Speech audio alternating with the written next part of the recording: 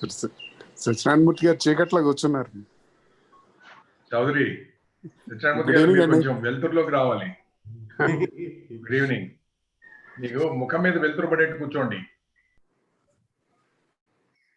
ముఖం మీద వెలుతురు పడేట్టు కూర్చోండి. కిటికీ వైపు తిరగండి. సత్యనారాయణమూర్తి గారు చీకట్లో కూర్చున్నారు. చౌదరి అది ఆ డార్క్ బ్యాక్గ్రౌండ్ అయితే ఒక ప్రాబ్లము, లైట్ బ్యాక్గ్రౌండ్ అయితే ఒక ప్రాబ్లము. కూర్చోండి. ముఖం మీద వెళ్తూ పడేట్టు కూర్చోండి. కిటికీ వైపు తిరగండి.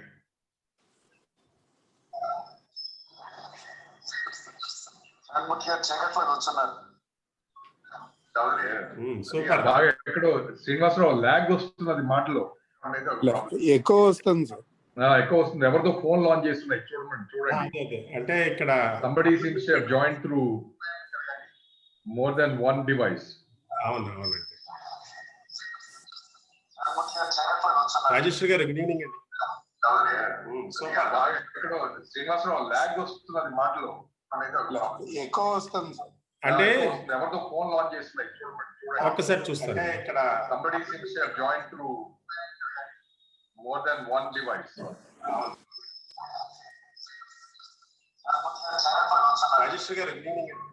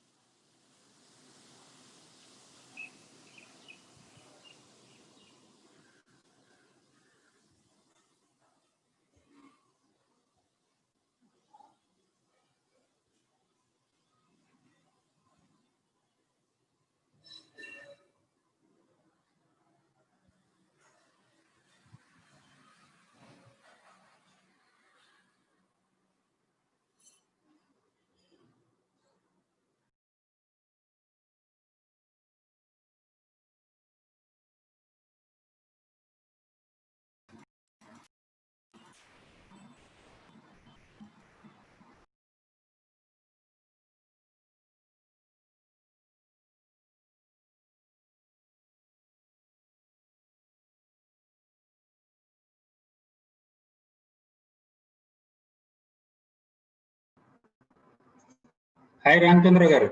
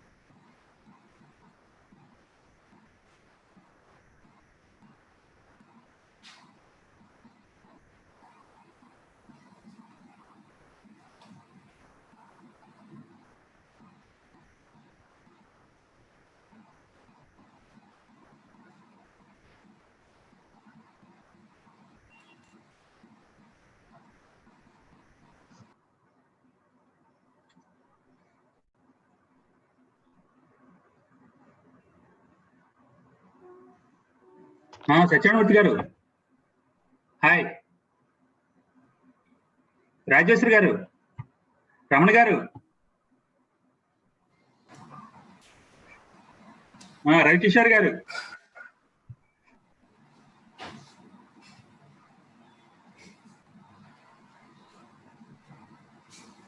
Good evening sir. Muralikrishna garu hi. Good evening. Good evening sir. Good evening everybody. Good evening. Ramachandra బాగున్నారా? బాగున్నాను సార్. మీరు ఎలా ఉన్నారు సార్? చూసి మిమ్మల్ని. Yes sir, yes sir. Good good. Chowdary garu hi sir.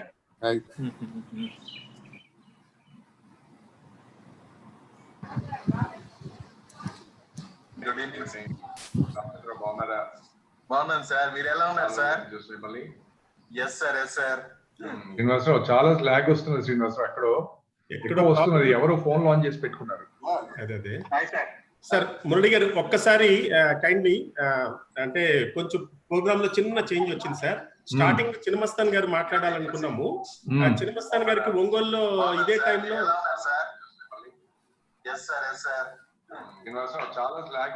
ఒక్క నిమిషం అందరినీ మ్యూటాల్ చేస్తున్నాను సార్. సార్ మురళి గారు ఒక్కసారి కైండ్లీ అంటే కొంచెం ప్రోగ్రామ్ లో చిన్న చేంజ్ వచ్చింది సార్. స్టార్టింగ్ చిన్నమస్తాన్ గారు మాట్లాడాలనుకున్నాము. చిన్నమస్తాన్ గారికి ఒంగోలులో ఇదే టైంలో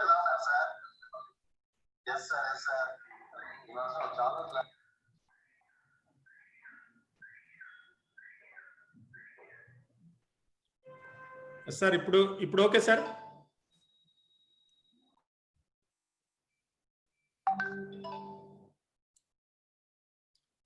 సార్ మురళి గారు ఇప్పుడు ఓకే సార్. సార్ మురళి గారు ఇప్పుడు బానే ఉంది. Okay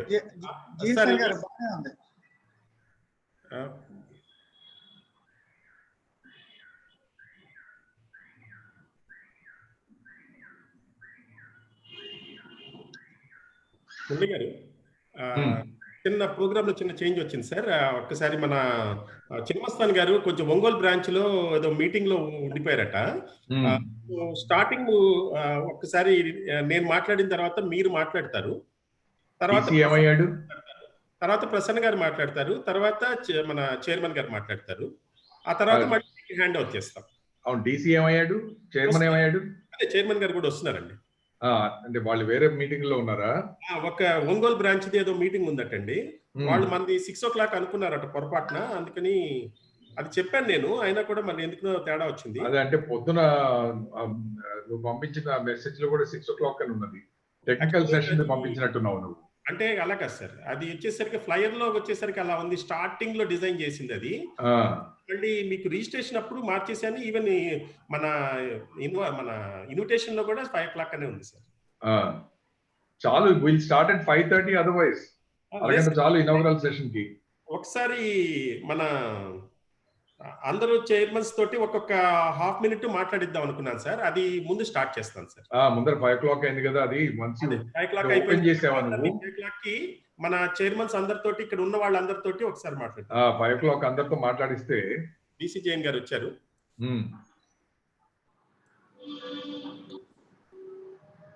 sir welcome sir. Hello DC. Welcome sir Jain sir. Welcome sir. JC sir garu. Sir చెప్పండి. జేసర్ గారు చెప్పండి మేడం. అవును, అది వెనక బ్యాక్గ్రౌండ్ తిరిగి వచ్చింది. గోల్డెన్ జూబ్లీ ఎలాగ అట్లా సెట్ చేయటం? ఏమండి? గోల్డెన్ జూబ్లీ రివర్స్ లో వచ్చింది. అది మీరు మా బెస్ట్ సొల్యూషన్ ఇది తీసేసి, అది తీసేసి వేరేది ఏదైనా పెట్టుకోండి. ఇప్పుడు బాగానే ఉంది కదా మేడం నాగవల్లి గారు. నౌ ఇట్స్ గుడ్ మేడం, బానే ఉంది.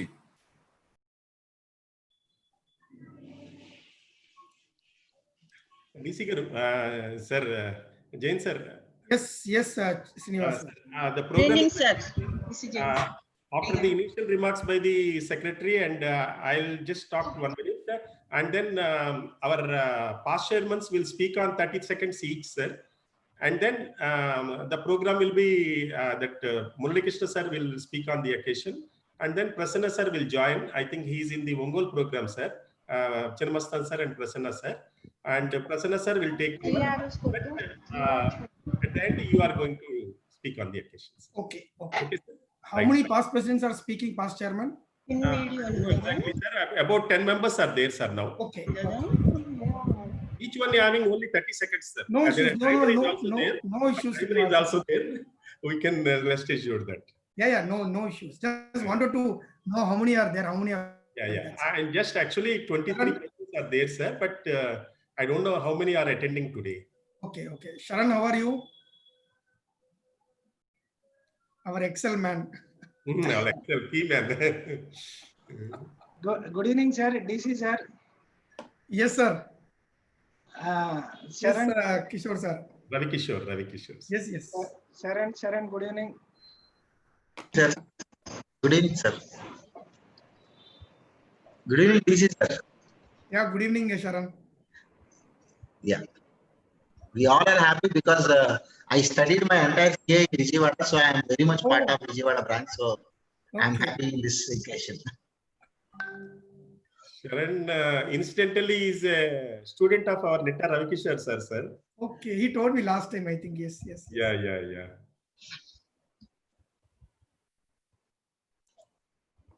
Sir, it's 5 o'clock. I request Shireen ma'am to open this thing, and along with the motto song and also prayer song, just kindly start on the things. Shireen ma'am.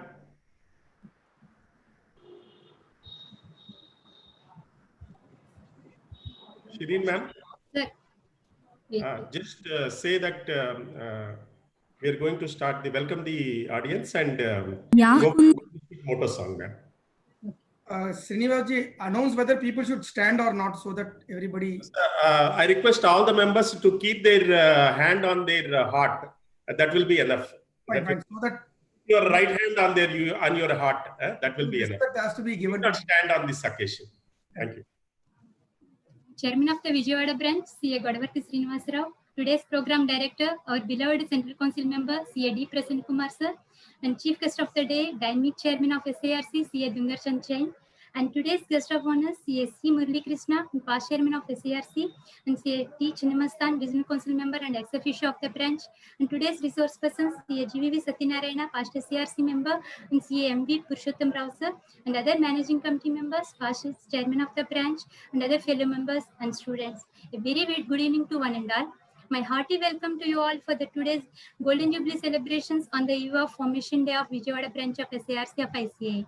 Our committee is feeling so happy that we are honored to celebrate this day. On this day, my grand salute to all the past chairmen who contributed their services for the better functioning of the branch. After I enter into committee only, my respect towards past chairmen rised n number of times. Really, sir, dear past chairman, your dedication, commitment, and sparing your valuable time and sacrifices made our Vijayawada branch stand in this elevated position. My pranama is to you all for that. Thank you, one and all. Now, motto song will be played. First, we'll go for the prayer song, and thereafter we'll play the motto song. First, with the prayer song. देन्दु तुषारहार धवला या शुभ्र वस्त्रान्विता या वीणा वरदण्ड मण्डितकरा या श्वेत पद्मासना या ब्रह्माच्युत शंकर प्रभृतिभिर्देवै सदा वन्दिता सामान् पातु सरस्वती भगवती निःशेष जाढ्यापहा या कुन्देन्दु तुषारहारधवला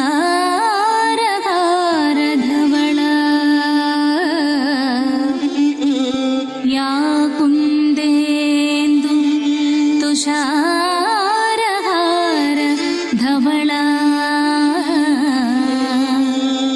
या शुभ्र वस्त्रान्विता या वीणा वरदण्डमण्डितकरा या वीणा वरदण्डमण्डितकरा या श्वेत पद्मासना या ब्रह्माच्युत Shankar प्रभृतिभिर्देवै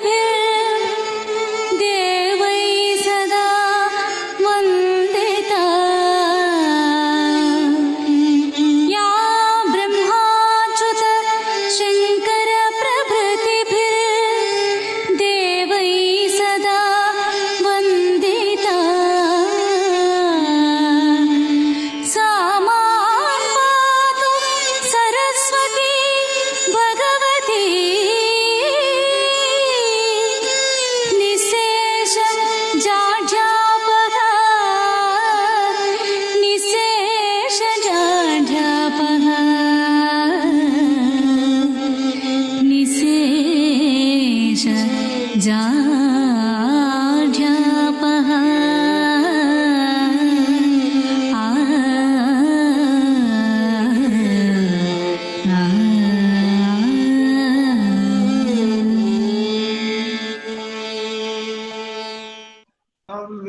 play the motto song.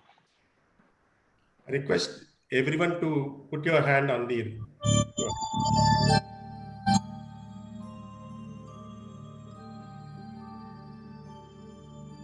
य एष सुप्तेषु जाग्रति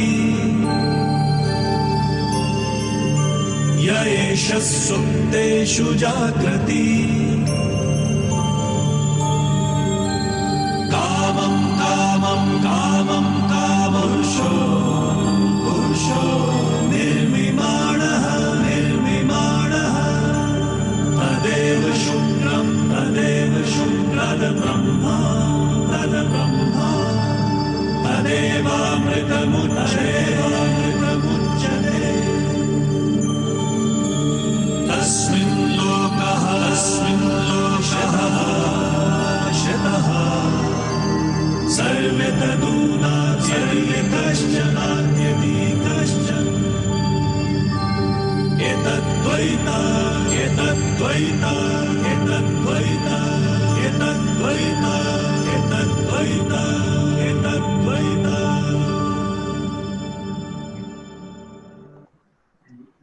Yes, over to the Secretary Madam to continue the proceedings. I request our Chairman Godavarti Srinivasarao to give his welcome address.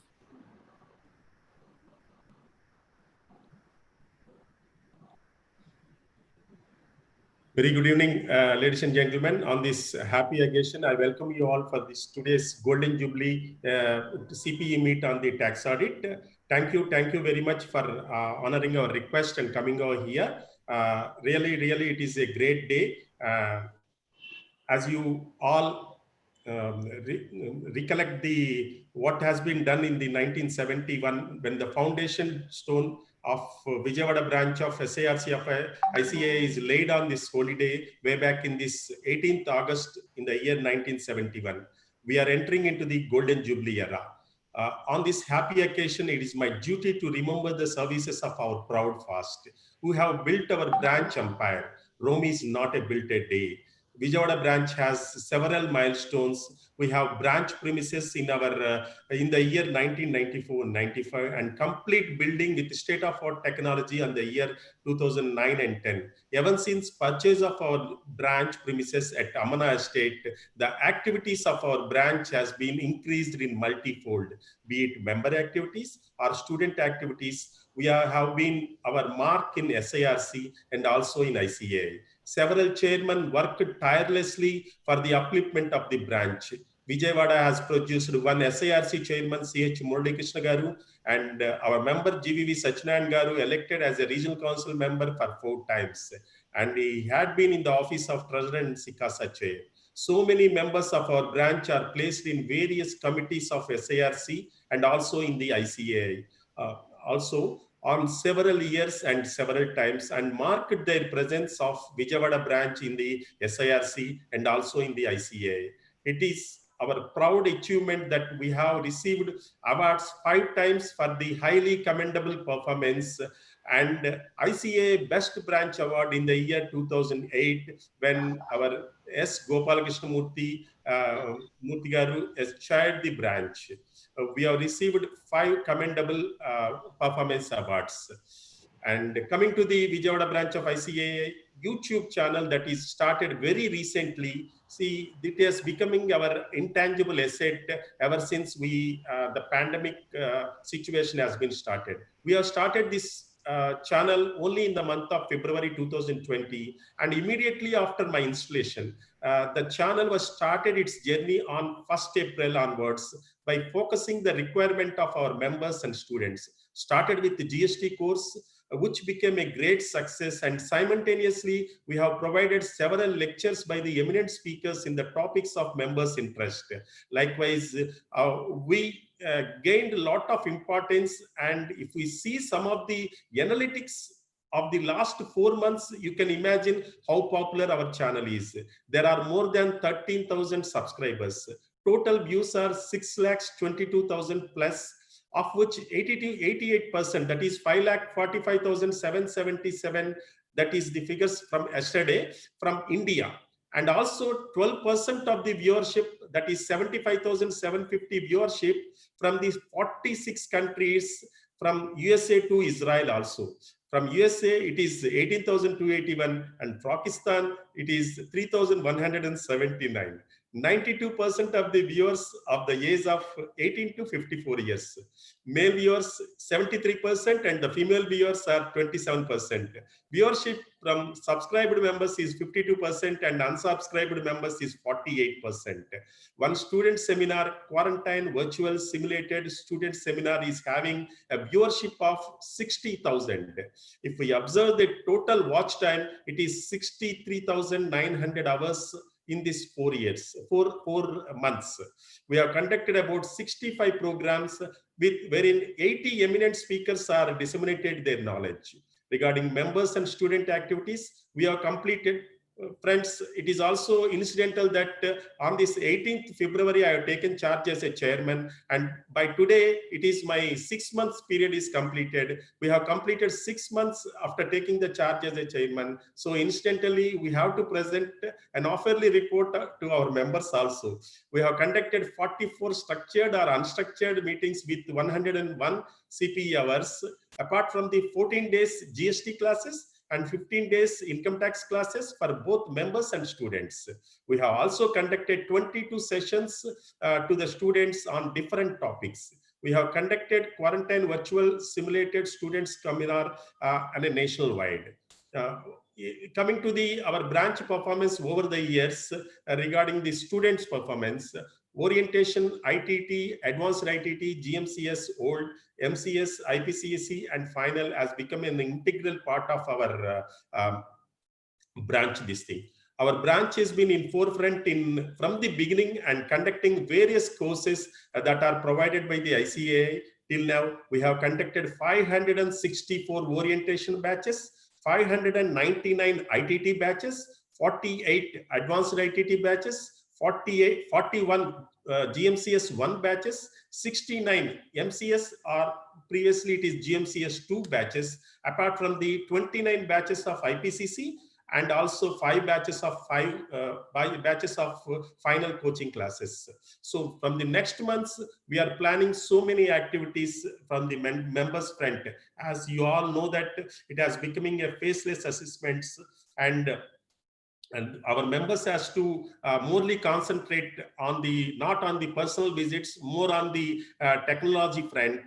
We would like to conduct some classes, at least 2 months classes on the English language for our members and students, and also some classes on the Excel and some classes on the digital platform, that how we have to conduct the audits digitally online. So I would like to hear more from our past chairman and also our past SIRC chairman, C.H. Murali Krishna Garu, about the glory of the branch at which it has been started, and the saga now continues. Now I request our Nitya Ravikishore sir to ask one by one the past chairman to give their messages.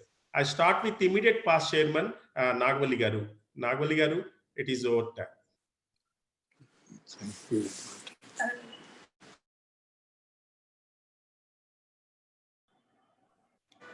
I request all the past chairmen to give their message 30 seconds. The clock is also and you can talk on the while the slide is on. Nagavali Garu.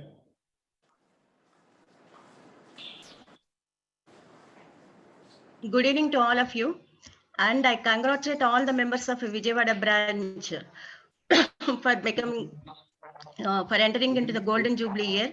And this is not the achievement of one chairman and one member of the branch.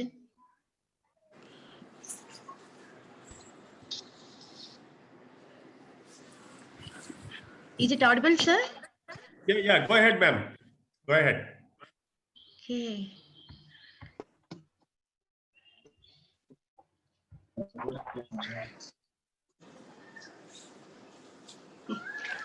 In reverse way, you are selecting the chairman, sir. From beginning to from beginning to the end to. Because you are part of management committee, I have given you this. So nothing to say, sir.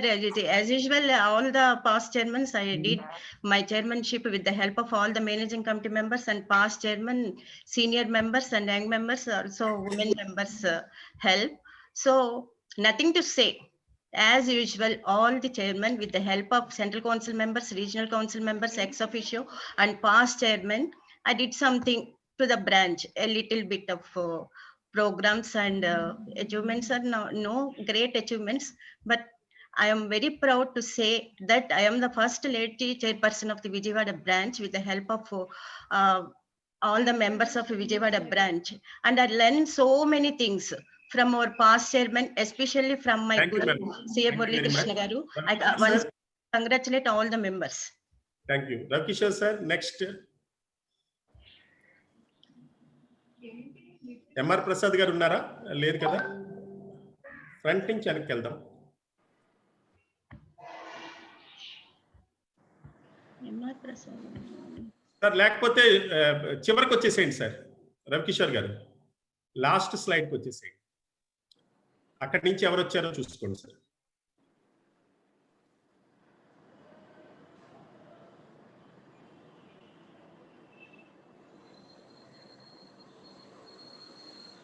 F i కొట్టండి sir. Okay, లేరు. లక్ష్మణరావు గారు రాలేదు. మురళీకృష్ణ గారు తర్వాత మాట్లాడతారు. మురళీకృష్ణ గారు ఎలాగో ఆయనకి session.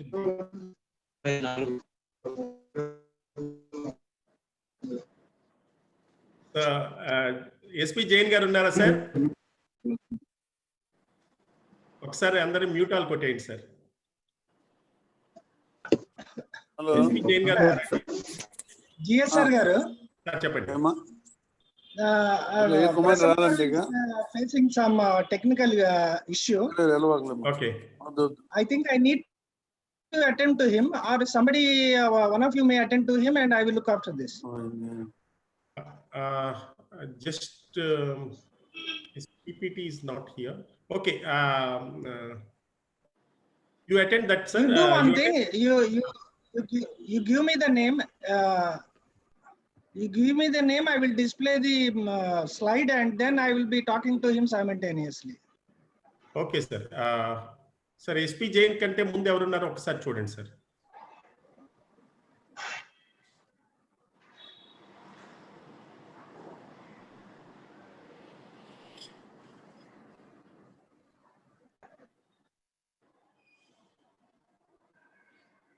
I request Sachinamurthy garu to deliver his message. Sachinamurthy garu. Sachinamurthy garu.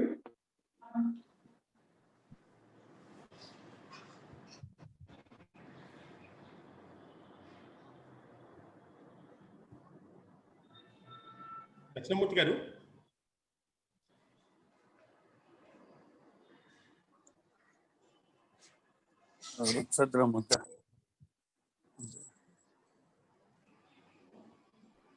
Sir, GSR garu, Prasanna garu has joined the meeting. You may welcome. Thank you, sir. Prasanna garu, welcome, sir. Welcome to the meeting. And let's we'll just go ahead with Sachinamurthy garu. FI kottandi. Apponi. Unnara Sachinamurthy garu? Unnar, sir. Sachinamurthy garu, maatadandi sir. Unmute cheyala ఆయన్ని. Unmute చేయండి.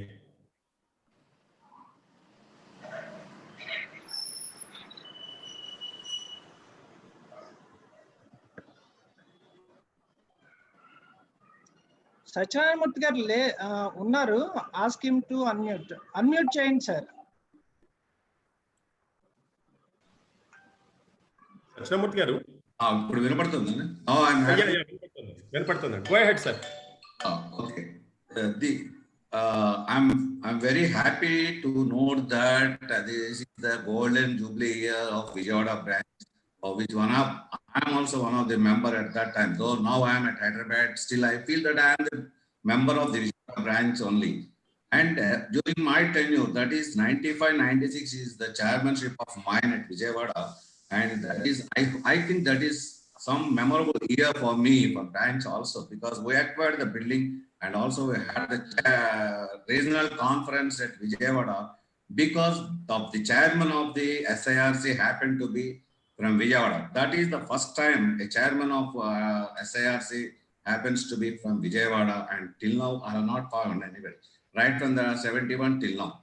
So I hope that in the future we will have the chairman of SIRC and also the presidents or the central council members from Vijayawada.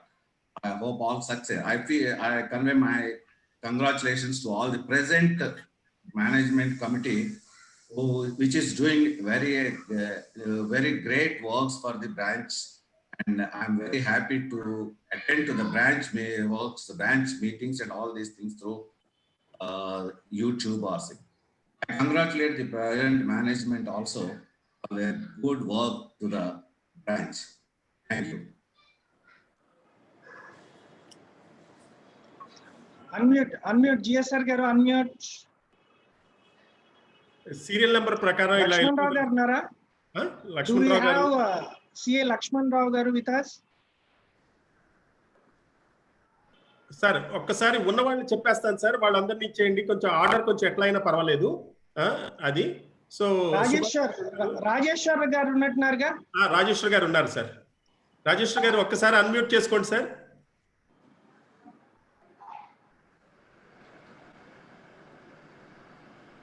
మాట్లాడండి sir Rajeshwar గారు. మీరు F5 పెట్టాలి. ఆయన start చేస్తే ఇస్తా counter. Rajeshwar గారు స్టార్ట్ చేయండి సార్.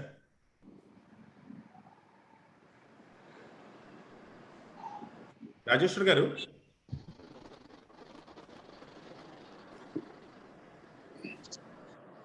ఓకే. రవికిషోర్ గారు. రాజేశ్వర్ గారు ఉన్నారు, ఆన్ చేస్తున్నారు. కాదు అంటే ఇప్పుడు ఏమవుతుందంటే ఇది రెగ్యులర్ ప్రోగ్రామ్ మనం కంప్లీట్ చేసుకున్న తర్వాత before technical session will have some time sir, మనం అప్పుడు మాట్లాడిద్దాం సార్. So before that I request our Shritha Shireen ma'am to introduce Chinnamastan sir to this to the audience. Shireen ma'am. Shireen garu kindly unmute and speak.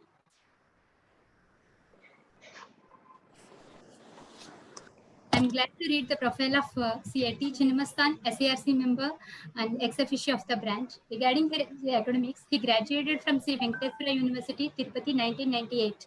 He is a fellow member of Institute of Chartered Accountants of India. As a part of his contribution to ICA, he was elected to the managing committee member of the Hyderabad branch of SARC of ICA for the term 2010 to 2016, during which he served as treasurer for the year 2012-13 and 2013-14. He was the secretary of SARC of ICA for the period 2008-19, and he has served as chairman for Professional Development Committee and Committee for Capacity Building of CA firms and SMBs for the years 2017-18 and 2018-19. Presently, he is the regional council member of SARC and chairman for Professional Development Committee and GSTs and Indirect Taxes Committee of SARC of ICA. He is very popular among the young chartered accountants and actively involves in promoting measures of CA firms and networking. With this brief introduction, I request Chinnamastan sir to give his valuable message to the members. Thank you.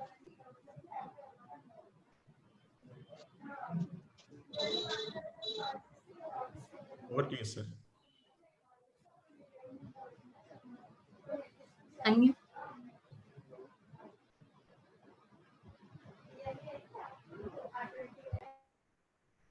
Chinnamastan garu, kindly unmute and speak, sir.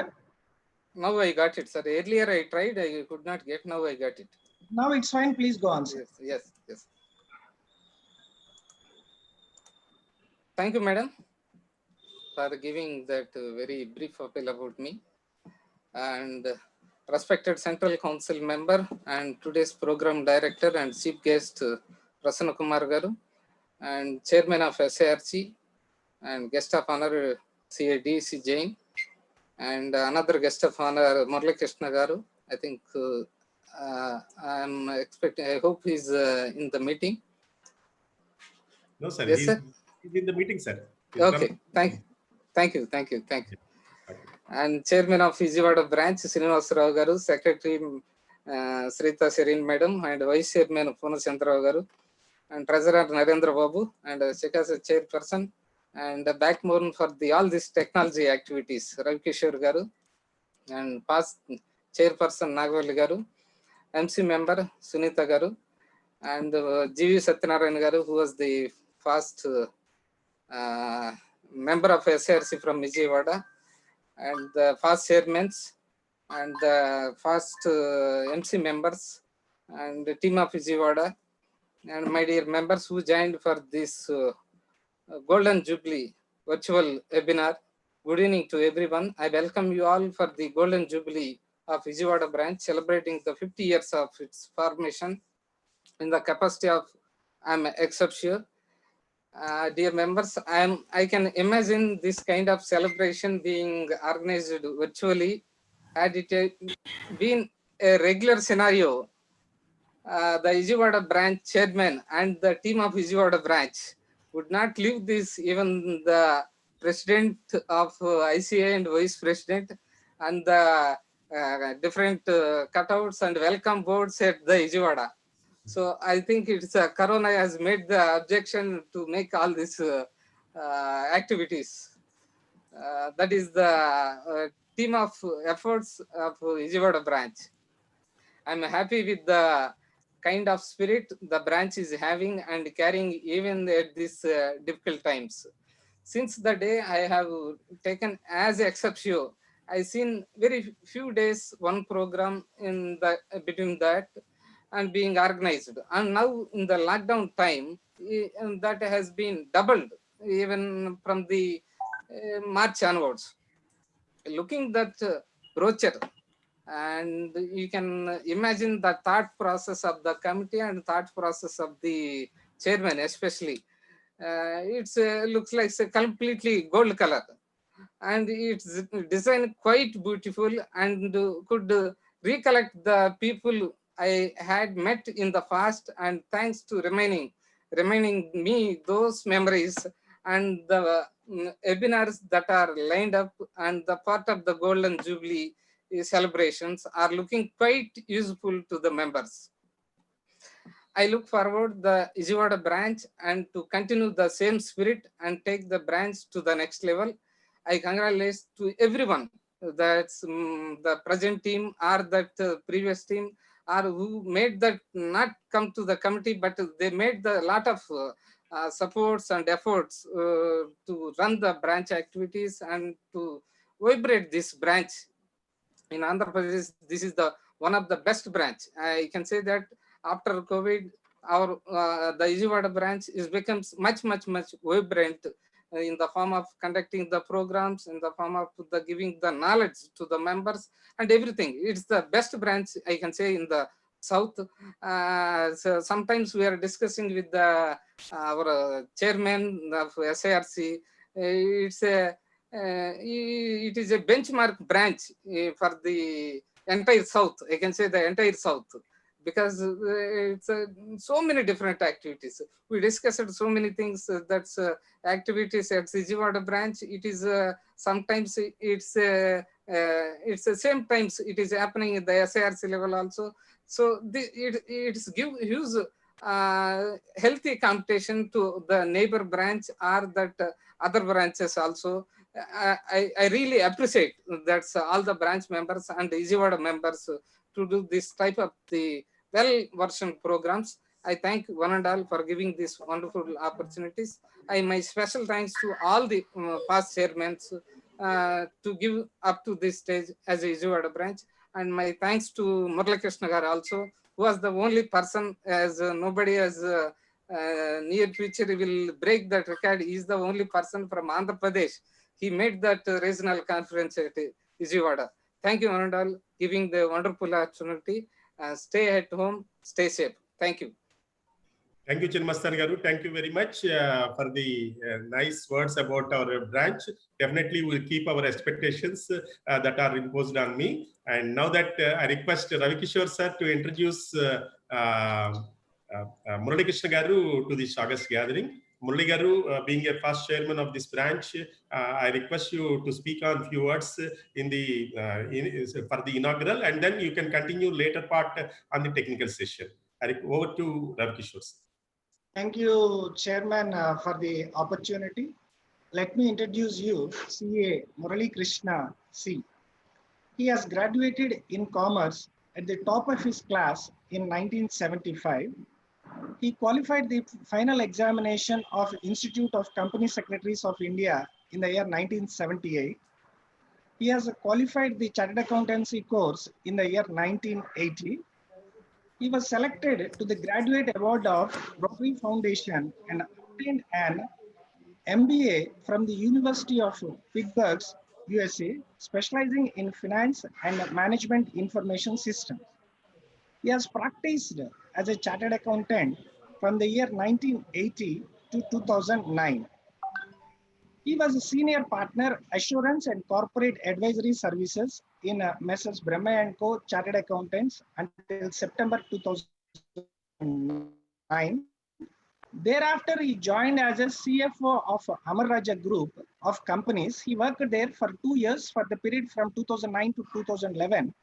Thereafter, he has become an independent business advisor to corporate businesses and he is a mentor to professional CA firms.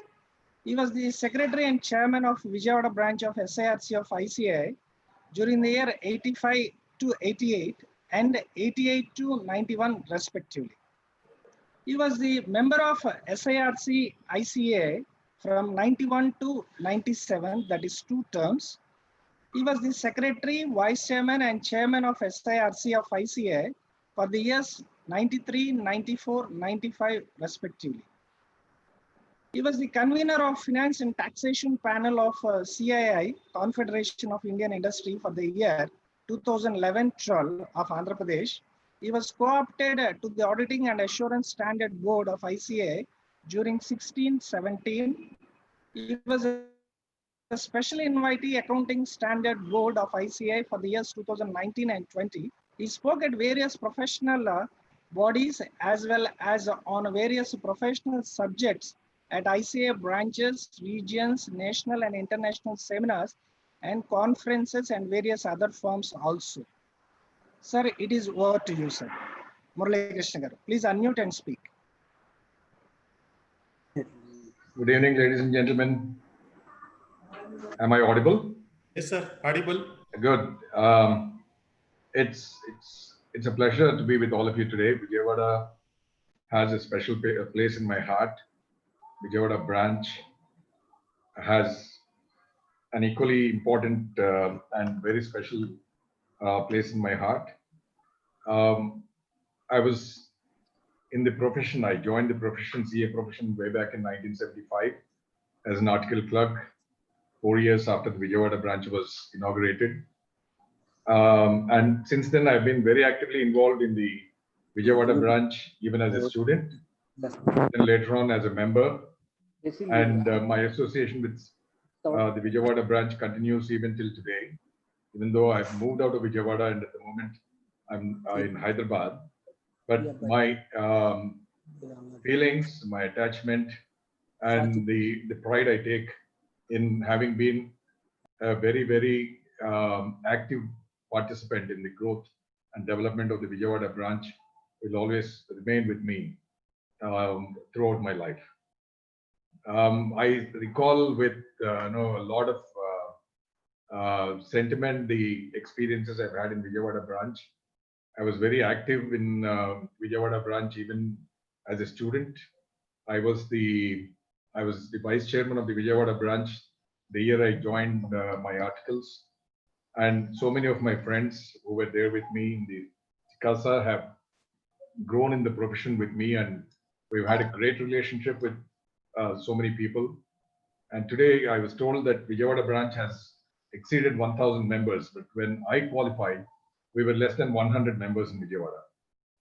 I qualified in 1980, and then at that point of time, there were less than 100 members. Then when I became the chairman of Vijayawada branch also, way back in 1988, even then the number was not, I think it was still below 100. I don't remember the exact number, but it was just hovering around 100, maybe just exceeded 100 at that point of time. And all through, we were the branch in Andhra Pradesh, which was conducting so many programs at that time, and we were the branch, the go-to branch, whenever someone else wanted to conduct any programs. And when there were the branches in Andhra Pradesh were very limited, we were the branch that was attracting a good number of members from across the state to any program that we conducted. I still remember very vividly some of the programs that we conducted. We virtually handheld the Visakhapatnam branch in its establishment. We had Mr. Brahmaya come there. There were all the stalwarts of the profession in those days, Mr. Siddhamurthy and Mr. Sitaramaya, Mr. K.P. Kumar, all these gentlemen who are currently into their maybe 50 plus years of the professional association. They were there. We went there as students. We helped the Visakhapatnam branch being set up. Then we went to the Guntur branch and helped the Guntur branch in being set up. And then we also were instrumental in conducting so many programs. Vijayawada branch was always the role model branch for so many other branches, and it was very, very convenient for people to come there, not only because of the proximity and the convenience of travel, but also because we were conducting some excellent activities throughout, and all through we have had excellent relationships among the members. And I very vividly also remember that in 1980 December, we had perhaps an unparalleled program where we had people coming from virtually all over India. There were, I think, 6 presidents who came from across, presidents and past presidents who came from all over the country. Mr. Malaga, Mr. Bansi Mehta, Mr. P.N. Nair, Mr. P.N. Shah, and everybody who was somebody, Mr. K. Venugopal C. Govind from Cochin, then so many others from the southern region. Everybody was there. I think we had a huge membership and attendance at that. And I still remember the days when we used to work out of a small office in Brahmaya & Co. because there was no other place. And at that time, the branch could not afford even one employee, given the financial position of the branch at that point of time. And we were providing the branch with all those services voluntarily. And so many of my colleagues at Brahmaya & Co., including Satyanarayana Murthy, Rajeshwar, and so many others, were actively and equally involved in the activities of the Vijayawada branch, and they have contributed immensely to the growth of Vijayawada branch. And there were so many relationships that Vijayawada branch had held for the first time. In, for example, when one of the earliest hotels, which had a conference hall, came up, which was Hotel Ailapuram in those days, we were virtually the first people to hold a meeting in a seminar in Hotel Ailapuram. Similarly, in the Tumbalapalli Kalakshetram, where we held that meeting I was talking about in 80 December, we were the first non-government group that was allowed to hold a conference there. And we were the first people who were also given a special permission, given that we were a professional group, to organize the lunches and dinners. That conference went on for 2 days, and it was a super successful thing. And all the people that I meet, people who are now in their 70s, I mean, even 80s, they still talk to me about it. And all this was possible because everyone in Vijayawada worked as a family. Then it was with the support primarily of the members of the Vijayawada branch that I went on to become the member of the regional council. And I was at the top of the heap in Andhra Pradesh, in the southern region. Both the times I was elected, I got the maximum number of votes in the southern region, all thanks to the people of Vijayawada primarily, and all my good friends across the state, Visakhapatnam, Guntur, every single town. They were behind Vijayawada branch, and they were also behind me in ensuring my election to the regional council. And they've helped me and stood by me, and they've treated me as a member of their own branches, their own cities, their own families when I became the chairman. And we held that the landmark regional conference in Vijayawada way back in 1995. Just to remind you, that was exactly 25 years ago. When Vijayawada branch was half its age that it is today, we held that conference in December, end of December 1995, and it was a resounding success. And all of us sat down together in the Vijayawada branch, and we took a very, very important decision. That is something I would like to share with you. We told out all ourselves that we as chartered accountants will maintain our independence, which is the primary trait, which is the primary pillar of the chartered accountancy profession. And we decided that we as chartered accountants, every single one of the members, the delegates who are attending the conference, will be the only source of support, financial support for conducting the meeting. We did not collect a single paisa of donations, contributions, advertisements, nothing. Absolutely no contribution, even from the best of my friends, even from the biggest of my clients who were willing to support me with anything that I wanted. And that's how I continued my year as the regional council chairman. Not from one person, not from one client, not from one friend did we collect it. And that is an example that has remained outstanding, uncompared in all these years, in this 50 years that Vijayawada branch has done. And not any single regional conference later has been held with the total and only support, the unique support of all the members. And the other thing I remember very, very vividly about the regional conference also is the fact that I got phenomenal support from everybody. And that people come back to me saying that that was the foundation that laid their future for their future leadership. I still remember everybody, starting from Satyanarayana Murthy again, who was the chairman of Vijayawada branch, Rajeswar, then GVV Satyanarayana, and Akkai Naidu, who's recently been the chairman of the Vijayawada branch. I sat down with them, planned everything with them, and then said, this is your job. Actually, I had a great time. I didn't really have much to do as far as the arrangements were being made. I still also remember that the previous day before the conference, I think we had the conference on the 21st and 22nd of December, 1995. I left the conference hall with Janardhan, Naidu, and I think even Murli was there. A few others, maybe about 10, 15 boys who were handpicked by Janardhan. And I just went home. At 8 o'clock, I had some other things to do to take care of the guests, the speakers, and all the people. And they were young men at that time, all young. Naidu was still an article clerk. Janardhan was a fresh chartered accountant. So many others.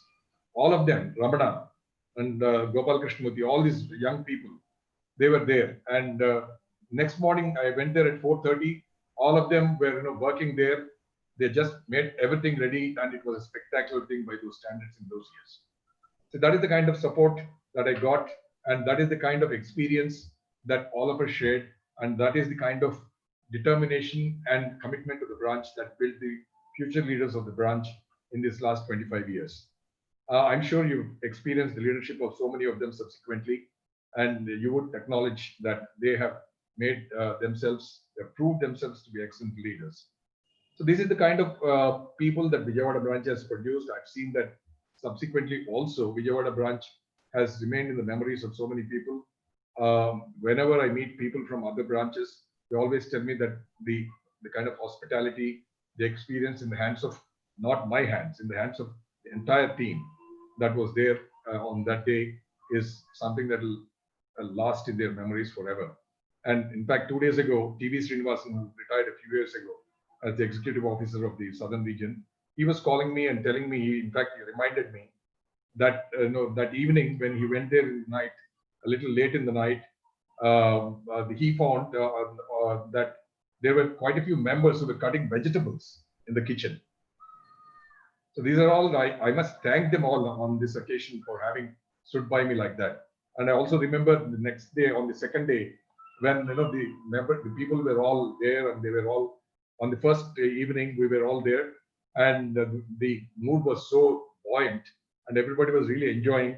Then suddenly, Ramana and a couple of others, I think Lakshman Rao or some of these people came to me and said, okay, we are going to give the members something more to enjoy. And then they went there and impulsively they spent 20,000 rupees and bought bundles and actually baskets of sweets and distributed to all of them. These are all very memorable things. And despite all this, we did not spend a single rupee from the branch. We did not spend a single rupee of SARC's money. We still were able to save some money and put it in the kitty of the SARC. The point I'm trying to make is that this is the kind of spirit that we should get today, especially when the whole world is saying that our independence is in question. Our relationships with the clients are in question. Our intentions are in question. The quality is in question. So this we took it as a policy, and I'm proud to say that we implemented it 25 years ago. 25 years ago. And I'm sure every member, I'll be reminding them through this address of mine that they have done it for themselves, and they have done it for me as the chairman of the branch. And I acknowledge once again, 25 years later, that but for them, whatever happened on that day would not have been possible left to myself alone. And all this goes to the great friends and the support I had in Vijayawada branch. My relationship with Vijayawada branch has continued since then. I've seen so many people who have worked with me become the leaders at the Vijayawada branch. And the Vijayawada branch won the best branch award during a time when Gopal Krishnamurthy, who was my article clerk, was the chairman of the branch.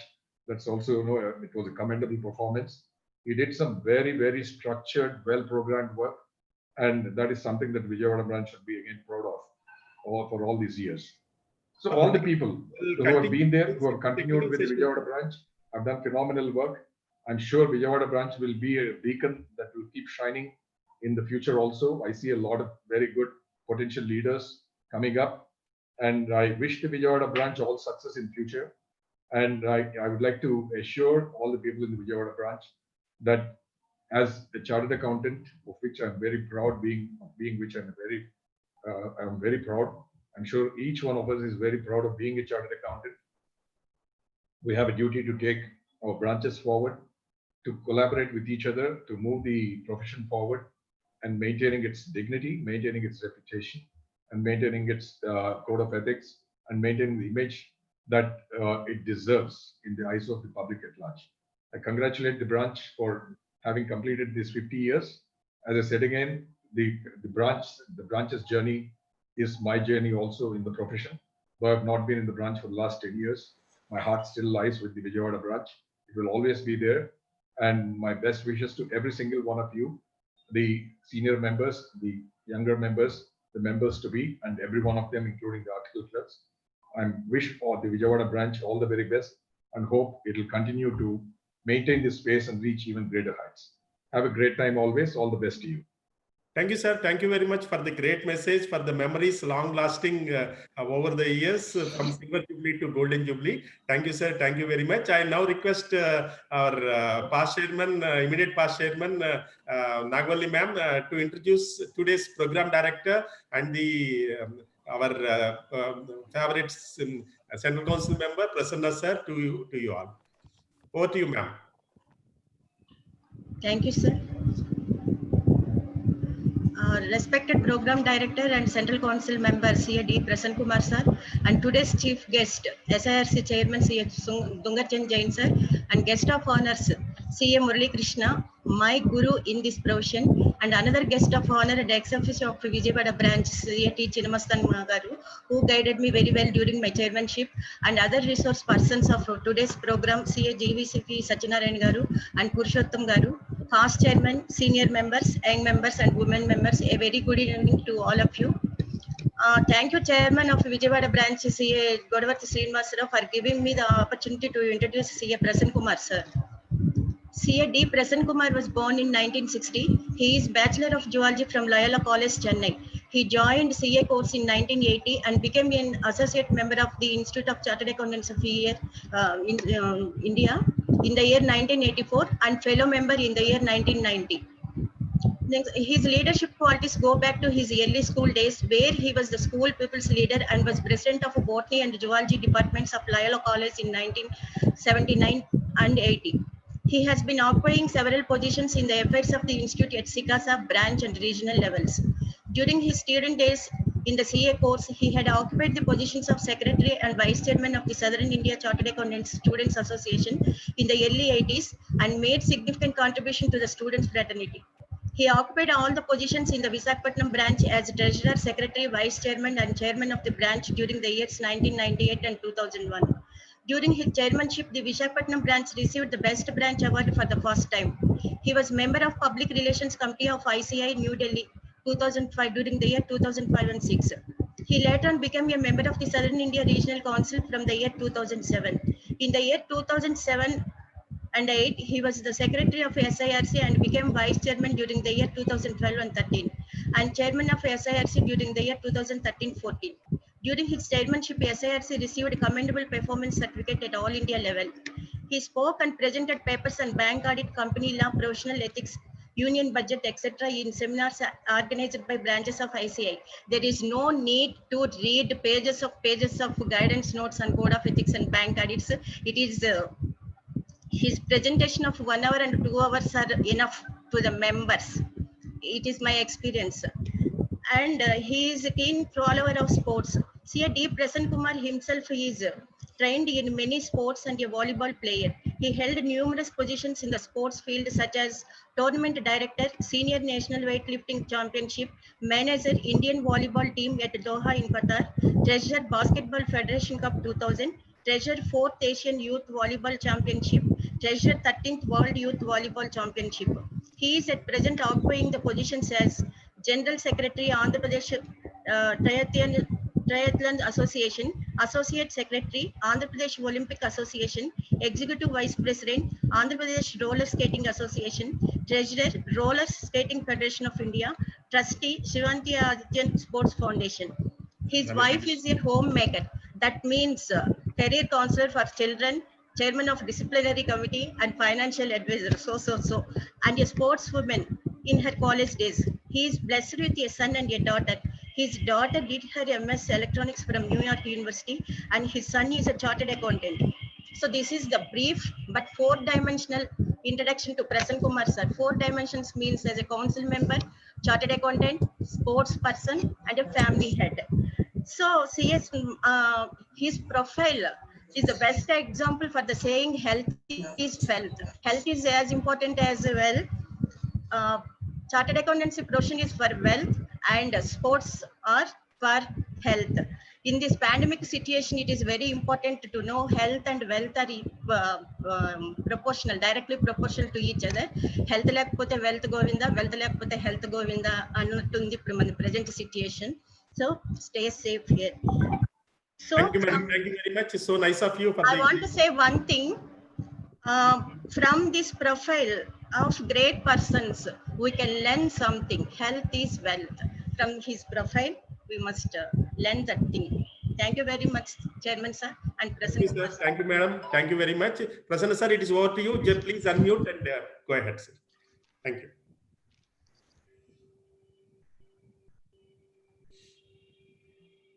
Sir, not audible, sir. Not audible. I think you have made the unmuted also.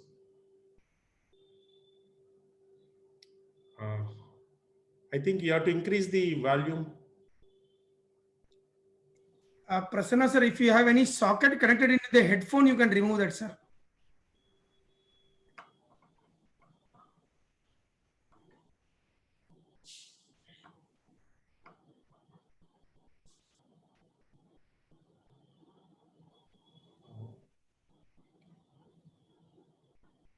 Maybe Prasanna sir, you can reconnect, sir. I think best thing. Sir, now you're muted, sir. Now unmute it, sir. Not right, sir. Okay. It's not coming. Yeah. Srinivasrao, let the host do it. Let the host do it. Yeah.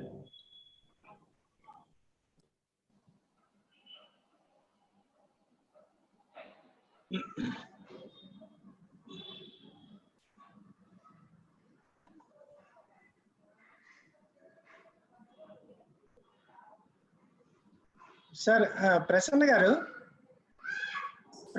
you please me bottom of the screen left side mute కనబడుతుంది కదా, ఆ mute ని లో up arrow ఒకసారి click చేయండి.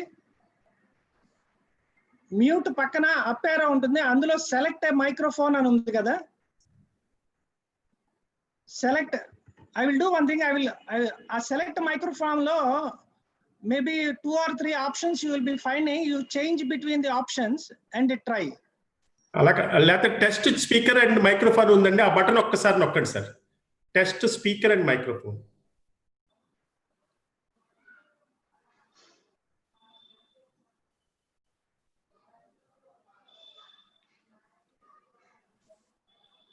ఒక్కసారి లేకపోతే logout అయిపోయి లాగిన్ అవ్వండి sir. Otherwise, you can directly log in by cell phone, sir. That is the best option. Regular గా చేస్తూనే ఉంటారు కదా రోజు. I am trying to call you. You please respond to my call, sir. My mobile call. You please respond. Prasanna garu. Prasanna garu, you please respond to my mobile call. Sir, what I will do is I will on the speaker. You speak, sir. It will be audible.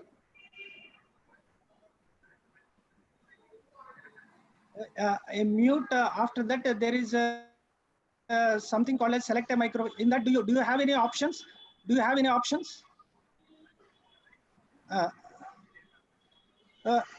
Which one is marked as tick?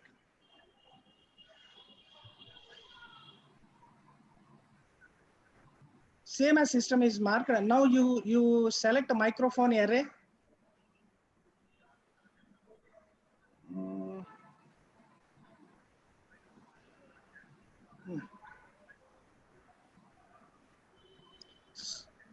Speaker is not an issue with you, sir. The issue is with your microphone.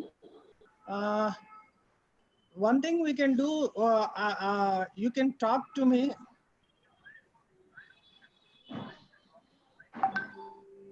Yeah, that's not an issue. That's not an issue. Do that. Do that. Yeah. Yeah. Chairman Garu, what Prasanna sir is going to do is he will be joining through his mobile. Maybe an alternative login he will be trying. In the meantime, I request Purnchandra Garu to introduce DC Jain Garu to this audience. Thank you, sir. At the outset, I extend a hearty welcome to all the dignitaries, our proud past chairman, and all the viewers for joining us in today's Golden Jubilee Day celebrations of Vijayawada branch. It is indeed my privilege to introduce CA Dungachan Jain, well known as DC Jain, to all of you. CA Dungachan Jain, well known as DC Jain, is a commerce graduate and chartered accountant in practice at Madurai. He has passed higher diploma in software engineering. Later on, he passed diploma in information system audit of ICA in 2005. Since then, he has been in practice and is currently the managing partner of a CA firm having offices at Chennai, Madurai, and Cochin. He served at various roles in Madurai branch of SARC of ICA before went on to become a chairman of Madurai branch of SARC of ICA for the year 2015-16. Later on, he has been elected to the regional council of SARC of ICA for the term 2016-19 and re-elected for 2019 and 22. He has served as secretary of SARC of ICA during the year 2017-18 and as vice chairman of SARC of ICA for the year 2019-20. And he is currently serving as chairman of SARC of ICA for the present term. He also led various committees as chairman, which are continuous CP committee for the year 2016-17, committee for members in industry for the years 2018-19 and 19-20. He has also led the chairman for the last 4 years for the Committee of Information Technology and Digital Transformation Committee. He has quite achievements in his school and college days. He was a school topper in accountancy in higher secondary examination. He was a college topper in business correspondence, accountancy, corporate accounting, and program in COBOL. He has been awarded second prize for the best presentation in the General Management Communications course conducted by ICA. His areas of interest are: he evinces keen interest in the study of capital markets and specializes in derivatives and taxation, and has given guest lectures and presented papers at various institutions and professional forums. He has presented papers on information technology with reference to DSCs, e-filing, and uses of Excel in various forums and CPE meetings. He is a visiting faculty at Madurai College and Fatima College, Madurai, covering chapters of stock markets and derivatives. Being tech savvy, has been instrumental in preparing few in-house softwares which are quite handy to the chartered accountants in practice. He is a regular contributor to monthly newsletter of Chartered Accountants Study Circle Bulletin on Excel tips and few ICA branch newsletters. He is active participant of Janaseva, an organization helping those in need. He has also authored book on Excel tips covering uses of MS Excel for professionals. With this brief and illustrious profile, I request today's chief guest and SRC chairman Dungajan Jain Garu to share his thoughts on this happy occasion. Yeah, I will do. But if Prasanna sir is able to speak, let us just check if he is available.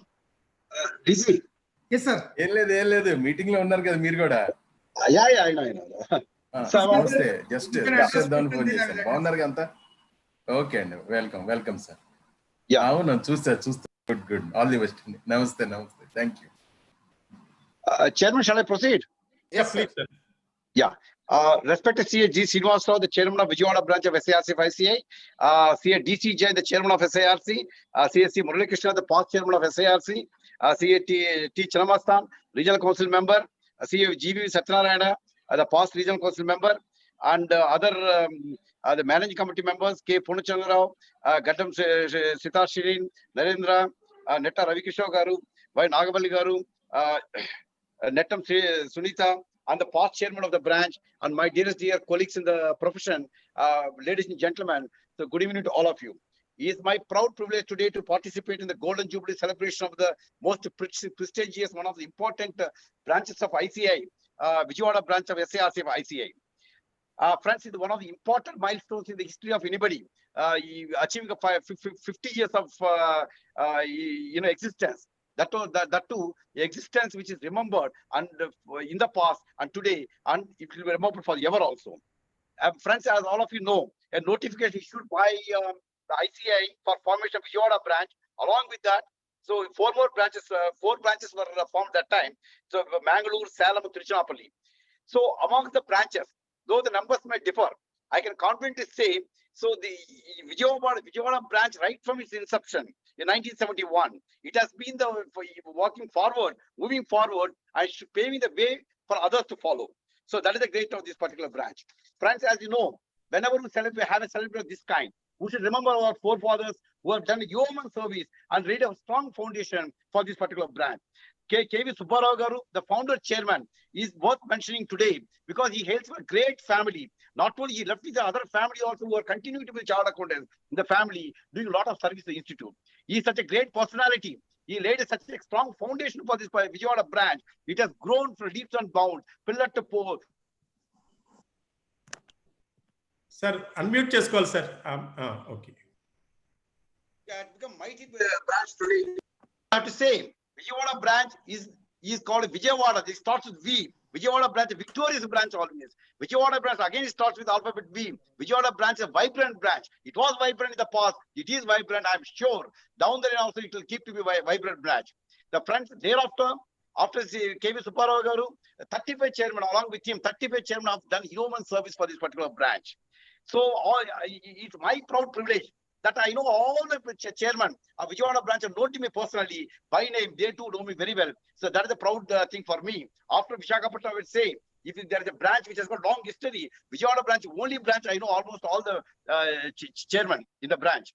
Friends, Vijayawada branch, be the past chairman or the members, they are like a family. Normally, the family relationship, as long as you are small in number, the family relationships are very glorious. And we understand. When the branch grows bigger, you will not have the family atmosphere. Generally, it loses. But Vijayawada branch, one branch, even today, even in 2020 also, the same family relationship, same cohesiveness between their work is laudable, really. So whenever Vijayawada branch organize a great program, big program, almost all the parts involve themselves. You take a train, Visakhapatnam, land at 4:30 a.m. at railway station. Chitra Sudhir, he will come to receive us, the past chairman. Like that, every bit of it, the past chairman, like grassroots workers, they keep working. That is a sense of belongingness. That is the leadership, and we followed year after year. Even the youngsters also follow the footsteps of the leaders, thereby be contributing a lot for the glory of the Vijayawada branch. Friends, if you see the Vijayawada branch, so already my previous speakers have told so many things. I too want to tell a little, how the Vijayawada branch has contributed. After Hyderabad branch, indeed then undivided Andhra Pradesh, Samaika Andhra, Vijayawada branch was the first branch to be formed by ICA. Thereafter only it gave birth to many things. In Vijayawada branch, it was the first branch to have the examination center. It was the first branch to have its own building. It was the first branch who was gifted 2 stalwarts to as SARC members. One is C. Murali Krishna Garu and GV Satyanarayana. It was the first branch who was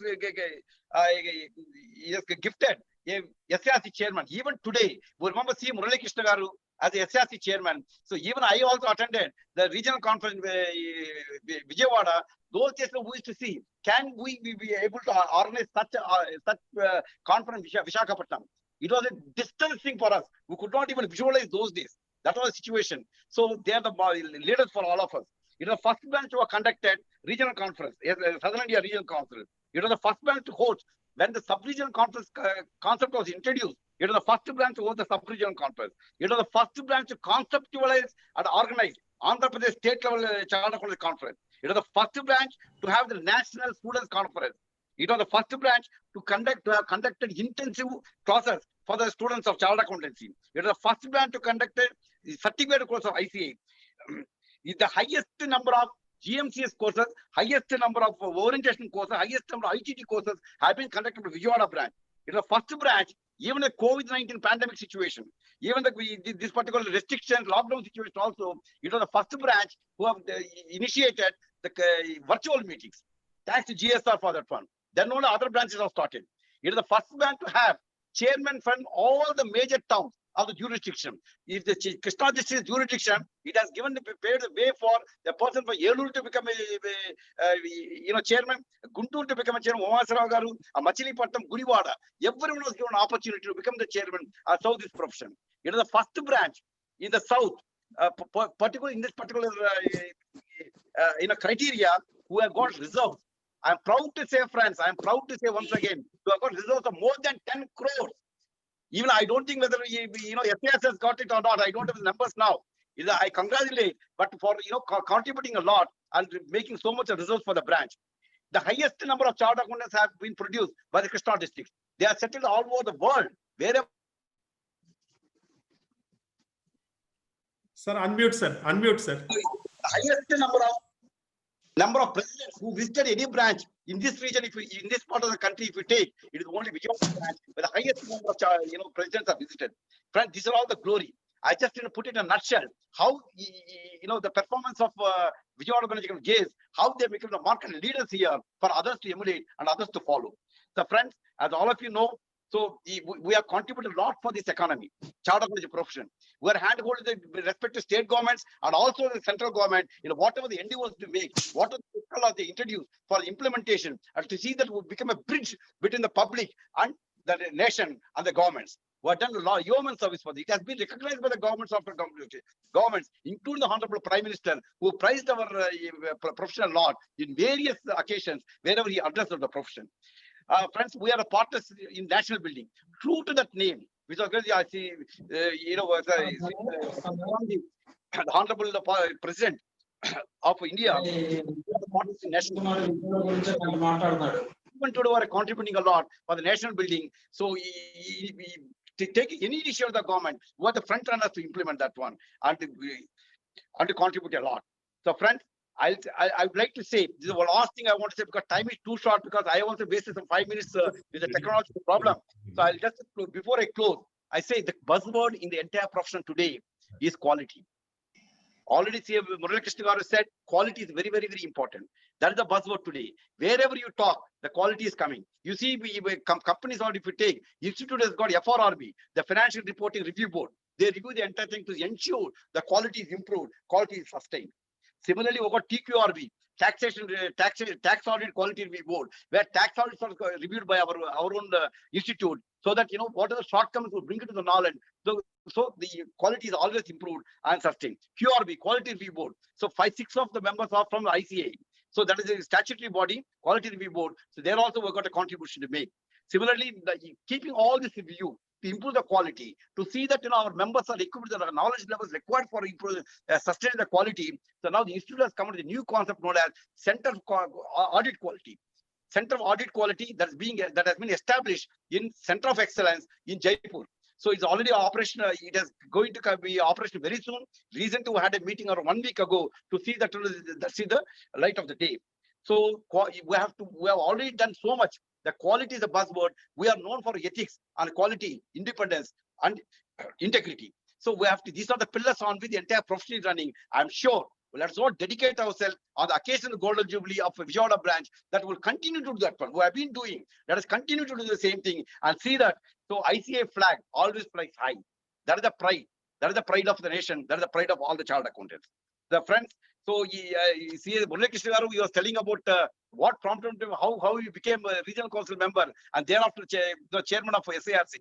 I to say it was Vijayawada members, particularly GV Satyanarayana and C. Murali Krishna. After seeing them only, I too personally got an idea. I too contest for SARC. Otherwise, we never had an idea that we can contest. That's the only trigger point for me. So I contested with all the support. I became the chairman and also moved to Central Council also. There also Vijayawada branch has contributed a lot. The friends, with these few words, I once again congratulate you on this great occasion of the Golden Jubilee. I welcome CA DC Jain to Vijayawada, particularly Andhra Pradesh Vijayawada, as a chief guest for the Golden Jubilee celebrations. So, friends, I thank you very much for inviting me. And before I close, I would like to make a small announcement for the benefit of all of you. Friends, you know, the Golden Jubilee, as a part of Golden Jubilee celebrations, this is a great occasion where we're all in a real mood to celebrate, all of us.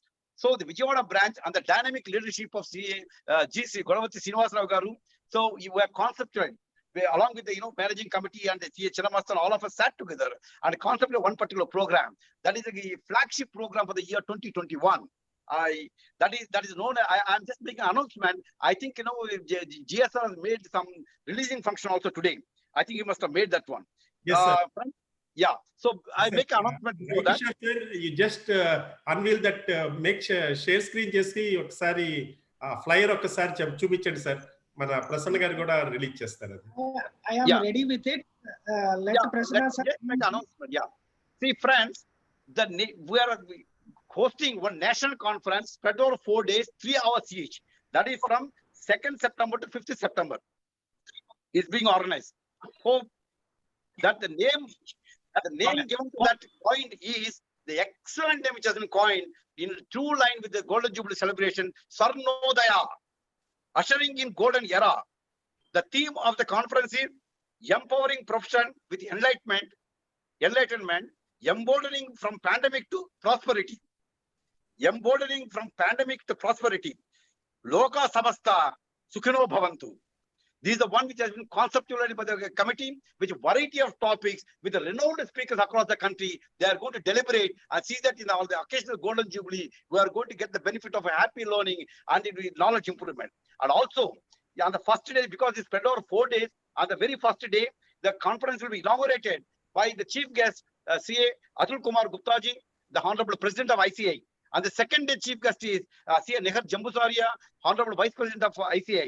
The third day, again CA DC Jain, the chairman of SCRC of ICA. The fourth day, Honorable Past President and Padma Shri T.N. Manoharan will be the chief guest. All these stalwarts are going to share their wisdom on this occasion. So with these few words, I have got great pleasure to announce that Sarnodaya is going to be another history, another flagship, another remarkable landmark in the history of Vijayawada branch. Wish you all the best. Thanks a lot. Thank you, sir. Thank you very much for the love and affection that's shown by you and Vijayawada branch. And you know the in and out of the Vijayawada. And you are really the guide, friend, philosopher for each and everything, sir. And I thank for the designing of this conference, national conference, in such a beautiful manner and arranging all the stalwarts to our profession. Thank you, sir. Thank you for the kind help. And now I request our DC Jain, sir, to present his message on this happy occasion. Thank you, sir. Yeah. In fact, I would like to begin with a very famous quote of George Bernard Shaw. He says, "Imagination is the beginning of creation. You imagine what you desire, you will what you imagine, and at last you create what you will." I think this quote perfectly fits the Vijayawada branch. So, esteemed and beloved Central Council member and our program director today, CAD Prasanna Kumar, who is also part of our executive committee in the SARC, where we look forward for a lot of value additions through him. Guest of honor, CA Murali Krishna ji, past chairman of SARC, and also the past chairman of Vijayawada branch, the present chairman, Srinivas ji, and my colleague in the council, CA Chinnamastan, and all other office bearers, managing committee members, past chairman, members of the Vijayawada branch. A very good evening to all of you. They say an occasion is always dear to anyone when you achieve a landmark and when you successfully cross a milestone, because when you look back, you see that with a lot of immense satisfaction. So same is the case when it comes to institution. So rightfully today 50 years of completion, and this 50 years is not that it has come just like that. It is a lot of hard work, the toils by the 50 chairmen and the managing committee members that they have put for the benefit of members, students, and all the stakeholders. And as rightly Srinivas ji put, that Rome was not built in a day. It is a culmination of a lot of efforts that today we are celebrating these 50 years with a lot of satisfaction actually. So I'm extremely delighted to join all of you and wish all the members to achieve, wish the branch to achieve more laurels and celebrate such occasions in the befitting manner as the one which is now in progress. And as Prasannaji rightly said, there are a few more other branches which got formed today. Mangalore branch, which I addressed before some time, and along with that was the Salem and Trichy branches, which was formed on the same day, the 18th August 1971. So it's a big recognition that I see occurred with the opening of these branches during that time, and today all the members and students have been able to take benefit of. And I also at this juncture would like to compliment the organizers for incorporating in that e-invite the copy of the notification with a colorful designing. And one coincidental observation I would like to tell you and recall that it was during the chairmanship of the present Central Council member, CAD Prasanna Kumar, who was then the chairman of SARC during the year 2013-14. All the branches were presented a copy of this notification. If the host can mute everybody, I'll unmute myself. Yeah. So it was during Prasanna's period that the copy of notification was given to all the branches. Otherwise, all the branches never knew that, when it was formed and how it was formed actually. So that's the contribution of Prasanna ji, who kind of gave it in a gold-plated shield during the 45th Regional Conference SARC of ICI. So that was nostalgic to see that got covered in the invitation also. And it is worth calling on this occasion the services rendered by the first office bearers and members of the managing committee and their successive team for having built a robust system of performance based, the excellent administrative setup that they have made. I fondly recall on this occasion the remarkable contribution made by the first office bearers of Vijayawada branch, late CA KV Subbarao ji, CA N Sri Ramamurthy ji, CA M Brahmaya ji, and late CA D Satyanarayana Murthy ji, who held the positions of chairman, vice chairman, secretary, and treasurer, and setting up a very progressive roadmap for the effective functioning of the branch. And needless to say, the present team under the chairmanship of G. Srinivas Rao ji is following the footsteps and upholding all the ideas, legacy, and the rich heritage passed on to them by all their predecessors. And the contribution of the two erstwhile members of SARC, CAC Murli Krishna and CA GVV Satyanarayana, in the development of your Vijayawada branch in particular needs on this special occasion needs a special mention by me, for which I happily share amongst our elite professional fraternity. And as Prasanna ji touched very correctly, that in today's profession, the most important thing is the quality and the professional integrity what we maintain. We call it the ABCD of technology. I would like to take it further as to the E. It is just not technology, but the ethics, which has kind of, withered to in all the last 50 years or 70 years in our profession, where we are able to kind of, present ourselves better to the society. So I request and appeal all members to be careful in discharging duties, what you do, to be honest, to be dependable, to be trustworthy. Not that we are not, but to see that that same thing is maintained throughout, even in going forward things. And second important thing I would like to touch upon is kindly invest in technology. The best example we can learn is from our ICA itself. The last few months we saw that due to SSP, a lot of things were happening automatically, though there are still some hiccups which we are trying to overcome, but majority of the things we were able to smoothly sail because of the technology, the ICA Digital Learning Hub, the e-hearings which are happening, the exam reforms. Again, for the exam reforms, Prasanna Kumar sir is also part of it, who has brought a lot of changes to see that in the future, the results is going to come very fast and people will be able to get more time to prepare for the next examination. And at SARC, we have been conducting various activities, including the ITT orientation, which have started virtually. The SARC coaching classes for the first time is held in virtual mode for all the 3 streams, foundation, intermediate and final. And the CP programs, we have decided to make it more contemporary and relevant for the members. And on every Friday, we have started this address to redress, where if you have any queries or grievances, we can always connect to you and see that those queries are getting resolved, if not immediately, at the earliest. And the SARC conference, which everybody keeps asking me, our flagship program of SARC, we are actually having a regional council meeting on 21st of August.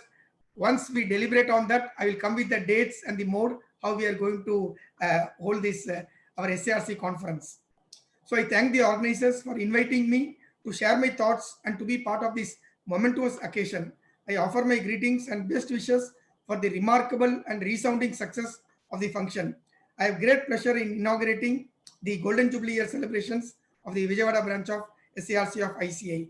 And before I end, I would like to add to the V's what Prasanna sir said, victorious, vibrant. Let me add the versatile also to the Vijayawada branch because of the variety which gives it to the members, students and stakeholders.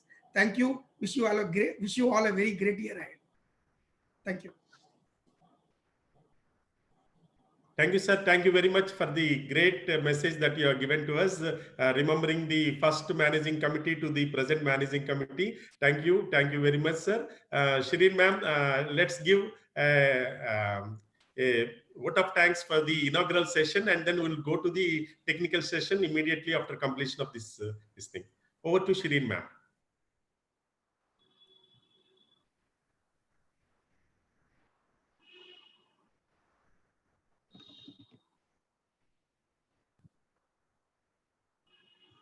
Shireen ma'am.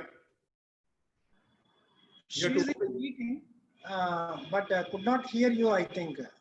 Okay, sir, thank you, sir. Thank you very much. Now that I request, thank you very much for coming over here and giving us the valuable suggestions.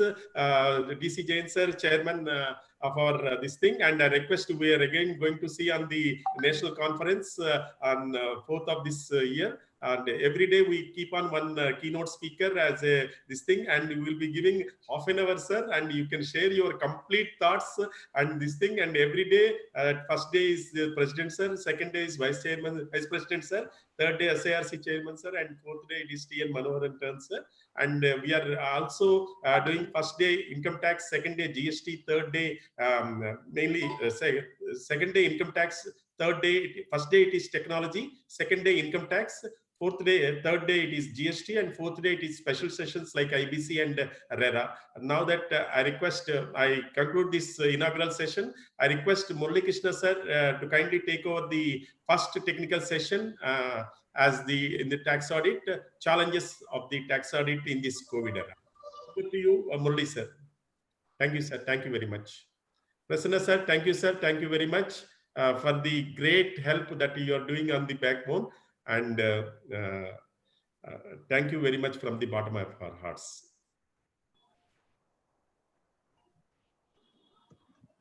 Murali garu? Yeah. Sir. So over to you, sir. Ladies and gentlemen, good evening once again. When Srinivas Rao came and spoke to me about this, his plans to conduct this session on tax audit as a kickoff to the Golden Jubilee celebrations, I was just telling him that the whole concept should be designed around the current scenario where we are definitely facing very tough times. despite our long-standing experience in tax audit.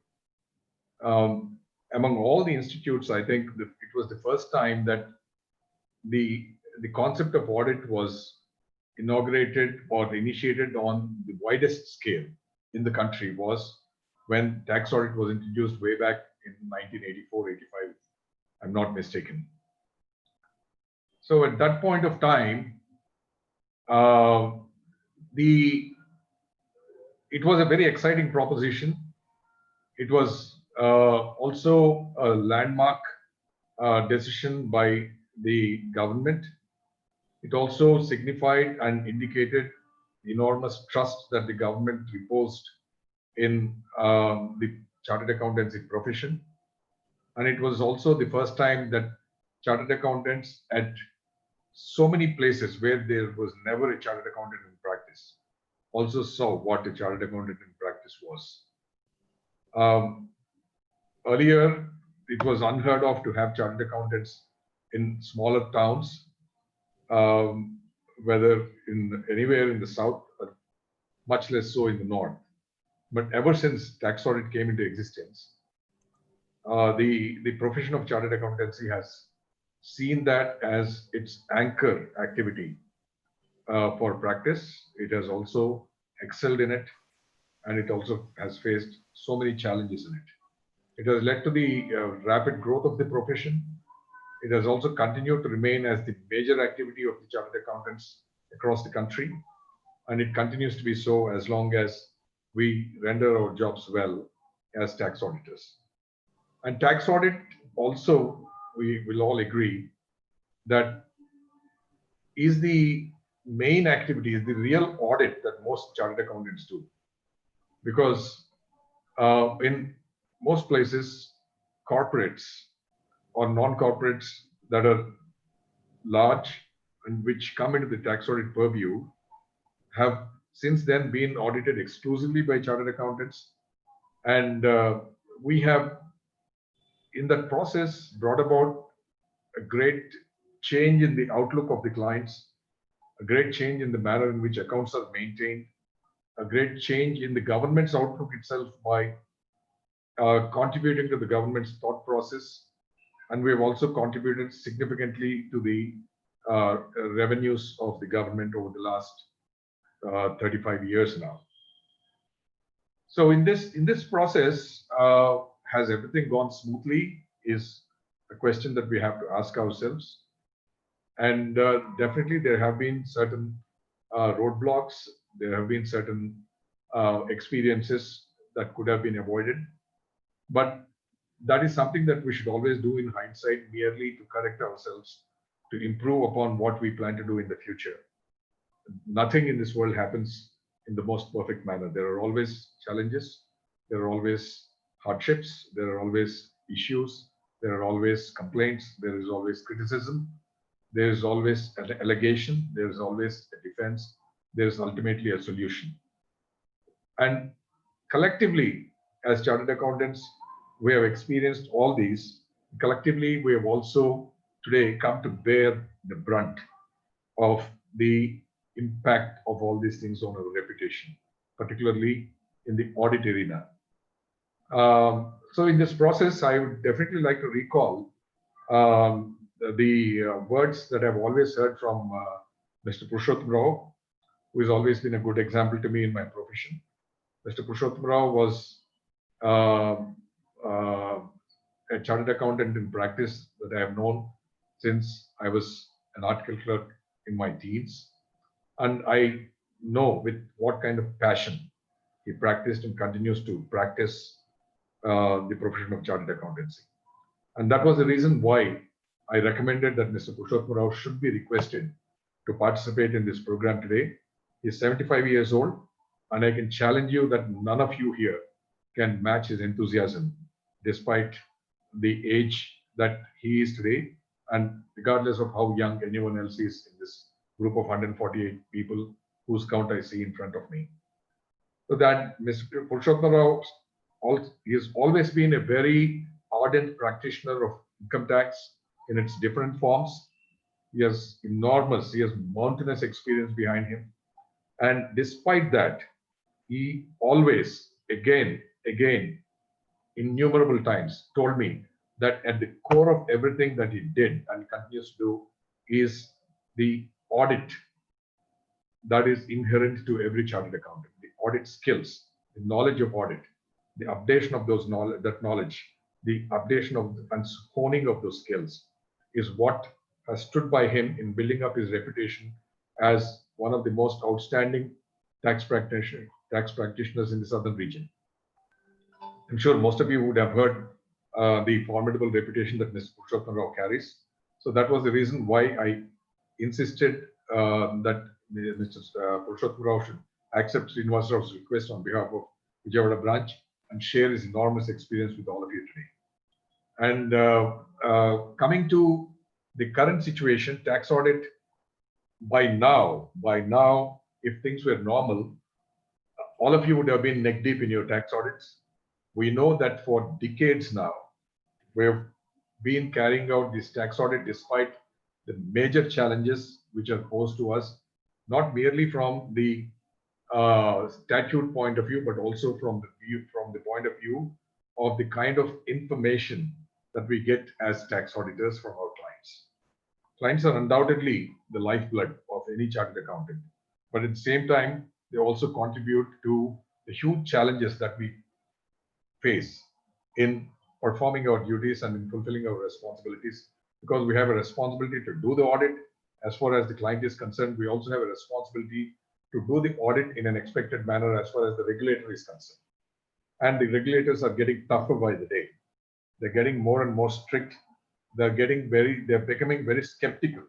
Certain things we thought were the exclusive domain of chartered accountants in the last 50 years when I started my practice, when my previous generation was in practice. We thought skepticism was the exclusive domain of chartered accountants. But today, the entire country seems to have somehow been led into a state of skepticism about the quality of the work that is rendered by chartered accountants, the output that is coming from the chartered accountants, the result and the reliability of that result that can be expected from a chartered accountant's report, whether as a statutory auditor, whether as a tax auditor, whether as a bank auditor, or in any form where he gives that assurance as the auditor. And we must remember, as I said, to reiterate Mr. Purushottam Rao's words, that whatever you do, you are an auditor. You're an auditor. It's very, I must bring to you a very, very unique experience I had when I was the chairman of SARC. I happened to visit Salem branch, and I was driving along the roads in Salem, and there were those huge bungalows really. And there were a lot of them most of them, on the one side, there was the name of the resident of that bungalow. On the other side, there was a big board saying auditor on the gate post. Then I was asking the chairman of the office bearers of the Salem branch. This is way back in 1995, 94, 95. And they came back to me with a very surprising statement. They were telling me that at that point of time, the income tax practitioners were very dominant. They were still dominant in Salem, in that part of the country. And they were telling me that the income tax practitioners had the audacity to tell the rest to all their clients and all the businesses in the city that they were the real auditors, where chartered accountants were only the accountants. You can imagine the kind of audacity that was prevailing at that point of time. Times have changed. They have changed for the better. Chartered accountants have experienced better times. They have dominated the profession of audit since then. The number of non-qualified so-called self-styled auditors has definitely declined. In some of the towns, they have become extinct. But still, the concern today is that the government is beginning to believe that we have gone back, as chartered accountants, we have gone back to those days when we are doing the same kind of things that those unqualified auditors have done. So that is an affront, and it's a slap in the face to the profession of auditing. And we are the face of audit in this country. No matter where the word audit comes, you'll say Is it a chartered accountant who is doing it? And soon, the institute is initiating steps in such a big way that we will be in the forefront of unheard of areas like digital audit, forensic audit, special audits, all kinds of things. And an audit will again be synonymous with the profession of chartered accountancy.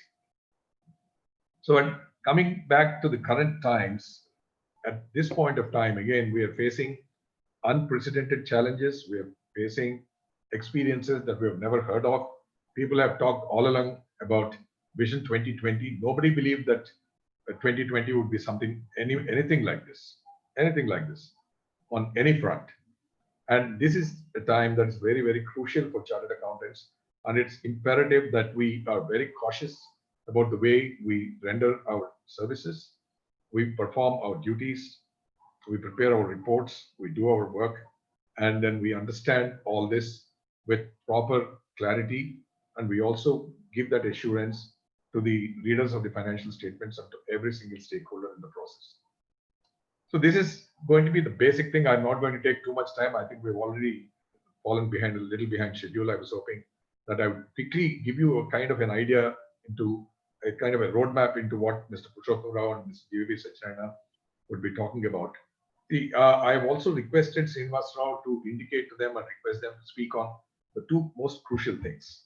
The two most crucial things today in doing the tax audit is not filling Form 3A, 3CA, and 3CD. The way we do it, the substance above form, which we have always been taught, is of greater importance than merely getting the work done, where what goes into Form 3CD is more important than the form of Form 3CD itself. Similarly, what goes into 3CA is more important than what is defined there.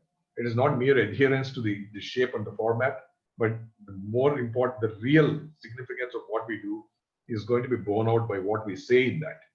And those words, those sentences, those numbers, those assurances that we give in that whole process are going to be very, very rigorously governed by two things. One is the auditing standards, which have been with us for a long time now, and then the income tax computation and disclosure standards. So these two things have enormous significance, and that's the reason why I recommended to Srinivas Rao to request these two gentlemen to speak on this. I'm sure you'll have a lot to learn from what they have to say. But from my side, I'll quickly share with you a few things.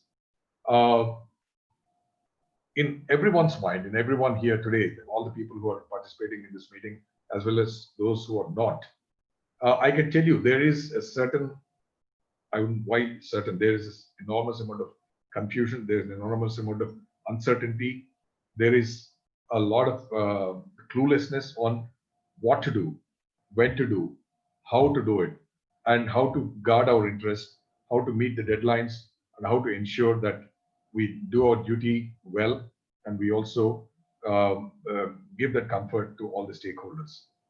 I just want to tell you for your experience, and I want to share my experiences. Where I'm currently engaged, we started planning for this the day the lockdown was announced. We started initially believing that this lockdown is going to be for 14 days, but we knew it was not going to be so given the situation across the world. So the moment this was announced, we went really riding on technology. We went adapting to technology. We adopted every possible means of technology. We started speaking to our clients. I'll tell you the relationship between all of these things to the accounting standards that we're talking about. Then we started speaking to the clients. We convinced our clients that it is possible for us to deliver get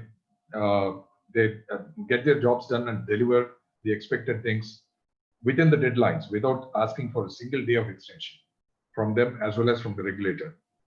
Then we also sat and discussed among ourselves what to do, how to do it, and by when to do it, and we did it. We finished all our audits for the first quarter for all the annual audits for 31st March 2020 without seeking an extension from a single client. Not one of my clients has gone and sought an extension from the ROC or from SEBI.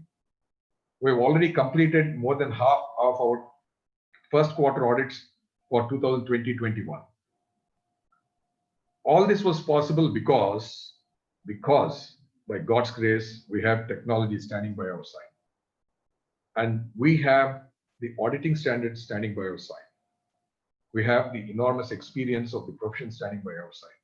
And more than anything else, we have the blessings of all the elders in the profession standing by our side. This is what is possible. So do not feel confused, do not feel clueless. Still possible to do whatever it is. Now, I'll just tell you how to go about the whole thing quickly, and the experts on the two subjects that will follow will take you through the nuances, the modalities, and the finer aspects of this thing. So, as I said, what do you start with first? You start with planning. Planning is the foundation for an audit.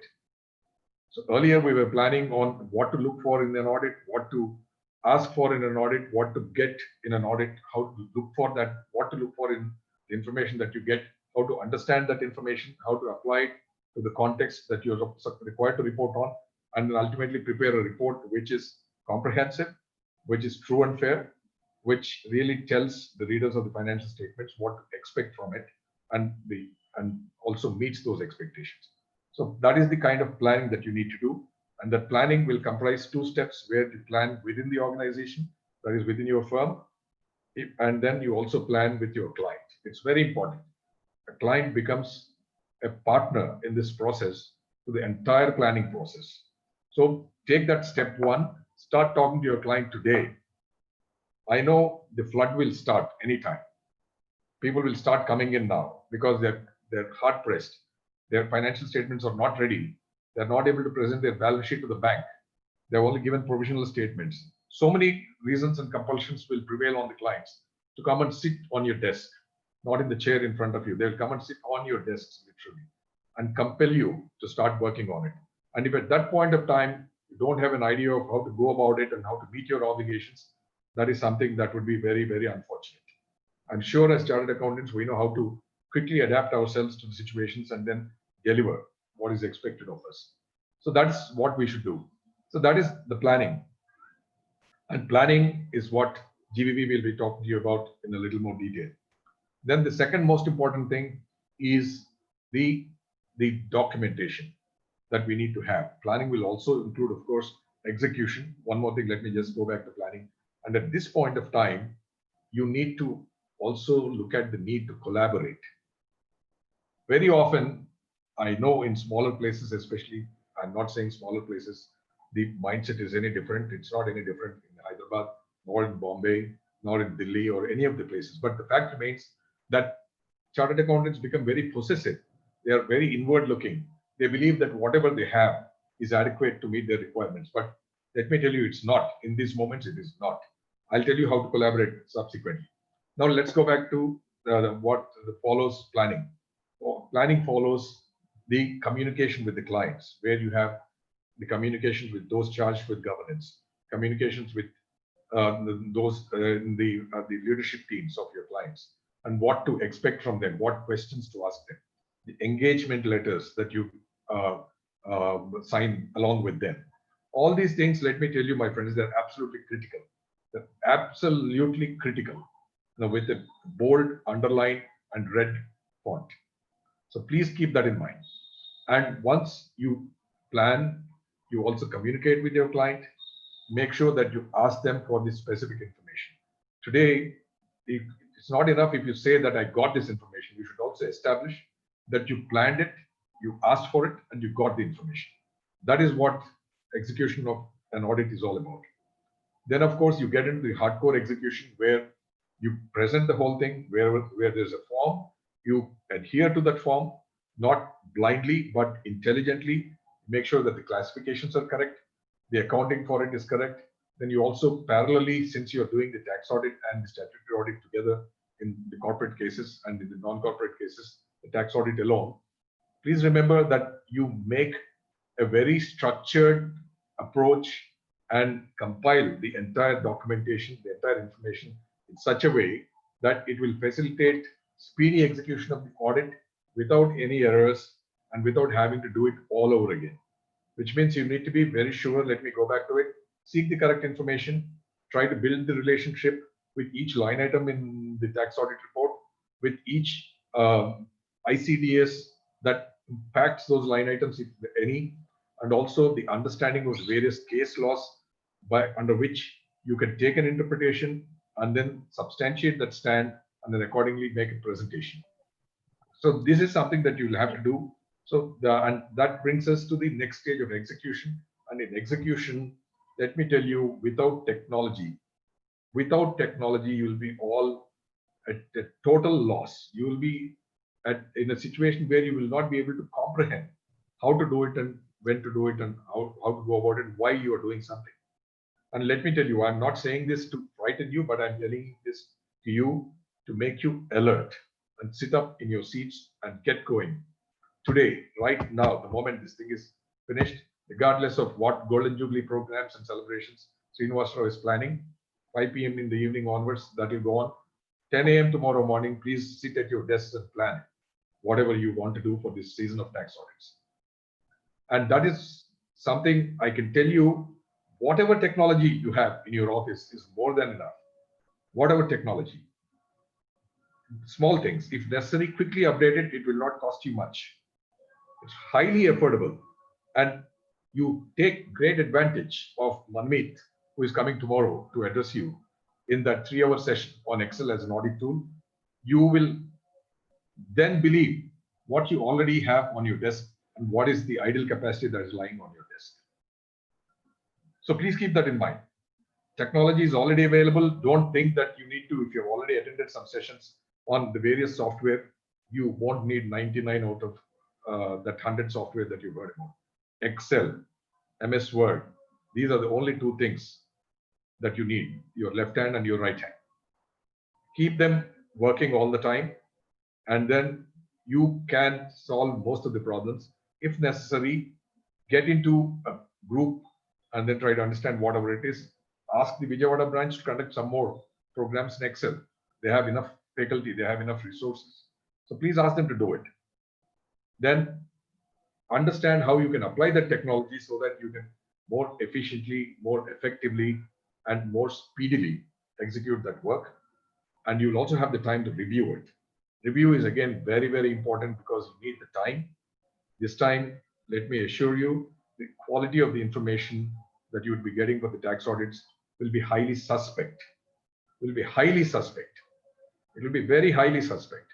So don't rely on a client's word of mouth. Please ask for everything in writing. Everything in writing. And in a way, that is where technology will again come to your rescue. Ask for an information by mail.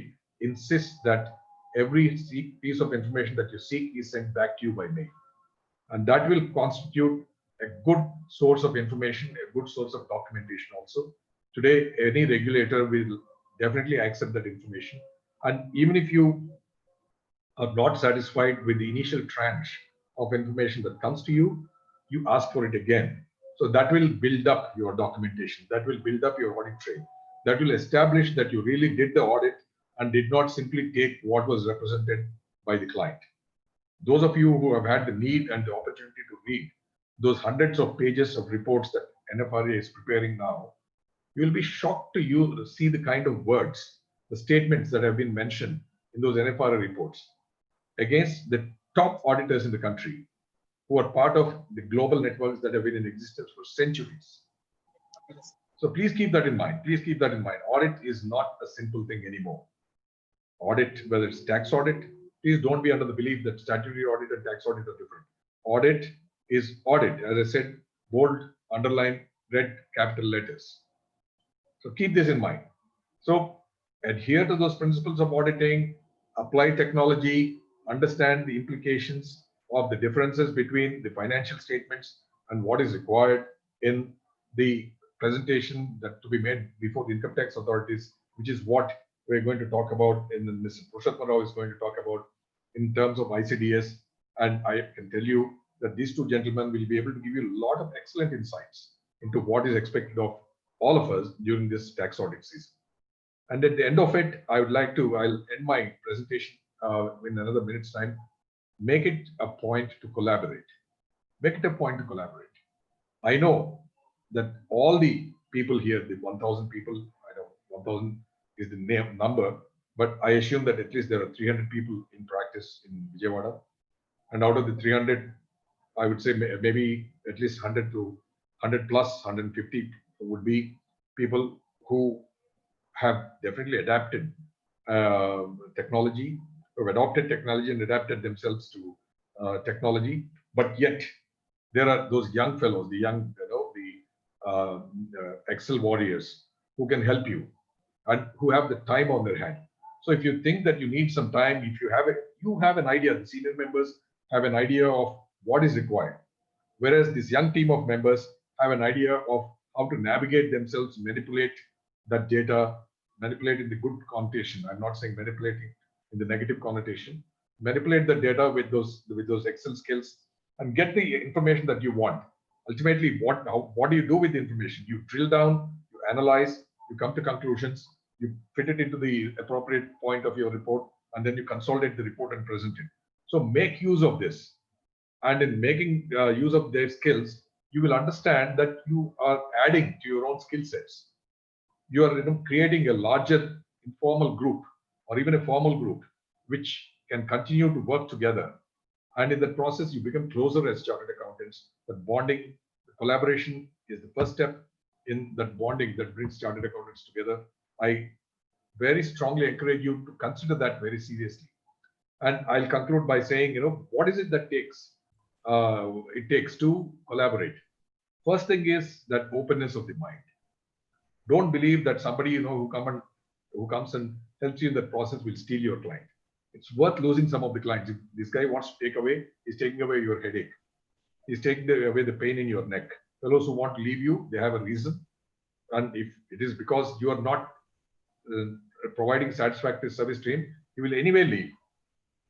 It doesn't matter. And loss of one client is not going to bring your world down. I would see it as good riddance. If he doesn't want to stick to you, why do you need a client who doesn't have trust in you? Whereas you have to really earn the trust of the hundreds and thousands of the people in the world, and also the regulators, without whom you will not be continuing in the profession. So collaborate, get this done. Second thing is the trust.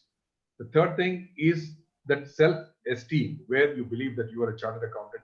It applies to you as the person who is seeking the services, and also it applies to the young chartered accountant who is also rendering those services. So that is the kind of effective hand-holding, the understanding, the self-esteem and the trust, which can make possible this collaboration. And I can tell you, without that, you will not be able to do it, to execute your work as efficiently as you can. I'm sure all of us will survive. We'll come up with our heads above water at the end of it. But those of you who adapt to technology, who adopt the technology to the extent it's necessary, I repeat, the technology is already on your desks. Please look at it carefully, understand its capabilities carefully, understand that you have all these years underutilized those skills that are there in the technology, but the technology is still with you. And at the same time, Manmeet will again tell you tomorrow, update your technology first. Then as and when and quickly as possible, let those of you who are familiar with technology in your teams start using the technology. And those of you who are not very comfortable or familiar with technology, start guiding them. So that is where the first handholding starts. And if you don't have somebody who can help you with that process, please step out of your firms, your offices, and seek somebody who can do it. Enter into a proper non-disclosure agreement. Enter into a professional support agreement. Enter into a service level agreement. See, these are the things that we need to understand as professionals. First thing is the self-esteem. Second thing is the dignity. Third thing is the ethics. And above all stands the belief that we can work together as chartered accountants. And that is where the equanimous approach to the profession, practice of the profession, is what appears to the world. The world sees us as one profession, and the world also would believe that there are people, if the person to whom an assignment is entrusted, if he cannot do it himself within his office, he is willing to go get those services. And that is where the auditing standard on seeking the work and depending on the work of other experts comes in. So there are so many examples that have emerged as auditing standards.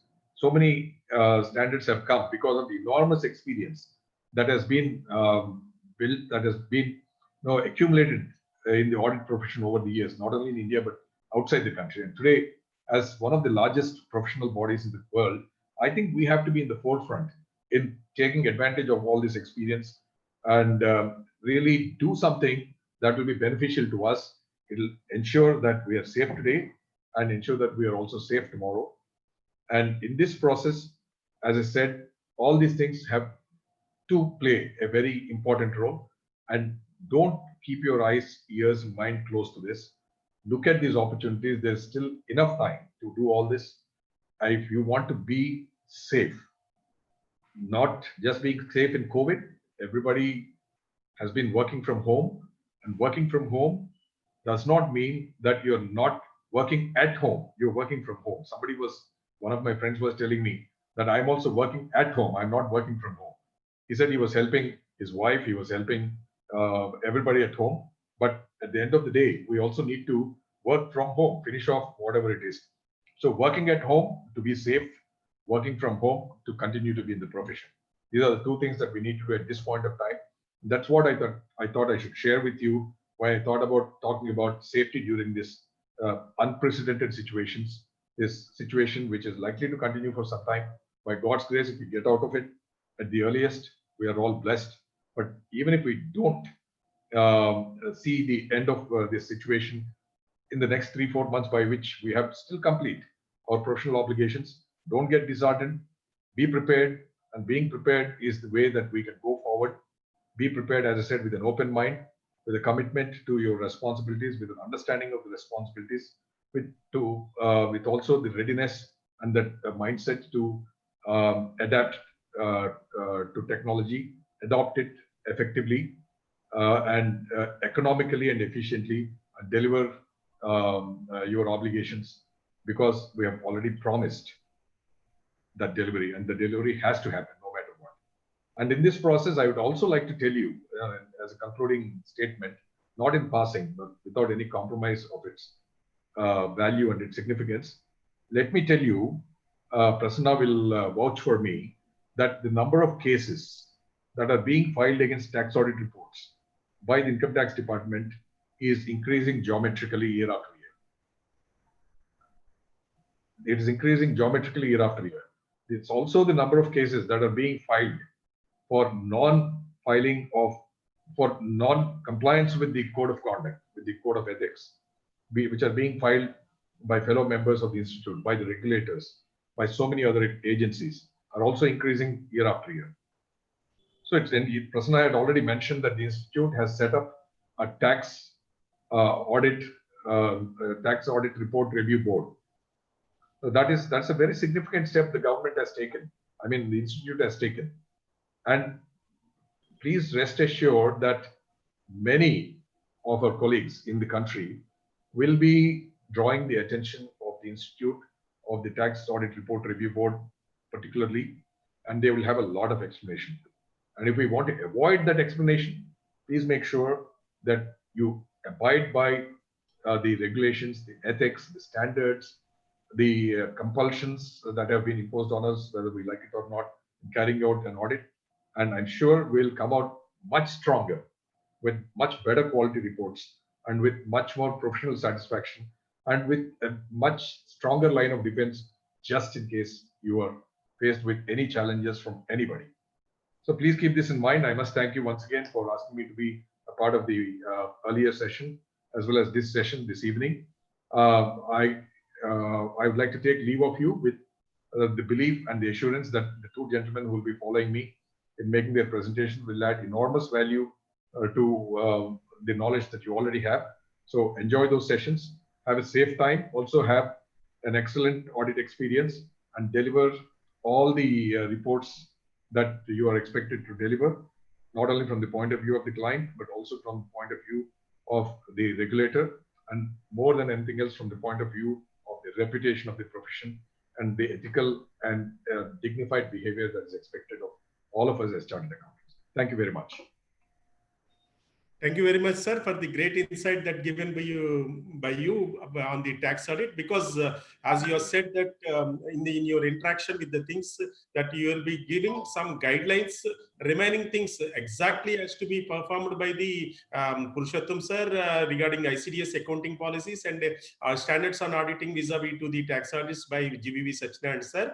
And your thought process in this planning is really excellent, sir. And we have to execute the things, that document the things is very important, because in this pandemic situation we more depend upon the technology. So depending upon the technology, we ask so many questions directly. In case of previous things, we ask so many questions personally. Now that everything questions will be documented and the questions will be closer to the clients and they will reply the things. So these things will definitely come to our rescue when there is a critical situation to the auditor. Definitely every auditor has to take more help, and even if he is not that much tech savvy, he has to depend upon the work of the another professional, which is very important in this present situation. We don't know exactly when this pandemic situation will end, and now that we have to take care about our ethics, trust, and more important is technology. We are at branch, we would like to conduct more number of programs on Excel and other technological issues for the benefit of the members. Thank you, sir. Thank you for throwing light on these things. And now it's time to listen from the Platinum Jubilee person on the Golden Jubilee era. That is MV Purushottam sir. Because when Murali sir introduced me, Purushottam sir, really I don't know prior to this this thing. I know him as an intellectual person, but now that we became a very close, and because of he is sharing so much knowledge with me from the last two, 3 days, that how to disseminate the knowledge to the members without boring them or something like that. So before handing over proceedings to Purushottam sir, I request Sunita Nettam, our management committee member, to introduce Purushottam sir to our members. Srinivas Rao. Yes, sir. I'll just take 1 second. Purushottam Rao, GBV. In case I have to leave the meeting in between while your presentations are going on, I want to thank you again for being part of this. And you'll have to excuse me just in case. I would love to sit through this session. I'll try to do as much as possible, but just in case you find that I've exited the meeting, please bear with me. Thank you very much. Thank you, sir. Thank you very much. Over to Sunita ma'am. Please unmute yourself and introduce our Platinum Jubilee person, that MV Purushottam sir. Good evening, all the dignitaries present here, and it gives me immense pleasure introducing Mr. MV Purushottam Rao Garu. He is born on 27th November 1942 in the village Narayanpuram, Unguturu Mandalam, Tadepalli Gudem Taluka, West Godavari District, Andhra Pradesh. Graduated in Commerce from Usmania University. Graduated in Law from Usmania University in September 1962. Qualified as Chartered Accountant in November 1964. Served with Andhra Bank from 1965 till February 1970. Resigned and switched over to profession from 1st March 1970. Since then, continuing in the profession with the specialization in direct tax laws. Till date, presently active in advisory role as senior consultant in the profession of chartered accountancy. Associated with academic work of ICI from the year 1977 and served up to 2018. Associated with the professional seminars at the local and regional participation. Actively till 2018. Served the Hyderabad chapter of ICAI as chairman for the year 1978-79. Nominated to the Taxpayers Committee at the regional level during the year 1994-96. For the Direct Tax President of Andhra Pradesh Tax Bar Association for the year 2002 to 2003. Co-opted member of Direct Taxes Committee of the Federation of AP Chamber of Commerce and Industry. Nominated as member of the Regional Direct Taxes Advisory Committee for the term 2002 to 2004. For the Hyderabad region, co-opted member of National Exchange Committee of the All India Federation of Tax Practitioners, Mumbai, for the term 2002-2005.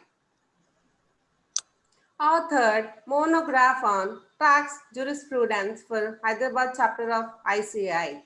Monograph chartered chits accounting and taxation and reassessment for Andhra Pradesh Tax Bar Association and frequently asked questions and answers on the topic of survey under Income Tax Act 1961 for the All India Federation of Tax Practitioners Mumbai, which has been revised 5 times, and the 5th revision edition being released by Honorable Justice Sri Deepak Gupta at the National Convention held at Guwahati in the month of December 2018 for Chamber of Tax Consultants Mumbai in the publication Analysis of Income Computation and Disclosure Standards on Valuation of Inventories ICDS has been written in the first edition 2017. Occasionally writes articles on direct taxes for journal Tax Referencer, for which one of the Honey editorial advisor. Now I request Mr. M.V. Purushottam Rao Garu kindly take the technical session. Purushottam Garu, over to you, sir. Thank you so much for the nice and kind introduction of me to the audience and the viewers. And it gives me great pleasure this evening to be with all of you to share a few of my thoughts on this topic, nuances of income computation and disclosure standards. I respect all the dignitaries on the dais who has participated in the inaugural session, and my co-speakers, Mr. Murali Krishna and G.V. Satyanarayana, who is going to follow me, and all the past Central Council members and Regional Council members who are also there and expressing their views on this Golden Jubilee of Vijayawada branch. When Mr. Murali Krishna asked me that I should speak on this tax audit, I was a little perplexed because this is introduced more than 3.5 decades back, and every year it is going on with kind of changes in the tax audit form, and more fortunately or unfortunately, we don't know that from last 4 years we are now in the era of income computation and disclosure standards, which have been mandated even as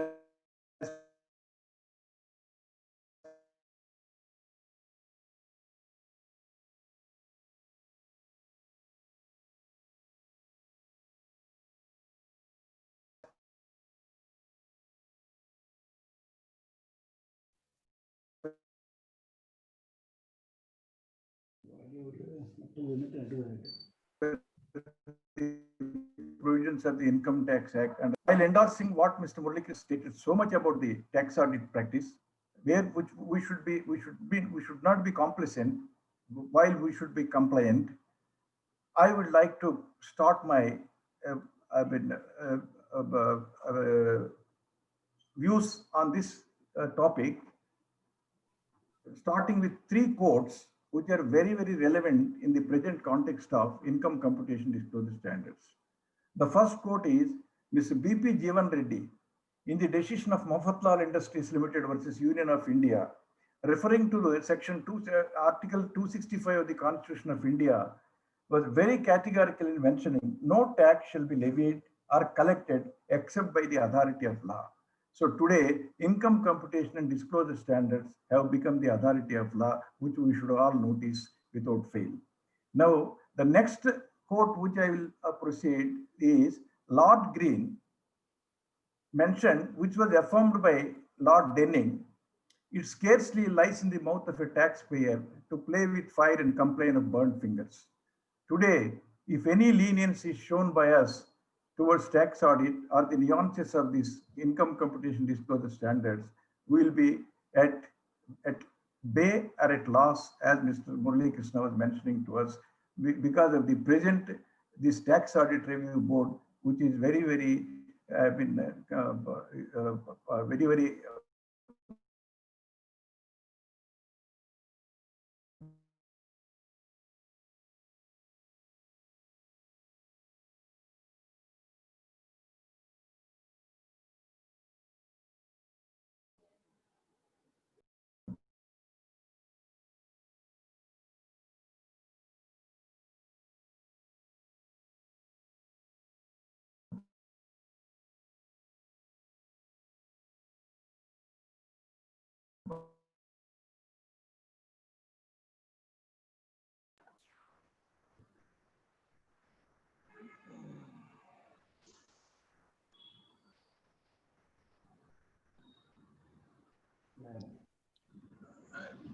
Dear members, please stand by. In the meantime, we will try to establish the connection with the speaker. Please stand by.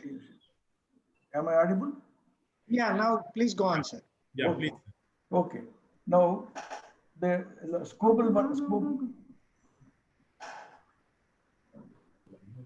Gauri.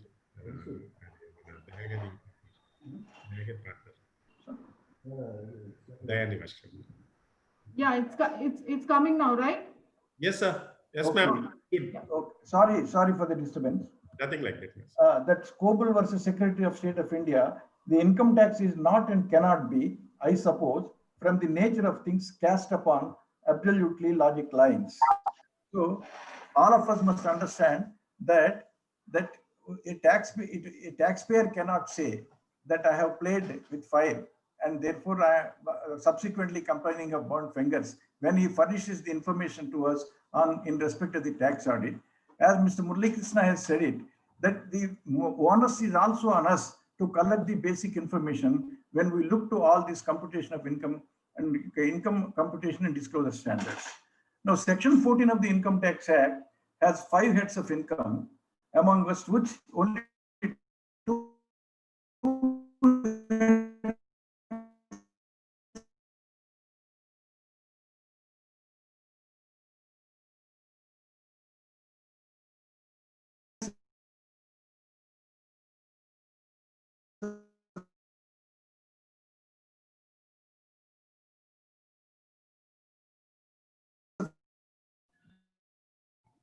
income are covered under the income computation disclosure standards. That is income from business or profession in the further matter which I am going to mention to all of you. There are 10 income computation disclosure standards which we are all aware. The first one is accounting policies. The second one is valuation of inventories. The third one is construction contracts. The fourth one is income recognition. Fifth one is tangible fixed assets. Sixth one is the effect of changes in foreign exchange rates.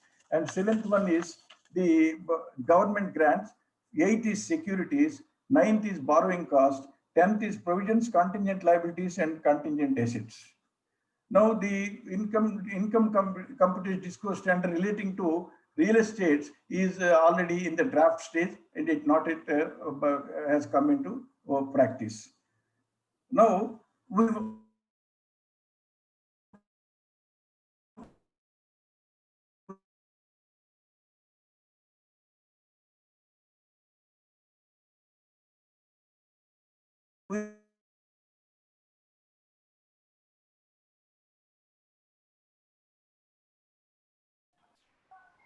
Srinivas Rao?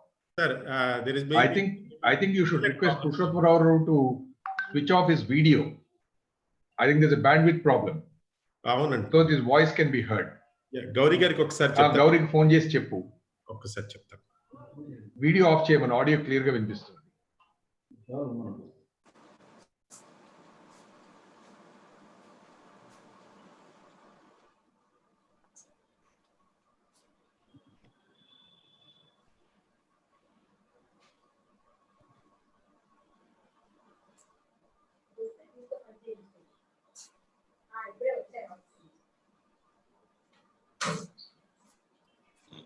Sir, I think we completely lost the connection with him.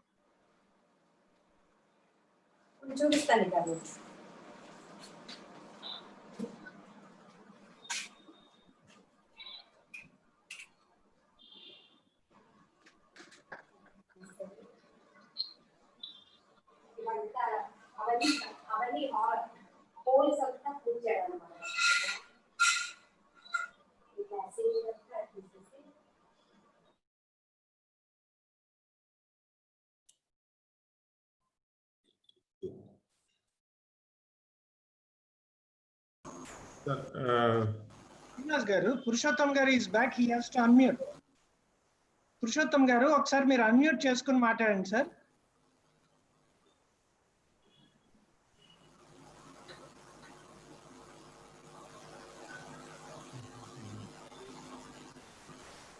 Unmute చేయాలి sir మీరు. మనం చేస్తాం, మనకు కుదురుతుందా? ఆయన చేసుకోవాలి.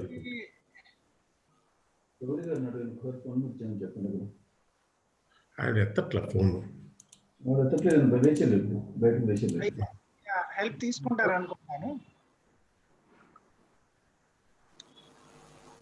They are not able to connect Gauri Garandi.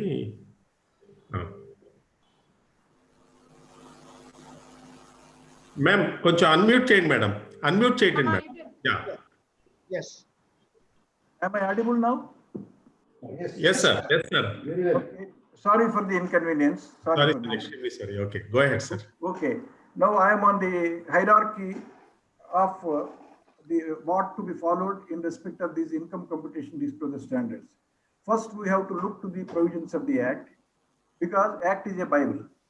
That, you know, it is as I have mentioned, Income Tax Act is always a tailor-made provisions, and whether income is taxable, whether income is not taxable, whether an expenditure is allowable, if it is so, why it is allowable, whether the provisions of the Act permit so for our claim as to non-taxability of income, or as to the claim of an expenditure, is all permitted in the Act, Income Tax itself. Then the next hierarchy which you have to follow is Income Tax Rules of 1962, where the rules are laid down. Then we have to go to Supreme Court judgments, which is the final authority. Under Article 141 of the Constitution, the judgment of Supreme Court is the law of land. Next, we have to go to decision of High Court if there is no Supreme Court decision on that particular issue. Now, in High Court decision also, since we have different High Courts, first of all, jurisdictional High Court is always preferable. Now, if there is no conflicting judgment of a jurisdictional High Court, the decision of any other High Court is also permitted to follow. Now, but if there is jurisdictional High Court is against us, then we cannot, that particular, we have to follow this, like, even though the other High Court decision is in our favor. That is as far as High Court decision is concerned. This is tax jurisprudence. Then, if there is no relevant decision of either Supreme Court or of High Court in respect of this subject, then we have to go to the Income Computation Disclosure Standards, which is again a Bible itself. Then, if nothing is mentioned in the ICDS about the accounting standard, in the sense to be how, because I remember, if the accounting standard is repugnant to the provisions of the Income Tax Act, it can never be followed. But if the accounting standard is explaining the nuances of the provisions of the Income Tax Act, that would be respected and followed. So wherever ICDS has not stated anything, then you are to follow account standards because of real estate transactions, as we are not, that standard is not yet there. Then similarly, if nothing is mentioned in Indian accounting standard for all the public sector, then you have to go for the accounting standards, which are mandatory for us as far as the institute standards. Then, having understood the hierarchy that is to be followed in respect of these particular precedents of what to be followed, income computation disclosure standards, then let us go what is to be dealt in the as far as ICDS is concerned in ITR form. The immediate answer is in clause 13, where you find clause D and clause E and F, which have been introduced with reference to the income computation disclosure standards, when that has been introduced in section 45(2) when it is mandated. Then we have to go to the tax audit report in form 3CD. There is a table speaks of the respective 10 standards, as to the necessary adjustments you have made with reference to the income that you are computed, because the very name of that itself suggests income computation and disclosure standards. That is, your computation of income as for the purposes of taxability of income and submission of the return of income is always different from your income that has been already shown in the financial statements. The starting point will be the financial statement, but from that you have to start your computation of income following the income computation disclosure standards. And in the preamble of each income tax computation and disclosure standards, you will find that if nothing is mentioned in the standard, the Act will prevail, the provisions of the Act will prevail. And then you can also rely upon the judgments of the Supreme Court. Then what is that? Whether suppose a situation may arise, what happens if ICDS are overriding Supreme Court or High Court decisions. That is one situation. The second situation is ICDS will not override Supreme Court or High Court rulings. Then the third situation, what we can see is it is scenario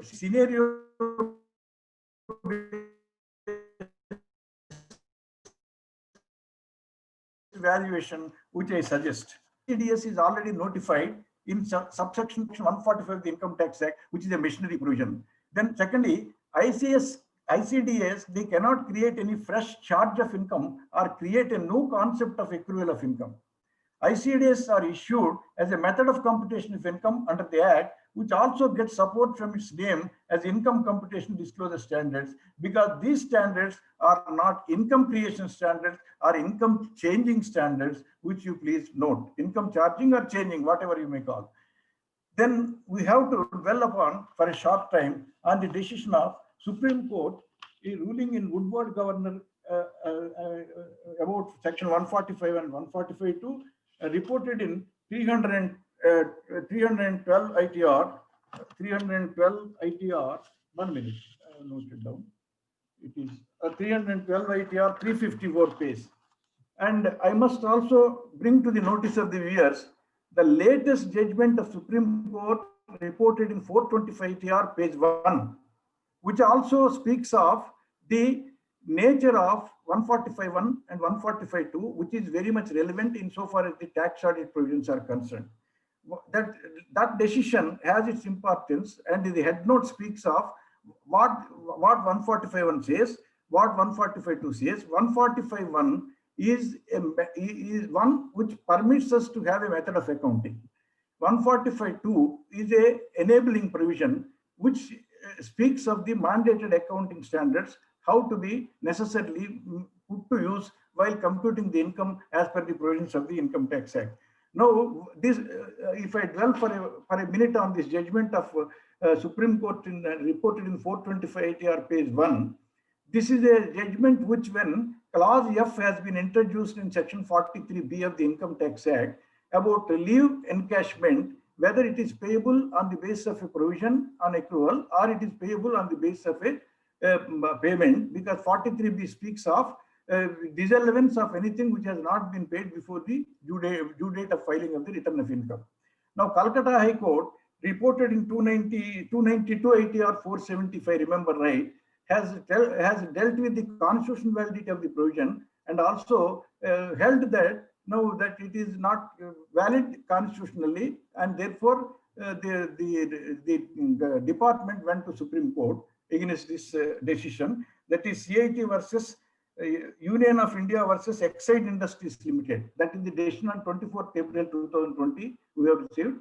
What it says is 151 is a, please kindly understand, 145(1) gives the right to method of accounting. Subsection 2 is the enabling provision which mandates that ICDS to be followed.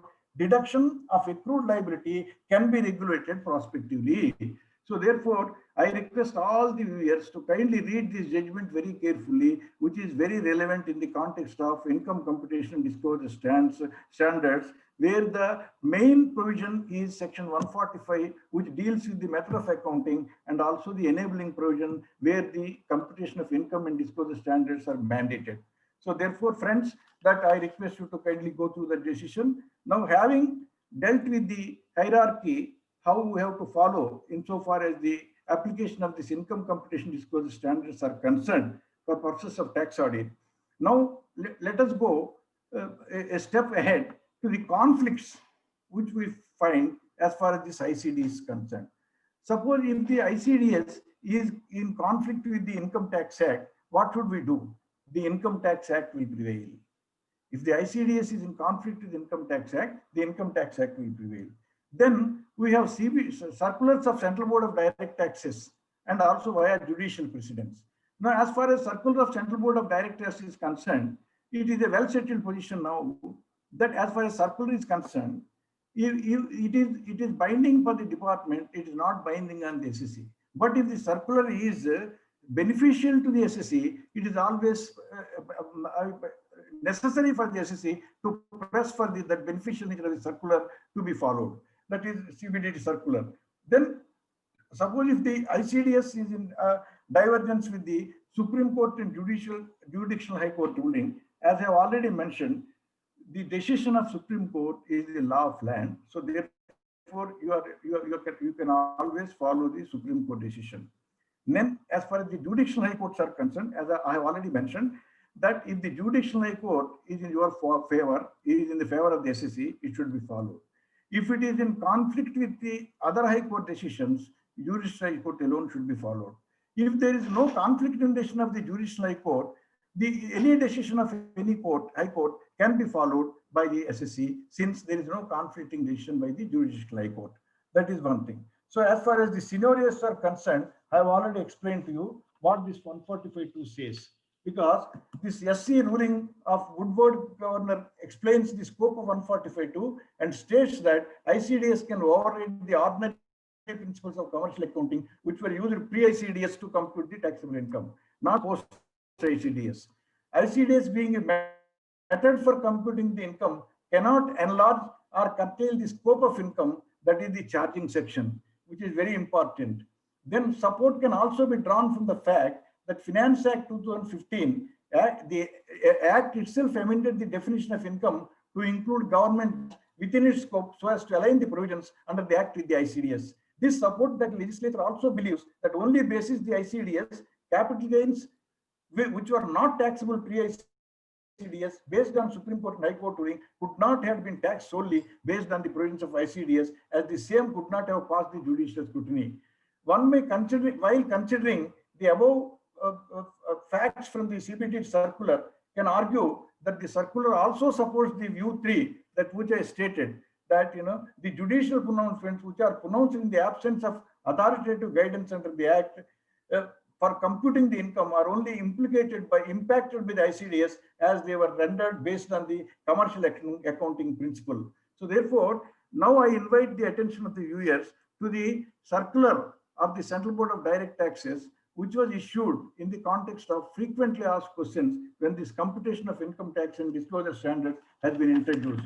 That is actually notification number 35 of 2020, dated 24th, it is March 2017.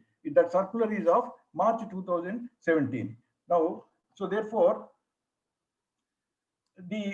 now going to this aspect of conflicts of we have decided, scenarios we have thought over, and now this circular number 10 of 2017, dated 23rd March 2017, consisting of FAQs on ITS, has to be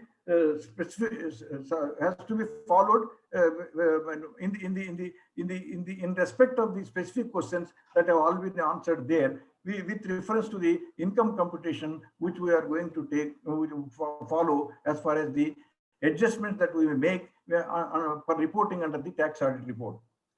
Now, I dwell in a very limited manner on the first standard of accounting principles. What it said is, paragraph 4 of the ICDS clearly enunciates that the true and fair view of state of affairs should be presented.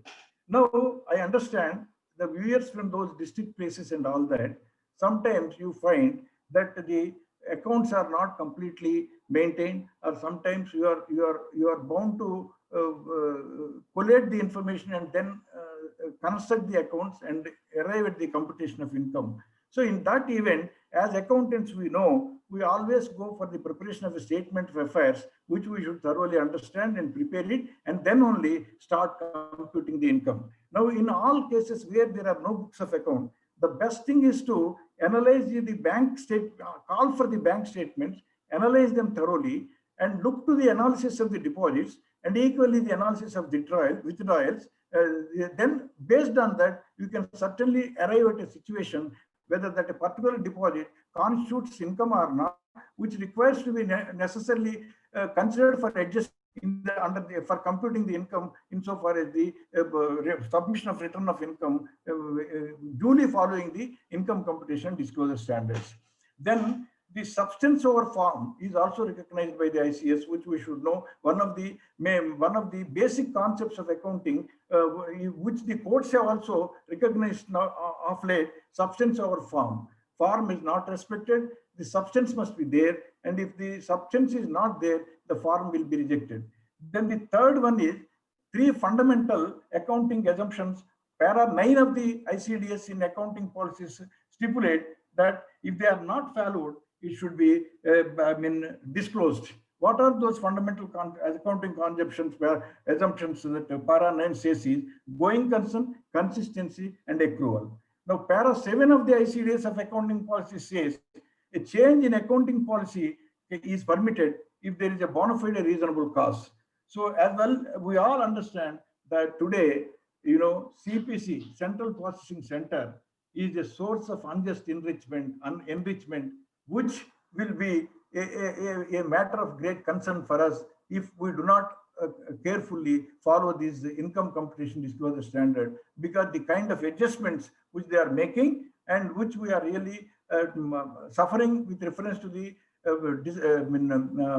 explanation that we have to file, because the system doesn't take a big explanation, and that what kind of explanation is what you are trying to furnish also is not understood by the gentlemen who are really processing the CPC. And so many appeals are coming even in respect of 141A. So if to avoid such a situation, it is necessary that we should make some kind of a reporting or observation in the main format 3CA if we are the auditors even for the statutory audit.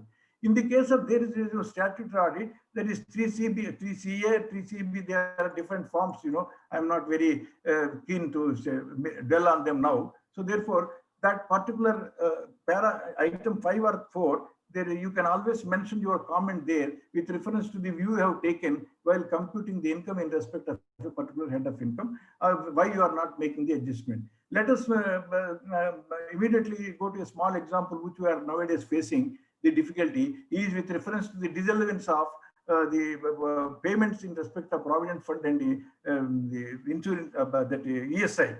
See, though the judicial precedence is there to the effect that we are entitled for the allowance, but still the CPC is making all these adjustments, and we are unnecessarily driven to the prefer an appeal against such kind of adjustment. This is because the statutory form, income tax return form, doesn't contain any such leverage for us to state why as per the judicial decision this is permissible, and therefore I have reported the basic information in tax audit report about the dates. Still, these are allowable because of this judicial precedence, which the ICDS also will accept. Please, you may note that. In that context only, I have now referred to the decision of the Supreme Court in section 425 at page 1 with reference to the textile industries case, where that when clause F has been introduced in section 43B, there's so much of debate has come in respect of that. Now, as I already mentioned to you, that in respect of accounting policies, section 145 of the Income Tax Act is the pivotal which gives the right to a SSE as to the method of accounting to be followed. Now, I understand in districts and other places, even a mixed system of accounting is also followed even now, in spite of the fact that we are trying to educate them on the income computation disclosure standards or tax audit, whatever it is, because that is still that mixed system of accounting is in vogue, and therefore necessary adjustment has to be done as far as such kind of financial statements are before you when you are computing the income as per the provisions of the Income Tax Act, because what is to be followed is the provisions of the Income Tax Act, not in respect of your point of view when you are drawing your financial statements. That is more important. That is why where I endorse the viewpoint of Mr. Murali Krishna as to our complaints and how to be compliant. The differences as far as the compliance under financial accounting and the differences as far as the compliance under tax accounting are slightly different, and therefore we have to be very careful in analyzing that and coming to a conclusion that at the time of submitting our return of income, what is to be followed is the tax computation, not your financial computation. Now, as I have already dealt with the decision of but it is better I'll just read for the US information, which is very, very relevant in the case of Woodward Governance India's case. where they have discussed about 145.2. What is the scope of 145.2? That is very relevant for us. Now, in fact, even the Supreme Court decision has also spoken about the importance of the income competition, 145.2 being the income competition disclosure standards. As profits for income tax purposes are to be computed in accordance with ordinary principles of commercial accounting, unless such principles stand superseded or modified by legislative enactments. That is, now computation of income disclosure standards is a legislative enactment which is part of 145.2, and we are mandated to follow when we are computing the income as per the provisions of the Income Tax Act. Then unrealized profits in the shape of appreciated value of goods remaining unsold at the end of the accounting year and carried over to the following year's account in continuing business are not brought to the charge as a matter of practice, though as stated above, loss due to fall in price below cost is allowed. Even though such loss has not been realized actually. At this stage, the court said, kindly note these words, we need to emphasize once again that the above system of commercial accounting can be superseded or modified by legislative enactment. That is where section 145.2 comes into play.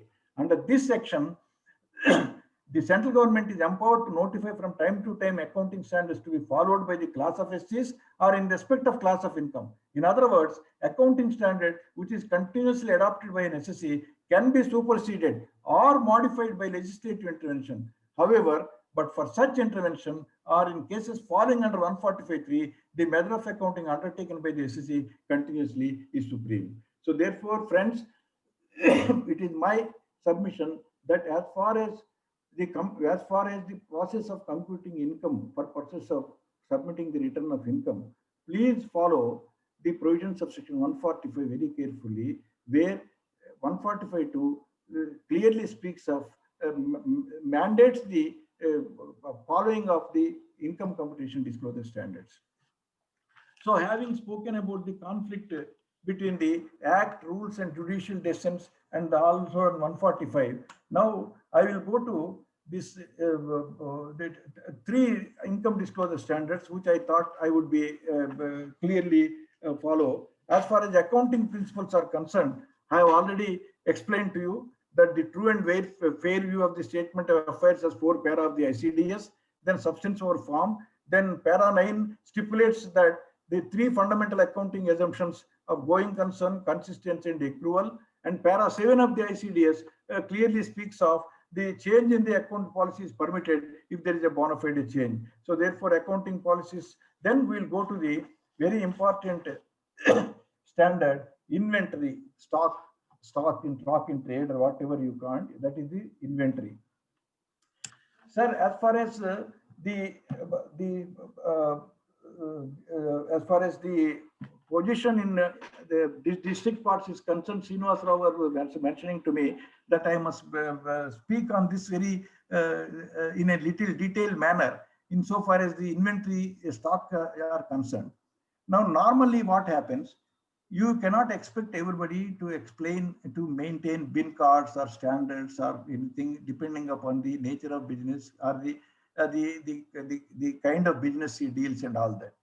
Now, still even then, we have a duty to regularize or normalize the kind of inventory valuation which is now. I will just read what the ICDS says. Inventories are to be valued using FIFO or weighted average cost formula. Additionally, for convenience, inventories can be valued using the standard cost method or the retail method. The results approximate the actual cost. While using retail method, an average percentage of each retail department is to be used. If a partnership firm, because mostly in the districts and other places, the nature of entities, the partnership firms are proprietary concerns. So if a partnership firm or association or of persons or body of individuals is dissolved during the year under consideration, then whether inventory as on the date of dissolution has been valued at net realizable value. Now, if you look to this value of inventory right from beginning, look to the decision of Supreme Court in 24 ITR, Chaitan Ram Bhagavat, what is very important. Next to British India case, I don't want to waste the time by dwelling in detail into all those cases, but the position of NRV, net realization value, is also an accepted. Now, as far as the valuation at the district level in those businesses are concerned, that net realizable value can also be used because that is permitted even per IGA. What is this net realizable value? Normally, on the cost basis, there will be some markup cost by the trader, and markup cost includes his rate of profit and other aspects which he necessarily follows, and subsequently he also impute into it the kind of discount he may give a later date or whatever kind of decisions he may take. So therefore, that net realizable value you have to arrive on the basis of the percentage of consistent profit he has been earning over a period of time, and then come to the net realizable value, and you can take that stock. Now, you may please understand, you may please observe one more thing. Just as we follow 145 for purchase of computation of income, there is also another section known as 145 capital A, which speaks of the fact that all the taxes which are part of the cost, which stand debited to the profit and loss account, should also be taken care as part of the cost when you value the raw materials which have not been used, and also in respect of finished goods, the valuation can be different. In respect of work in progress, the valuation can be different. So therefore, then what happens? ICDS also specifies, para 26 of the ICDS specifies that in so far as the compliance of IDS it is concerned, the following aspects are to be necessarily reported in respect of inventory. That is, the accounting policies adopted in measuring inventories, including the cost of formula used, and total carrying amount of inventories and its classification appropriate to a person. Now, the standard mandated that there should be a disclosure in respect of the value of inventories appearing in the financial statements as how measured with reference to the cost formula specified in the respective paragraphs. The standard is no doubt is not clear as to where the disclosure should appear, whether by way of a note in the financial statement or income tax return or in the statement of computation next to the return of income. So best thing to be you follow is in the as a remark in the main part of the report, which we annex to the tax audit report, because tax audit report is only nothing but filling up the particulars under TCD.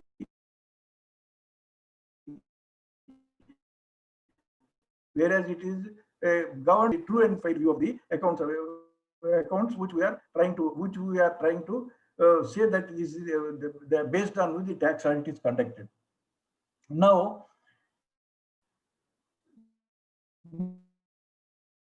as far as a professional, I am of the view that you must insist that whether in a case where there is no regular stock maintenance, where stock records maintenance or bin card maintenance or whatever it is, the inventory at the end of the year, whether he has taken or not, and such inventory has to be whether the necessary manner in which that valuation is to be done as per ICDS has been done or not is very, very important insofar as the inventory is concerned. Now, if you look to the paragraph 26 of ICDS, it clearly specifies that insofar as the complaints of the ICDS relating to the inventories is concerned, the two aspects are to be different. The first one is accounting policies adopted in measuring inventories, including the cost of formula. Then the total carrying amount of inventories and its classification appropriate to person. So that is especially as far as the inventories is concerned. You say normally what happens, to my mind, don't mistake me, that many which I have seen when they have come to me as a senior counsel for appellate work, the particular aspect of valuation of closing stock is always neglected. Now, the valuation of closing stock has got two basics. One is quantum, another is value. Now, many people are only concerned with value without the quantum being taken into account. Sometimes, when the tax audit has been initially introduced, I suggested to many people where there are no regular records of stock, how to arrive at this. Each month, you can go to the opening stock plus purchases. What is the rate of profit he has derived? and then arrive at the balance minimum. If it is a minus, that means he is not correct. If it is a plus, his stock his method of keeping the stock is proper. So you have to evaluate in a concern which doesn't maintain stock record in this fashion, going what are the purchases, opening stock plus purchases minus sales to the exclusion of the rate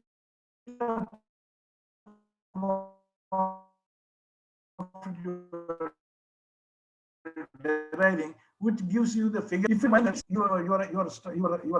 sales are not matching with the purchases you have made or the stocks you have with you. So therefore, be careful in all, because in those parts of the district, Srinivasarao garu nannu chepparu, ఈ stock విషయంలో మటుకు మీరు చాలా జాగ్రత్తగా చెప్పాలండి మాకని చెప్పారు ఆయన. So in those parts what happens, simply by the figure which the client gives, that you adopt it. One concern, they say, sir, they come in the last minute. That is not the issue here. Please understand which is the driving factor for arriving at your profit. So therefore, when it is an incorporation entry, what is the basis on which you are trying to financial statements? Whether there is any inventory by you, whether it is governed by the basis of quantum of stock and cost valuation, whether it is inclusive of all taxes, because when you are debiting to profit and loss account, you are debiting including that tax component. And if you don't include the tax component, 145 capital A, which clearly speaks that it should be included, as far as raw material is concerned, definitely you have to include, because work in progress and finished goods is a different part of it. So therefore, what I am trying to tell the viewers is, as far as inventory valuation is concerned, you must be very careful.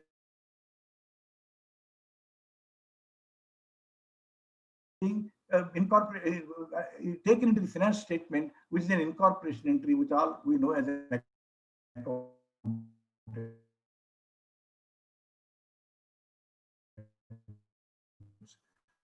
So that is one thing, sir. So as far as nothing like that. Sometimes some government agencies are there which come for verification. As far as those verifications are concerned, if that agency is satisfied with the quantum of verification, you can also rely on that, because it is another agency which has certified that maintenance of stocks is perfect and justified. But it does not mean that you should shirk from your responsibility of verifying that aspect insofar as the inventory is concerned, because stock, see, if you all remember, I don't want to bother you with so many decisions. In one of the cases of Madras High Court said, the substandard morality of an SEC cannot be respected. In this, when he has, what the amount of figure he has given to the banks is different, the value of banks, and what is as per his books.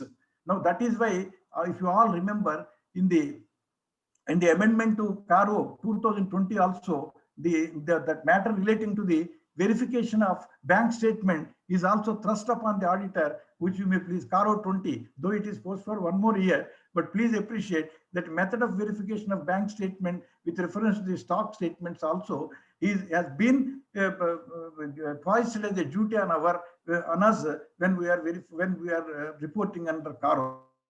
That is actually, everybody may not be, whether it applies to all undertakings or not is a different, but a standard is a standard, and one has to be, as a professional, expected to follow such standard. Now, I don't want to delve much into the construction contracts, because for the reason that in contracts, the main thing is retention. That retention, what is to be included is amount of contract revenue, recognized revenue in the period, and the methods used to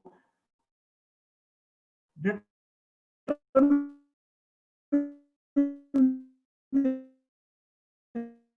stage of completion of contract approach. So percentage of completion method is permitted by CDS, and full completion of the project. Percentage of completion method is also recognized, mandated by the profit and loss update, and if amount of advance is due in respect of. Now, I don't want to dwell much on that, except mentioning few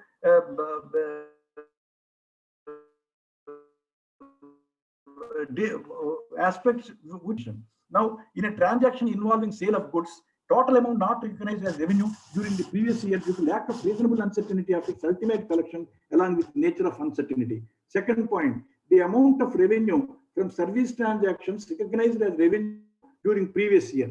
The method used to determine the stage of completion of service transaction in progress, and for service transactions, progress at the end of previous year, that is the amount of costs incurred and recognized profits up to the end of previous year, amount of advances received and the amount of retentions. So these are all the aspects which ICDS expects for the recognition of revenue insofar as the computation of income disclosure standards are concerned. When once you are following in respect of a contract, mostly in your parts, the cases of contractors are dealt by the chartered accountants, and where tax audit is also is very relevant. Gone are the days, please forget that, for the sake of refund, estimating the profit on a basis and filing the return of income and subsequently assessment completed, that gone are those days, and you cannot expect them now to be accepted by the department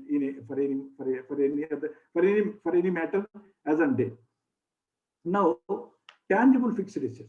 Now, as far as fixed assets are concerned, because depreciation is one which we have to be very careful. Now, there is as far as income tax, as I told you, income tax rules are also in the hierarchy. After the act, we have to follow the rules. Insofar as depreciation is concerned, there is a rule which speaks of an appendix which clearly mentions about the rates.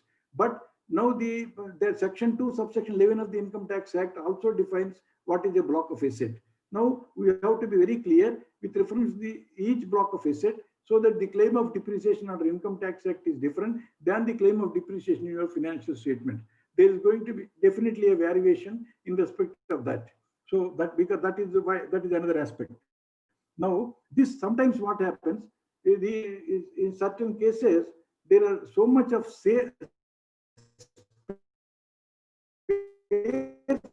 would be there. How this capitalization of spares is to be followed when you are looking to the income computation disclosure standard. So presently, accounting standard 10, the cost of spares used for a specific asset are capitalized to the cost of the asset. But ICDS provides that the cost of spares used for a particular asset irregularly should be capitalized, and the cost of asset in relation to which it is used, this implies that if spare parts regularly used in relation to an asset, their cost can be expenses to the profit and loss account. Please understand, because in many cases we find that the accounting of spares is not very properly done, and that is to be really understood, because even a small addition with reference to that will disturb the depreciation calculation. And once the depreciation calculation is concerned, we are very much worried about the provisions of section capital A of section 270, which speaks of misreporting of income and underreporting of income, which we must be very carefully follow insofar as the aspect of following the income computation disclosure standard is concerned as on date. Now, then you will go to you may understand as far as the depreciation ICD is concerned, when they are introducing the income computation standard itself, there was an amendment to section 36(1)(3) in respect of the interest cost, which is to be capitalized and what is to be taken as a revenue. Whether a business is commenced, up to which point of time, whether that the machinery is put to use or not, and all those aspects have been clearly 36(1)(3) itself has been amended before the ICDS has been brought into the statute.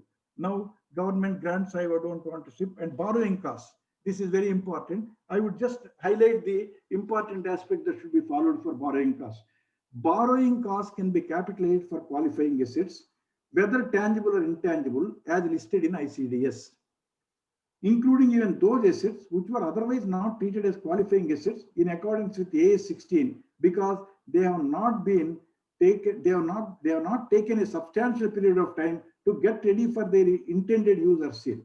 However, for capitalization of general borrowing costs, a qualifying asset is such an asset that necessarily requires a period of 12 months or more for its acquisition, construction, or production. Income earned on temporary investment of borrowed funds pending their utilization for the qualifying asset If deducted from the borrowing costs incurred, request it to be brought to tax separately as income from other sources, because we have got the Tuticorin decision, we have got some umpteen decisions. Unless you establish the nexus of that particular income received with reference to the borrowing cost and whatever it is very difficult to tell the department that this is to be reduced from the cost of the asset, and on the contrary, it is to be taxed as income from other sources.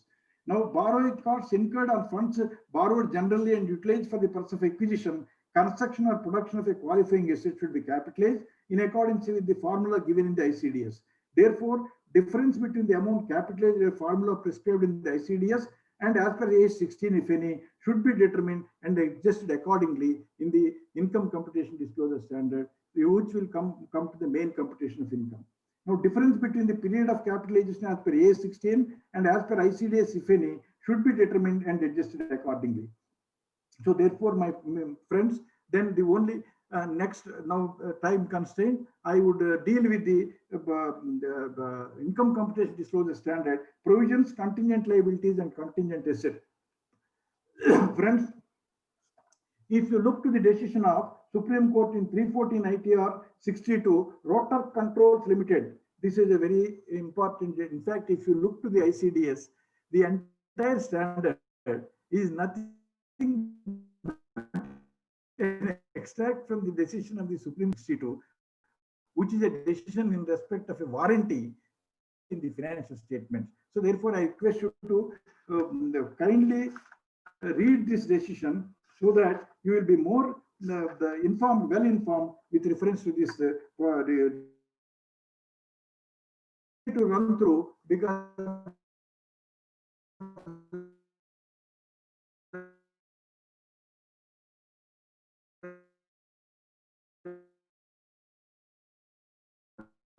now another 3 minutes assets are and related incomes which are not recognized due to absence of virtual certainty of inflow of economic benefit should be recognized if there is a reasonable certainty of such inflow of economic benefit.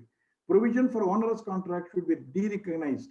And what are the disclosures you have to make very carefully?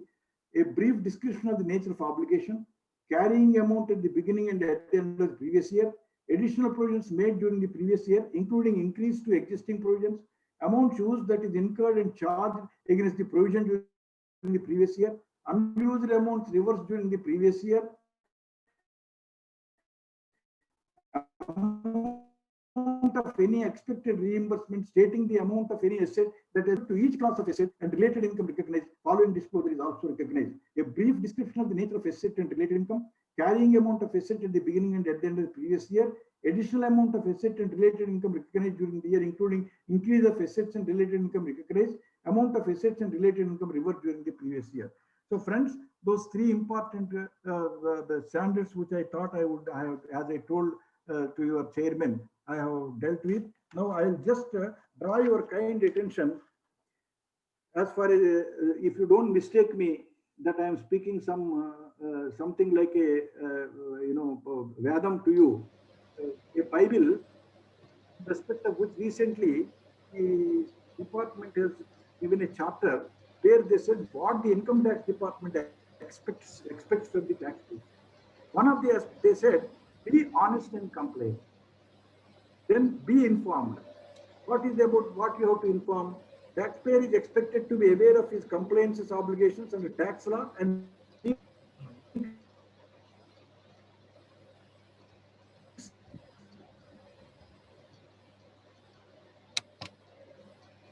help of the department.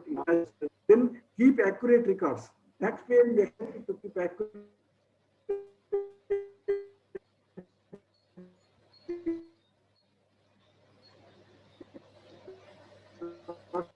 required as per law. Know what was. Be frank with your SSC. You set him with all that and tell him what exactly you are trying to project.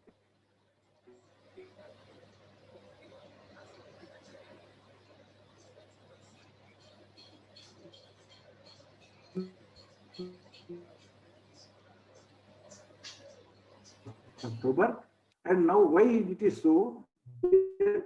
All that you have presented in tax audit report will be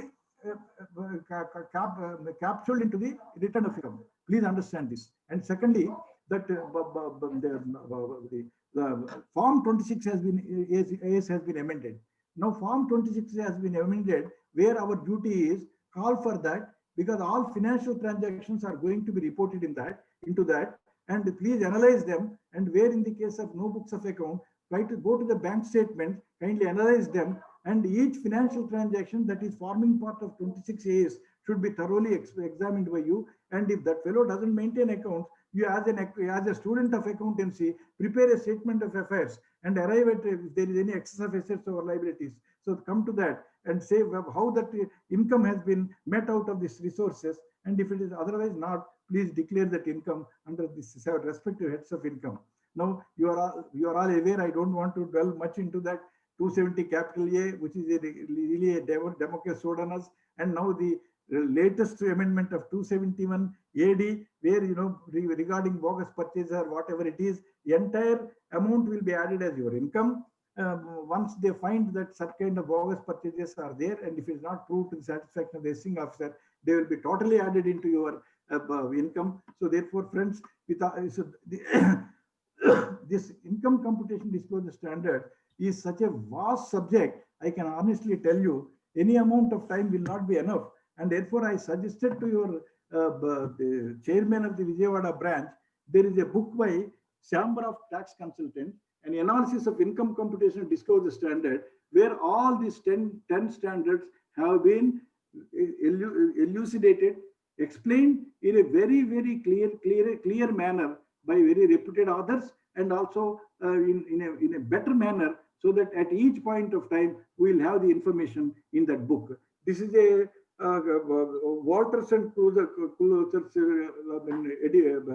print publication, and I told I already sent the open cover page to Mr. Srinivas Rao to kindly, since the time given to me is 1 hour is over now. It is 8 o'clock. I take leave of all the viewers and requesting them whether I'm able to fulfill the obligation that has been entrusted to me or not. But still, I feel that given the time and given the necessary focus that is to be given on the nuances of income computation disclosure stands, because these are the Income Tax Act rules and judicial discipline of Supreme Court and High Court rulings, and accounting standards and Ind AS, all this, the divergence also in a short manner, I tried to explain.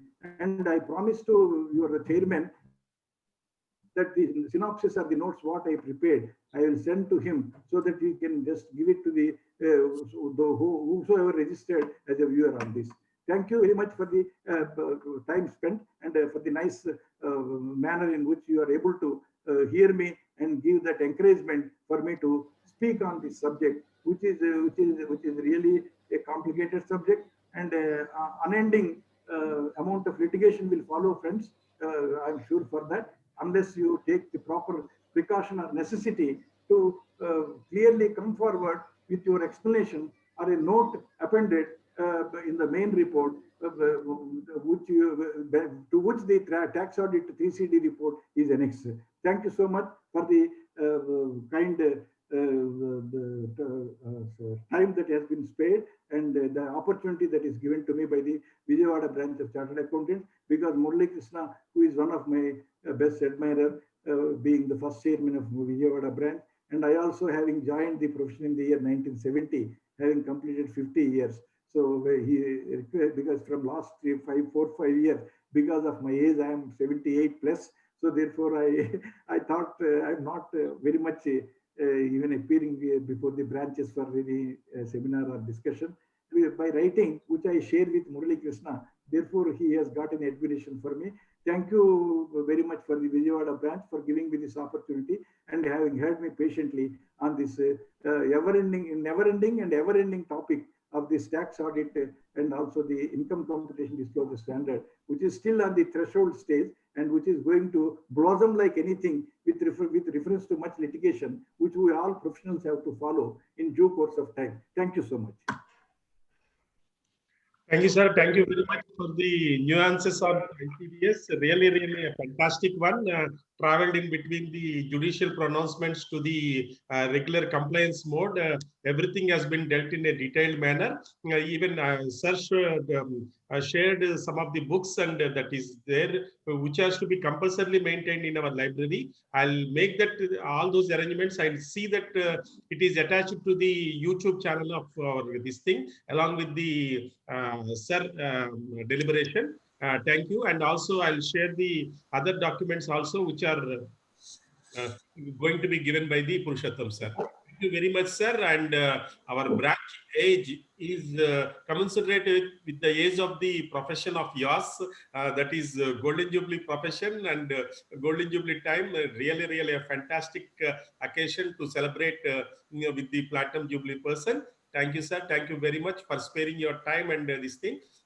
From the bottom of our heart, we will really thank the things. And it is not out of place to mention that he's a regular speaker in the Vijayawada branch from 2000 to 2010. He is also participated in RCC. Thank you, sir, once again. And now it is time to hear from our management committee member, Sunita Nettam, regarding our GVV sir, who is a backbone to our institute, backbone to our Vijayawada branch, and he's a mentor, philosopher, and guide to our branch. Really, really. But for his efforts, we definitely not enjoying this state-of-art technology of our building or this thing. And now it is time to Sunita Garu to introduce once again. Actually, GVV Sachirani గారికి Vijayawada branch members ఎవరికి introduction అక్కర్లేదు. కాకపోతే ఆయన కూడా అడిగితే నా దగ్గర ఏం అక్కర్లేదు, just see GVV Sachirani. That's what he has informed. But collecting some of the things from his personal profile, I'm just requesting Sunita ma'am to present GVV sir to these members also. Thank you. Over to Sunita ma'am. Thank you, GSR Garu. It gives me immense pleasure reading profile of GVV Satyanarayan Garu. He is a BCom, FCA, BL, DSA, PGC, ADA, and he is a nominated member of National Academy of Accounting 1998, member of Hyderabad Study Group of Accounting Practices Committee, convener of Vijayawada Study Group on Tax Audit.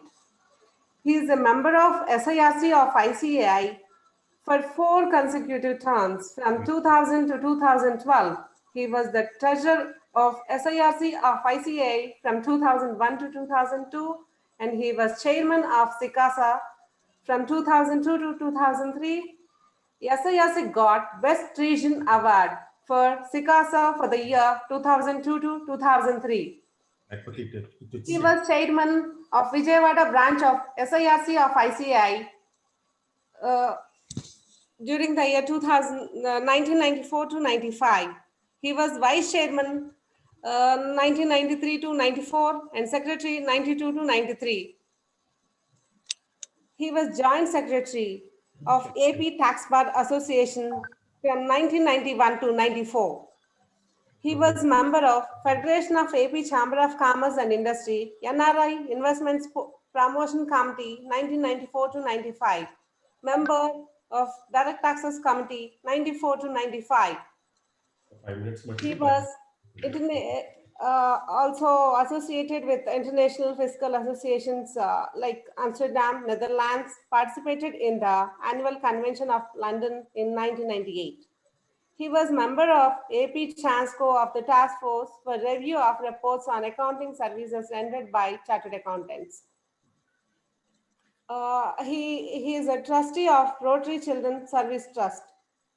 He is convener of Amnesty International Group, Vijayawada. And Vanijya Sarvaswam is a monthly magazine on taxation. He is a member of editorial board, Guntur. He is chairman of Thinkers Next.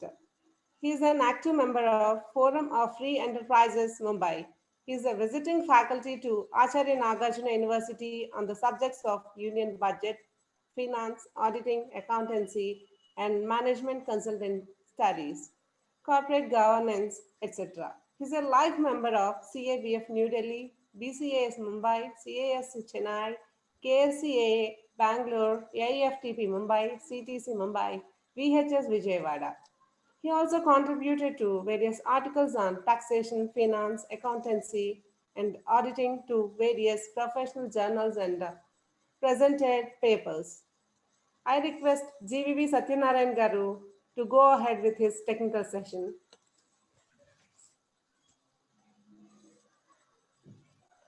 Thank you, madam, for a very great sentiments about me.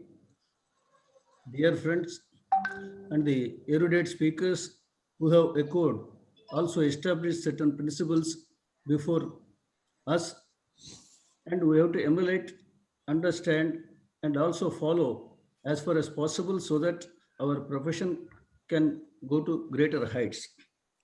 So before starting what is expected from me, I thought that Vijayawada branch, it is a branch which is completing about 50 years of its existence, and the people, the elders and the forefathers who have contributed to the present level of existence, we should all salute all the forefathers of the Vijayawada branch, and also the every member of the institute who have contributed a lot for the profession which is shaping, which has already shaped now. So far as the Vijayawada branch is concerned, when it was established, and also it was functioned at the place where initially it was in the house of P.L. Prasad Garu initially, and later on it is shifted to Brahma and Company, and later the Amana Estates building, and present is the status. I think every one of us know very well than anybody. To come to this level, Vijayawada branch has made very great strides, and everybody has worked very hard in making the branch self-sufficient, not only self-sufficient, and also very rich infrastructure, and also got the, as somebody has put it, that Vijayawada branch financial position is much better than the SIRC so far as the liquidity part of it is concerned. But let us use all the liquidity and also the intellectual property rights which the Vijayawada is having for the benefit of everybody, so that the Vijayawada branch can reach the heights, whatever it is expected from every one of us. Being in Vijayawada branch, I thought it is a great privilege for me, who got elected 4 times in the regional council, and also the showered blessings on me in making the whatever the inside burning which is having, that has been brought into action, and also made the branch somehow or the other. I was bit useful to the branch. That is what the expectation, whatever it is possible, it has been met, and whatever is not possible, I think every one of us is there to go and do something which is better than what the earlier people have done it. With this brief beginning, I thought that the Vijayawada branch, Murali Krishna has mentioned very briefly about the growth of the Vijayawada branch from 1980 onwards, and also the first seminar which was held in Tummalapalli Kalakshetram, 3-day seminar. In those days, 3-day seminar is something like a dream.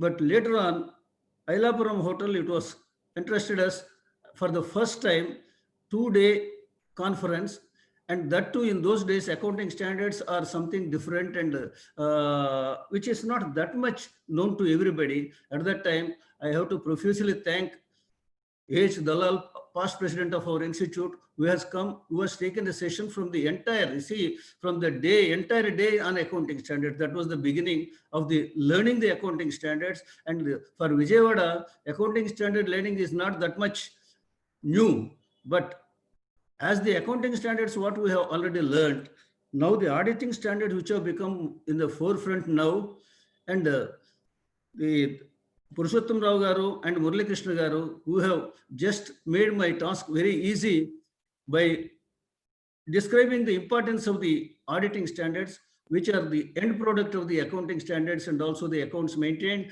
Ultimately, the auditor has to give a report on the financial statements maintained and also drawn from the management side. And what we have to do, I think This is a very great and Herculean task for every one of us after 1st April 2018 onwards. The accounting standards have been very radically amended. I can say very drastically and radically amended for compliance. I think the responsibility of chartered accountants, particularly people like us, it is very, very challenging. I think we have to meet with all the expertise and the knowledge and the ethics and also the etiquette which the profession has to maintain. Keeping all these things in mind, I thought, let us take the background for the auditing standards.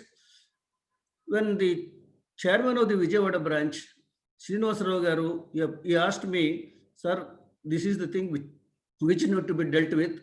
And he has put an embargo on me. Don't touch the company's accounting standards or the auditing standards which are related to the company. I thought it may be a little difficult. Anyhow, let me try to do whatever that is possible. And the SA 700 has come to my rescue by giving 5 illustrations. One illustration is exclusively for the purpose of understanding the non-corporate sector, the audit report, and also the norms and the canons which have been prescribed by the institute. That illustration has come to my rescue, which is very, very handy for me. By going to the, first of all, the SA 700, which is the heart of the all standards which are there. It is the culmination of the fundamental principles established in the other standards have been very carefully drafted, and it is made for our compliance. I think that is the way I am trying to deal with the subject. But the SA 700, especially, it has amended from 1st April 2018, which means the audits conducted or completed on or after 1st April 2018, this amended SA and the amended other standards will equally apply for the audits subsequently.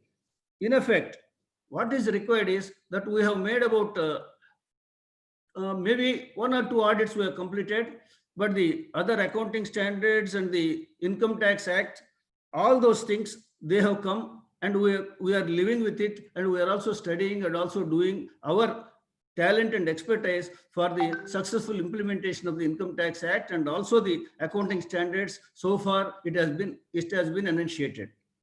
For that, I thought one important thing I have to add to my senior Guruji, MV Purushottam Rao Garu, what he has said. I think it is the day for the celebration of the Institute of Chartered Accountants of India, particularly the branch of Vijayawada branch has entered into, that is completed the 50th year of its glorious service. The thing which need to be celebrated on this great occasion, the efforts of the institute and the profession at large has made great strides, particularly 2 of the important decisions which have been rendered by the Supreme Court, wherein the accounting and the accountant has been very well appreciated. That is the decision, first of its kind is Mr. Challapalli Sugar's case, Supreme Court, which has categorically held that the accounting principles and the commercial sense has to be appreciated. For that, the accounting standards at that point of time introduced, not standards, it was the principles established by the Institute of Chartered Accountants of India have been very greatly upheld by the Supreme Court. Following that decision, MP Financial Corporation, if you go in the straight to the 1 or 2 other cases, ultimately McDowell and also the Azadi Bachao Andolan, these are the cases which the Supreme Court has greatly appreciated the efforts of the institute. That needs to be celebrated more than anything. It is intellectually, it is a great feat for the institute to make our accounting principles standards have been very well established before the Supreme Court. This is the thing which we have to appreciate and also tell to the public that this is the effort of the institute through which the Supreme Court has appreciated and also applauded the services of the chartered accountants. Having said that, let me come to the subject very straight. When I said April 1st, 2018 is the day that the first SA 700 has been very eagerly implemented, and it has been very greatly appreciated, and the entire financial reporting and also the forming an opinion and reporting on the financial statements should be read in the context of the preface to the standards on quality control, auditing, review, and also other assurance and related services, which sets out the authority of the SA essays and also essay 200, which is the, I think, the earliest essay which need to be remembered for the overall objectives of the independent auditor and also conduct of the audit in accordance with the standards of the auditing. This is the basic thrust on which this essay 700 has been amended. And the auditor's responsibility is to form an opinion on the financial statements. It also deals with the form and the content of the auditor's report issued as a result of the audit of financial statements. For this, there are 3 standards which are very sequentially studied for the purpose of understanding the SA 700. That is SA 701. It means the communicating the key audit matters in the independent auditor's report. And the second is the SA 705, a revised one, and the modifications to the opinion in the independent auditor's report, and SA 706, emphasis on the matter, paragraphs and other matters, paragraphs in the independent auditor's report. If you go beyond 700, SA 700, SA 800, the special considerations, audit of financial statements prepared in accordance with the special purpose frameworks, and also the audit of single financial statements and specific elements, accounts or items of financial statements. And these are the things which need to be studied along with the SA 700. And having gone to it, the period beginning, as I already told, the period beginning on or after 1st April 18 is the date of application of the standards. One audit we have been completed, and the second audit is we have got to complete the second audit. I think having known the difficulties and also the problems which are there in complying with the auditing standards, I think the report should be, it is an opinion on the financial statements, as I already told, that is based on the evaluation of the conclusions drawn from the audit evidence that is obtained, and to express clearly that an opinion through a written report. That is a very fundamental thing. For that, we need to understand the conceptual terms to appreciate the implication of the SA 700. Number one, what is meant by the general purpose financial statements? Normally, the financial statements are prepared in accordance with the general purpose framework.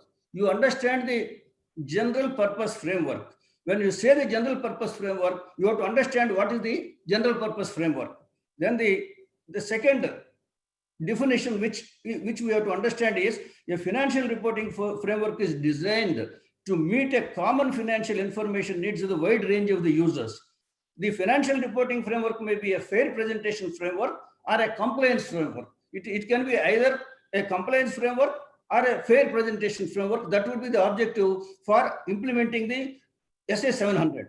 The term, next we have to understand what is meant by the fair presentation framework, which is used to refer to the financial reporting framework that requires the compliance with the requirements of the framework, and also acknowledges explicitly or implicitly that to achieve their fair presentation of the financial statements, it may be necessary for the management to provide disclosures beyond those specifically required by the framework.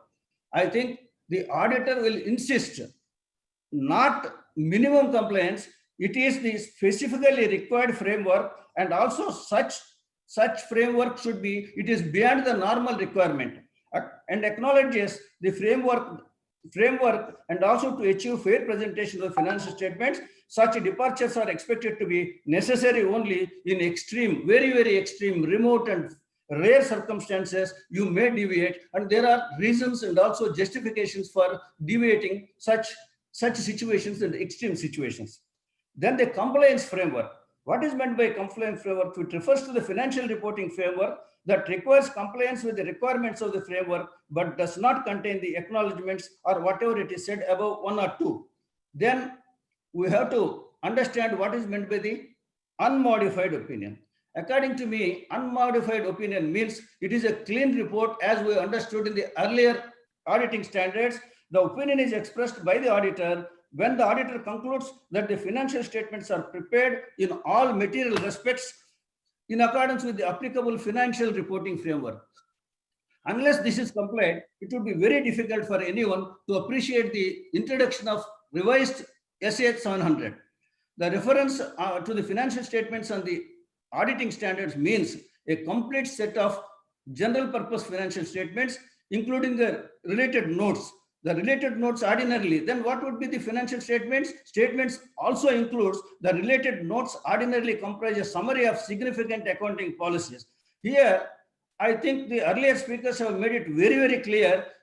The selection of accounting policies and the examination of the selection of the appropriate accounting policies, it should be examined, it should be understood, it should be appreciated, it should be weighed, and also it should be vetted by the auditor for compliance with the auditing standards. Then the very, very crucial question is very important also, what is meant by accounting standards and auditing standards, and also the extent of compliance of these two things. First of all, they have very well recognized that the accounting standards issued by the Institute of Chartered Accountants of India, that is the basic requirement. The second thing is the standards of accounting notified by the central government in pursuance of section 133 of the Companies Act of 2013 and the rules made thereunder. Maybe I am digressing that I am going to the Companies Act to make us to be more clear to understand the whole purpose of revision of the SA 700. Then the third compliance is the International Financial Reporting Standards, that we usually call it as IFRS. Then the fourth one is the International Public Sector Accounting Standards, IPSAS, issued by the International Public Sector Accounting Standards Board. I think these are also the very crucial in compliance with the SA 700. In addition to it, any other laws which is applicable to any jurisdiction, this is an international standards which, keeping in mind of those things, they have mentioned that the applicable entity means applicable jurisdictions, applicable institutions, whatever the laws that are applicable, that also we should keep in mind while doing the audit. And we have seen the applicable financial reporting framework, which is again para 25 and 26 of deals with the phrases used to express his opinion in case of fair presentation framework and also the compliance framework respectively. But when the auditor concludes as to whether the auditor has obtained reasonable assurance about whether the financial statements as a whole are free from material misstatement, whether due to fraud, understandable, or error, means you can understand how we should be very careful in dealing with such issues. Even error also, it creates a problem. The error also, it should also notice and also deal with while dealing with the audit of the financial statements, while giving the opinion on the financial statements. When the auditor concludes in accordance with SA 330, whether sufficient and appropriate evidence has been obtained. This is a very crucial question. See, when the appropriate audit evidence, when the sufficient audit evidence has not been obtained, here the professional negligence will automatically it come into play. The auditor is concluded in accordance with SA 450 whether unconnected financial statements are material, either individually or in aggregate, and the evaluations required by paragraph 12 and 14, if these things are not complied with it, then the situation is very difficult for the auditor to come out of the disciplinary jurisdiction of the institute, and also he may give a very incorrect information about the profession and also give a very wrong picture about the profession. That we should keep in mind the ethical standards, not only ethical standards, and also the disciplinary mechanism which is placed by the institute. We should keep it in mind, and accordingly we should conduct ourselves, our affairs, and also see that the institute name is, if not enhanced, it should be maintained. And then if the auditor shall evaluate whether in view of the requirements of the applicable financial reporting framework, the financial statements are adequately disclose the significant accounting policies selected and applied. Who is selecting, who is applying, who is monitoring it? Ultimately, the selection is on the management side and application is also on the management side. What is required from the profession is, profession has to vet it and also report it appropriately while dealing with the inadequacy or the insufficiency of the evidence that is placed before him. The accounting policies selected and applied are consistent with the applicable financial reporting framework, and also that should be more appropriate. The accounting estimates made by the management are very reasonable. the information presented in the financial statements are relevant, reliable, comparable, and understandable. If these things are not followed, whatever the care that you are taking, it would be a futile exercise. It is not an audit. It is only a eyewash. I think whether such audit is done or not, it matters nothing. If it is added, if the audit is added, the reputation of the audit is very greatly affected. And the financial statements provide adequate disclosures to enable intended users to understand the effect of material transactions and also events on the information conveyed in the financial statements. This is referred to para A4 of the standard. Then the terminology of financial statements include the title of each financial statement. The title of the financial statements also, it should matter. It should not be misleading. Whatever you are reporting, the heading of the financial statement should be very, very accurate, very, very correct. It should follow, it should be relevant. It should also be referred as the financial statements. Then the terminology used in the financial statement, including each of the financial statement, is appropriate and are prepared in accordance with the fair presentation framework, and the evaluation required by the paragraphs 12 and 13 shall also include whether the financial statement achieve a fair presentation. When the fair presentation is missing, you are giving the opportunity for the user not to understand the real crux of the financial statements and the real issues and the real elements which are complied, which are added to the financial statements. That should be very well reported. Unless you report it, the accounts and the financial statements are very much misleading. Then the overall presentation and the content of the financial statements, and whether the financial statement including the related notes, see, notes to accounts also, it should not be taken very lightly, and the notes to accounts should be related to the financial statements, and the facts which are there in the preparation of the financial statement, it should refer through the notes, and also make the user of the financial statements to understand it in the right perspective, and give all the information which is required through the disclosures, through the notes. And whether the financial statements including the related notes represent the underlying transactions. See, underlying transactions, it goes beyond something, and the events in a manner that achieves the fair presentation. The underlying transactions and the events are not disclosing are not complied with the fair presentation, and again, the audit would be a very futile exercise. The auditor should evaluate whether the financial statements adequately refer to or describe the applicable financial reporting framework.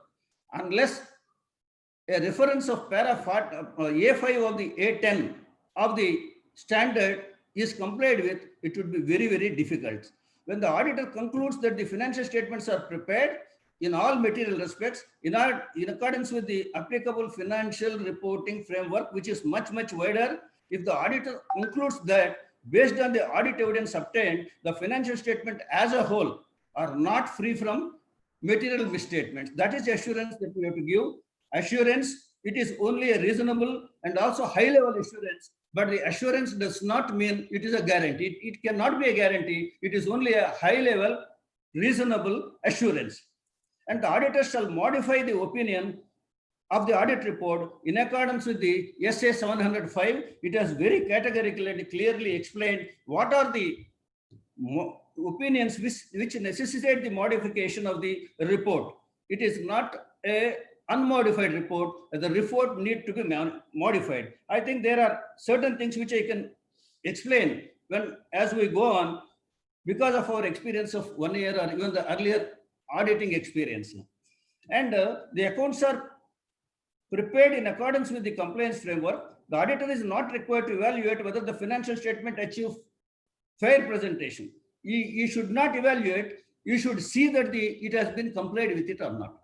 Then, in an extreme rare circumstances, the auditor concludes that the financial statements are misleading, and the auditor shall discuss the matter with the management and depend on how it is resolved, and shall determine whether and how to communicate in the auditor's report.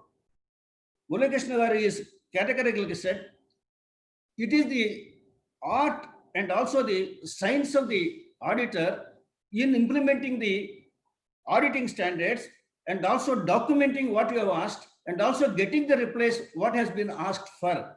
Unless it has no correlation, I think there is something which is seriously missing. Then, as you know, the report should be always in writing. It can't be oral, and the documentation cannot be oral unless you document it. It is as good as you have not done the audit. Then the address, very categorically, para A16, you should give the address of the engagement and also what is the address of the unit as appropriate based on the circumstances of the engagement. Then the opinion section of the audit report should also contain, see, you have to very carefully understand, identify the entity. Those financial statements have been audited. You should give the categorical statement that it has been audited by me. State the financial statements have been audited.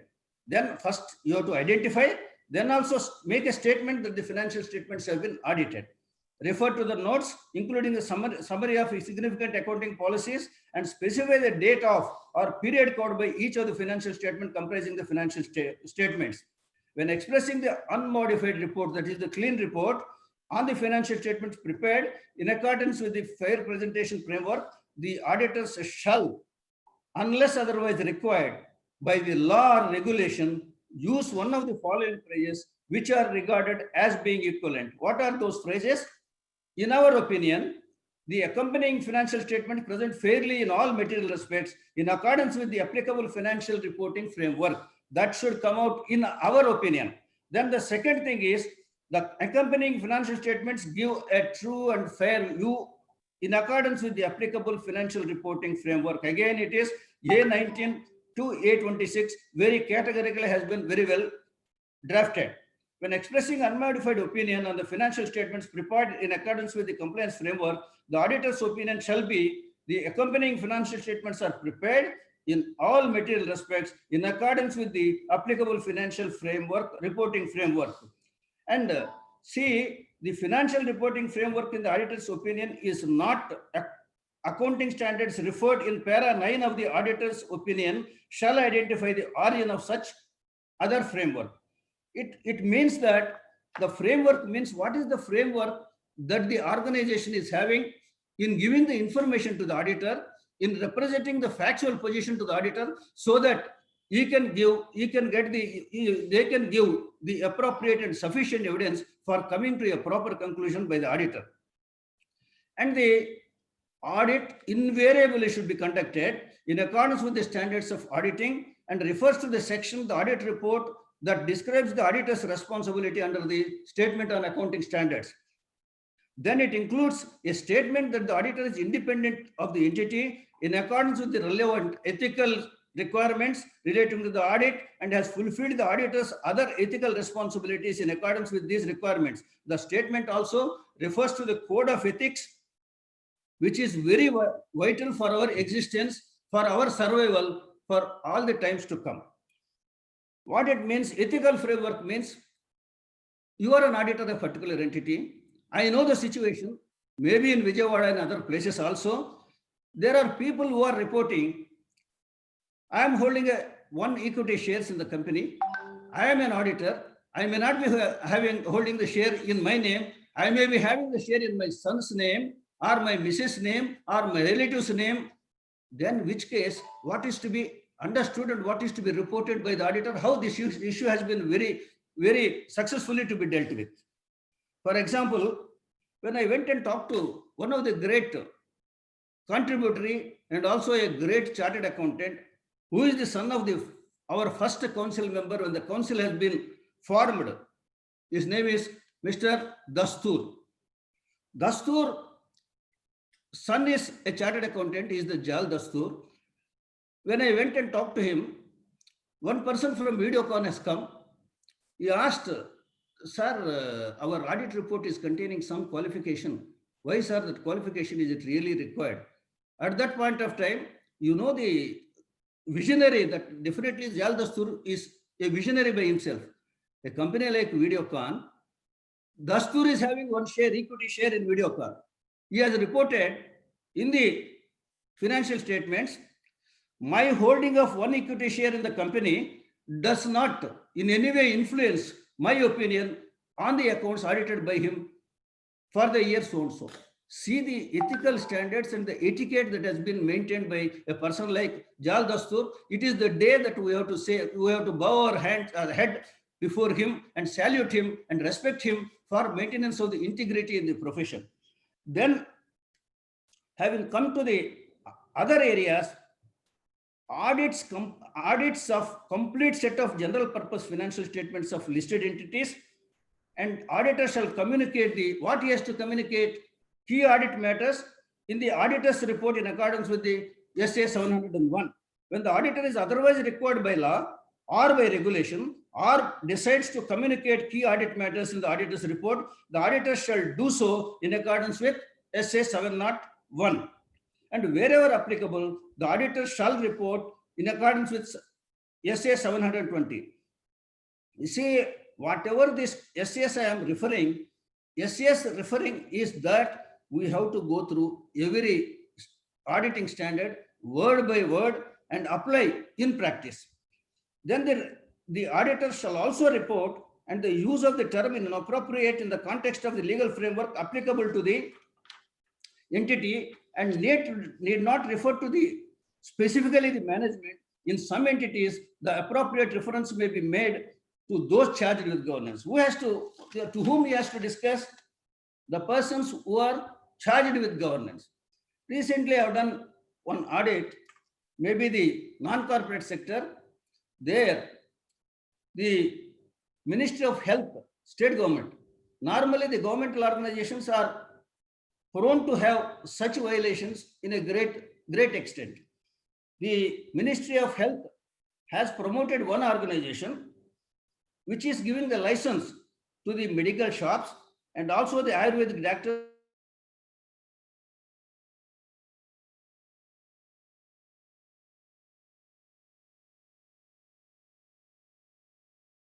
status of that unit, very difficult to understand. Then, after managing it for some time, they have to hand it over to the elected body, and that body, like our institute, they should monitor the regulation and also the control and monitoring of such shops and also the members. When it has come, I clearly blot out in the notes to accounts and also taken the entire thing in my own language to the main report and also discussed with the management. The management is opposing it tooth and nail. Still, the audit is not completed. I have finished my audit. My qualifications have been circulated in advance to the commissioner and other people who are charged with governance.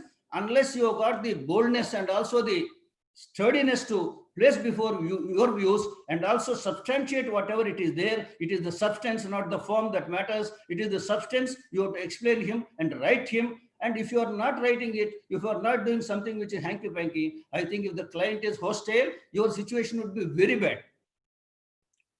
Then the responsibility in preparing the financial statements lies with the financial reporting framework and also the internal control as the management determines it necessary to enable the preparation of financial statements that are free from the material misstatements, whether due to fraud or error. And coming to the conclusion, on some important matters like when the financial statements are prepared in accordance with the fair presentation framework, the description of the responsibility for the financial statements in the auditor's report shall refer to the preparation and fair presentation of these financial statements or the preparation of the financial statement that give the true and fair view as the appropriate circumstances.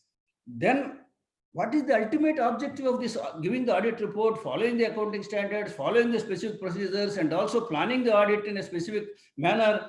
Ultimately, what is the objective? The objective is to obtain a reasonable assurance about whether the financial statement as a whole are free from material misstatements, whether due to fraud or error. This is the ultimate objective. The second objective would be issue the audit report that includes the auditor's opinion, which is more vital, and also our profession and survival depends on that only. State that the reasonable assurance is high level, as I already told you, high level of assurance, but it is not a guarantee that an audit conducted in accordance with the SAS will always detect all material misstatements when it exists. But when you smell it that something is happening, not in the normal circumstance, but the abnormal circumstance is prevailing, then I think you have to keep our suspicious eye and also examine that in the way as the records will speak, as the transactions will speak, you should not get the information which is around you, which are giving as a rumor and also giving untrue statement. That you should not give credence to that. And you should be a neutral person. You should try to analyze the information, whatever way it is coming through the records. That should be the ultimate aim of the any auditor, and every auditor. They should preserve the professional efficacy and also ethical standards, and also the image and the reputation of the institute should be very well be enhanced. Now, if I remember well, Murali Krishna Garu said, you should maintain always throughout the audit a professional skepticism throughout the audit. Unless you maintain, if you are yielding to some wrong information or rumor, I think your auditor, your conclusions may go wrong. I think ultimately the audit will be a very, very ineffective and futile audit, I think, which will give a very bad name and sad situation for an auditor. Then the auditor responsibility, what are they say? Normally, you should do the audit on a risk-based basis.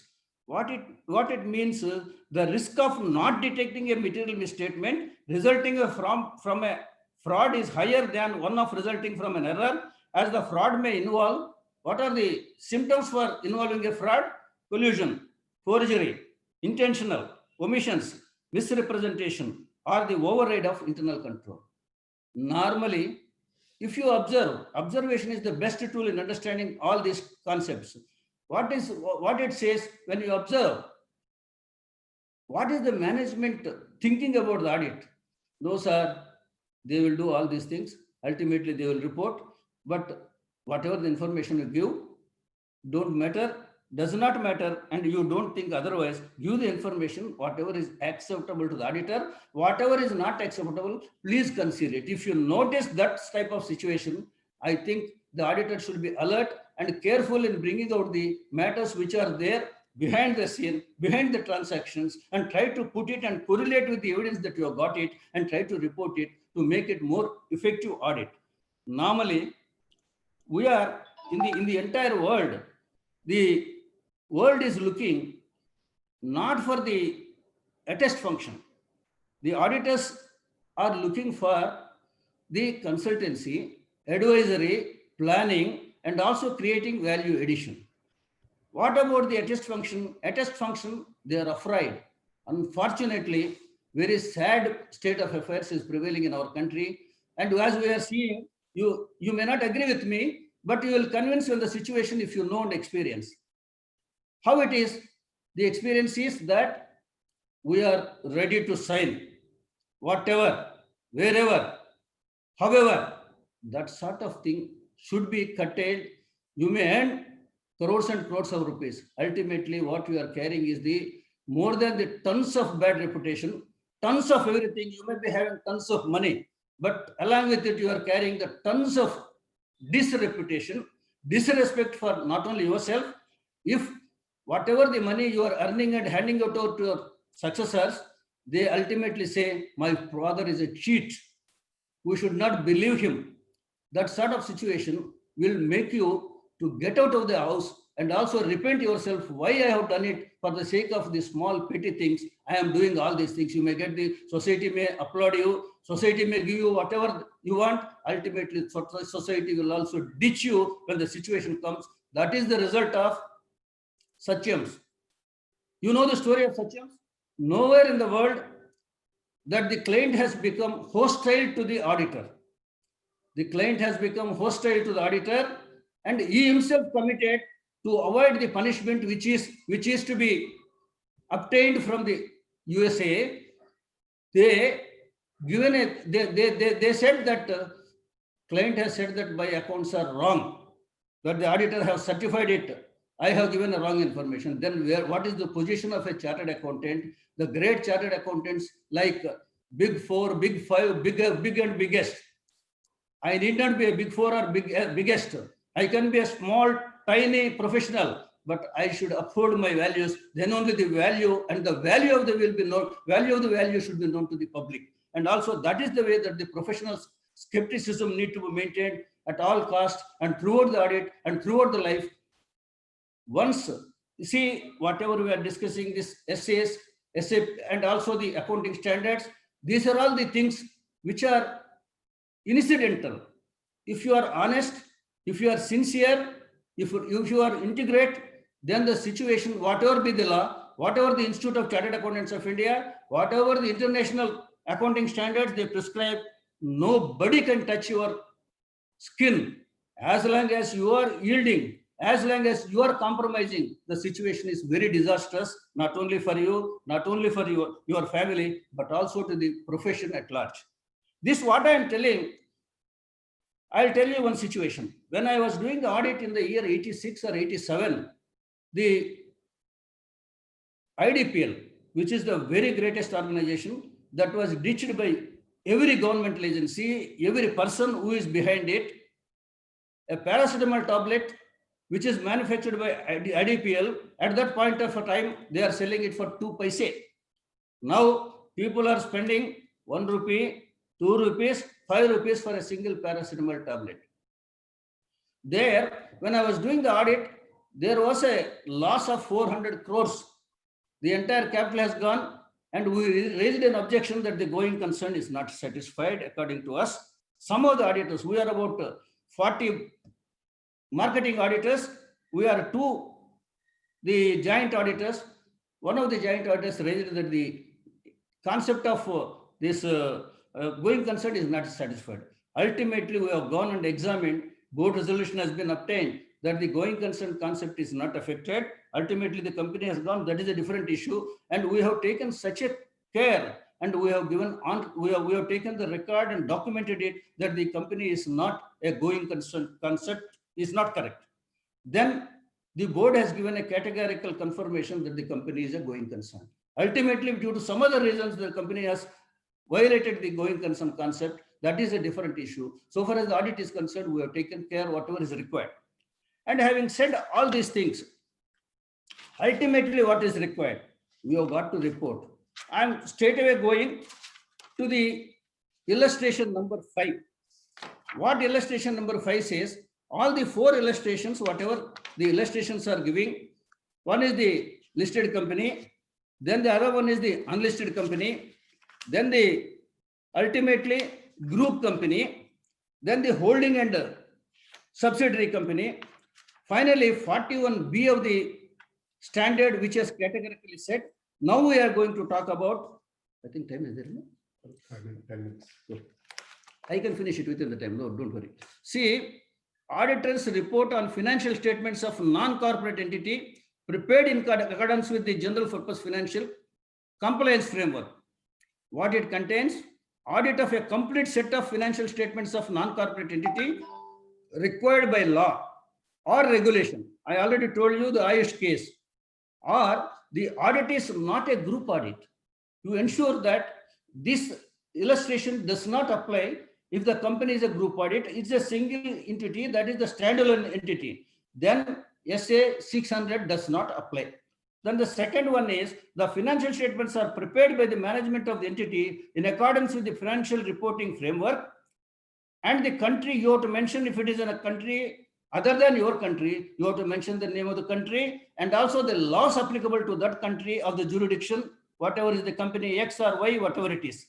That is the financial reporting framework encompasses the law or regulation designed to meet the common financial information needs of the wide range of users, but which is not a fair presentation framework. See, unless you understand the overall situation of the location of the entity and the jurisdiction of the entity, reporting the audit, reporting on the financial statements would be very, very tougher and toughest. And the terms of the audit engagement reflect the description of the management responsibility for the financial statements, which is referred in SA 210. The auditor has concluded that an unmodified, that is the clean report, opinion is appropriate based on the audit evidence applied. You have to ensure whatever the information that you are getting, it should contribute and culminate into the unmodified report, that is the clean report, based on the evidence that you have obtained, which may be a sufficient and adequate evidence. Then the terms of audit engagement reflect the description of the management responsibility that you have to specifically mention in the report that the responsibility of preparation of the financial statement is the management's job. The relevant ethical requirement that apply to the audit code of ethics, very, very, very, very relevant. Your brother or your father or your relative is heading as the GM or the commissioner, then you are not supposed to take up that audit. If at all by mistake, if you are taken up, you have to withdraw from the audit. Unless you withdraw it, and the consequences of non-compliance will follow very seriously. As you know, all the relevant ethical requirements are very well have been described in the code of conduct issued by the Institute of Chartered Accountants of India, which has been very, they have specified any applicable ethical requirements and the relevant laws or the regulations applicable to the entity. Based on the audit evidence obtained, the auditor has to conclude that a material uncertainty does not exist related to the events or conditions that may cause significant doubt or the entity's ability to continue as a going concern in accordance with the SA 570 revised. Now, when I was doing that audit, I don't have even guidance note. I don't have even anything to understand whether the company has violated a going concept or complied with it. Then we have to take our own decision, keeping in mind the requirements of the area, whatever it is there, the company which was placed, that's a government company. Then we have to take in appropriately the decision. I think the company has complied with the going concern concept. The auditor is not required or has otherwise not decided to communicate key auditor matters in accordance with 701. Very categorically said that the key audit matters to be communicated with the management, and appropriate decisions will have to be taken on the key audit matters after discussing with the client, after convincing the client, or you can conflict with the client if you are not agreeable to the situation, whatever is pronounced by the client, which may be beyond the facts. The auditor has no other reporting responsibilities required under local law. See, unless you are very clear and you are very careful, unless this is done, it is very difficult for the auditor to come out of it. See, I'll tell you one more situation which is very practical, in the sense that the accounts normally, can you say, or have you seen any corporate reports or even non-corporate reports that the balances in the accounts have had to be reconciled or confirmed or not confirmed, whatever it is? Why it is not there? After the amendment of the SA 700, if you make a situation where a report has, you have seen that the confirmation of balances have not been obtained or something like that, it is a serious matter that will definitely involve a professional misconduct. Particularly, let us be careful, people who are doing the audit of whatever it is, the tax auditor, whatever you say, we are not bothered about the tax or any other auditor. Once you say it is an audit, you have got to comply. Unless it is not tallied, I think a disclaimer or an adverse report may call for it. Maybe that you may not like it or you may not agree with me. Ultimate situation is that, and the disciplinary committee is waiting for to take an action on such issues which they say. I'll tell you one situation. Government or the head office grants are due to the entity which you are auditing. Every year they are writing subsidy has to be received or grant has to be received. They are adding. It is coming to crores. If the auditor is not opening his eyes and seeing it, whether the grant is receivable, is the management has made any efforts for obtaining the grant, whether the grant is really to be entitled to be obtained. If it is not there, auditor will have a definitely, he has to dance. If he is dancing to the tunes of the management, he has again dance in the house without, by losing the certificate of practice. Please mind it. It is a very serious situation. Unless the account balances are confirmed, by mistake, if you write that the accounting balances have not been confirmed, it is a professional misconduct. Kindly mind it. And let us go according to the discipline of the institute, rather than thinking something money, beyond everything, beyond that thing. I think you will be nowhere. I think with this, I thought whatever I wanted to complete within the time that is given to me, I thought it is a great opportunity for me to learn and also unlearn for the purpose of understanding SA 700 and also incidental standards which are there like SA 200, 705, 706 and all those things which are very, very relevant. It will greatly enhance your knowledge, not only your knowledge and your professional skills in handling any amount of situation, maintaining a character. You may not be earning much like tons of money, but you may be earning that whatever is required for the safe and happy living and also comfortable living. I think this will give this is not a message from myself, it is the message of the institute. Institute is ready. I think you can manage everything and everybody, but not the disciplinary committee of the ICA. There you have got the members from the Vigilance Commission and also the council members who are equally intelligent and also more intelligent than you. They will find out the truth when the situation comes in a very, very easy manner, and people will say to dilute your thinking that the institute can be managed. If the institute can be managed, institute cannot survive for so many years like this with flying colors.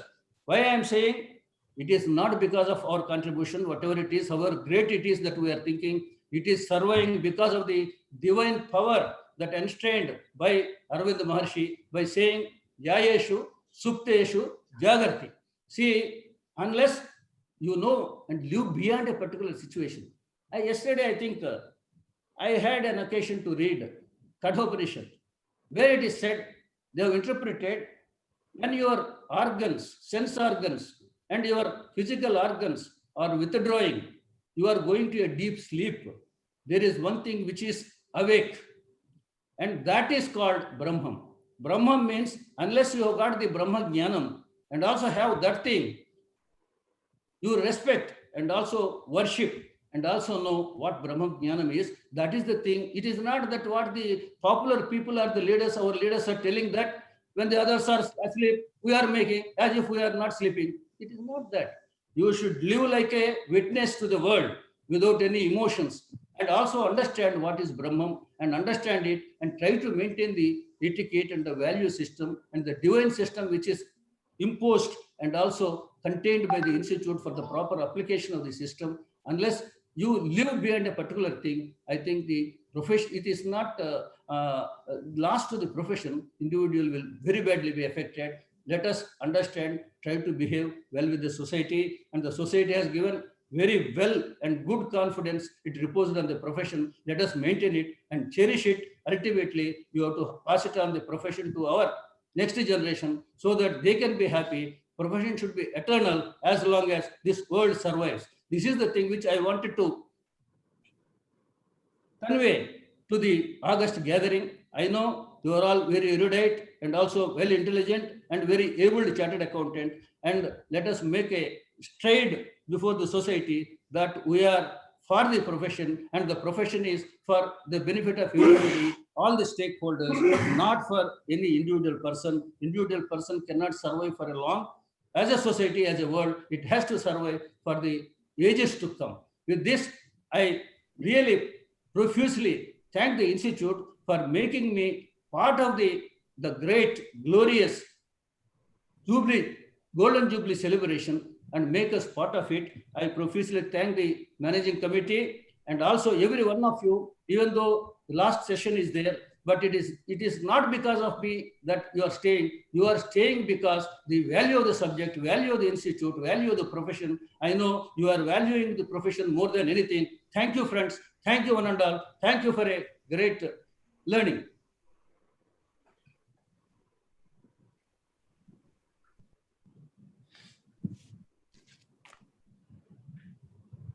Thank you, sir. Thank you very much. That was a really a splendid speech. Caring about values, ethics, that is integral part of ours. And we have to comply all those things that are there in our mind. So standards, as you said, that it's not the something come from the heaven or something like that, that the system that what we are following are the standards of our institute. If you really comply, even though honestly you doesn't know the standards also, you are complying 95% of the standards that what you are following. because you are following the ethics and you are following the system, you are following the methods of the accounting profession that is there. So whenever there is a dent in the accounting standards or something like that, we have to bring it to the compliance report, and all the care should be taken, because initially the speakers are already informed about the things that there are institute is guiding us in these matters, and department is quite encroaching into the profession of ours, and they are ready to take very drastic measures whenever we are breached the line in between the audit report of correct one or a influenced one. Thank you, sir. Thank you very much for the wonderful message that you are given to us. You are always a jewel to us, and you are a part of the Vijayawada branch, and really branch is needing your services a lot. Thank you very much for this thing.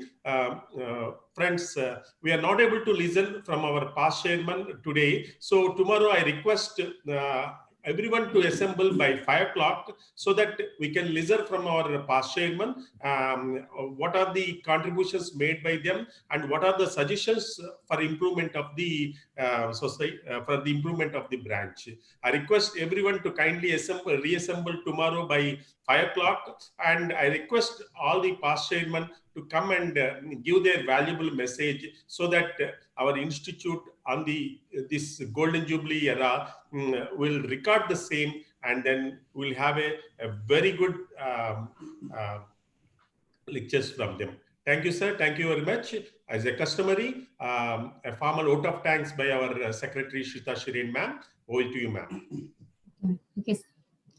On behalf of Managing Committee of Vijayawada branch of SARC, I extend very hearty vote of thanks to the today's CCF and Program Director CAD Prasanna Kumar sir, who spared his valuable time from his busiest schedule for his thought-provoking address and gracing the occasion. And I would like to express my profound gratitude to the today's chief guest, SARC Chairman C. Dungar Chand Chain sir, for giving his valuable message and gracing the occasion. And I thank today's guest of honor, C.A.T. Chinnamastan sir, for sharing his thoughts and giving his valuable message. And I thank today's guest of honor and past SARC Chairman, today's resource person, C.A.P. C. Murali Krishna, to have deep insights into the topic of handling of tax audits in COVID times.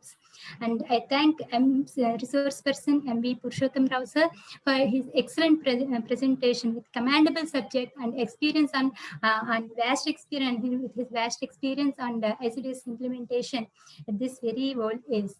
And I thank today, past SARC member and today's resource person, GVP Sachinarayan sir, for his enlightened presentation on the topic of standards versus auditing, standards on auditing versus tax audits.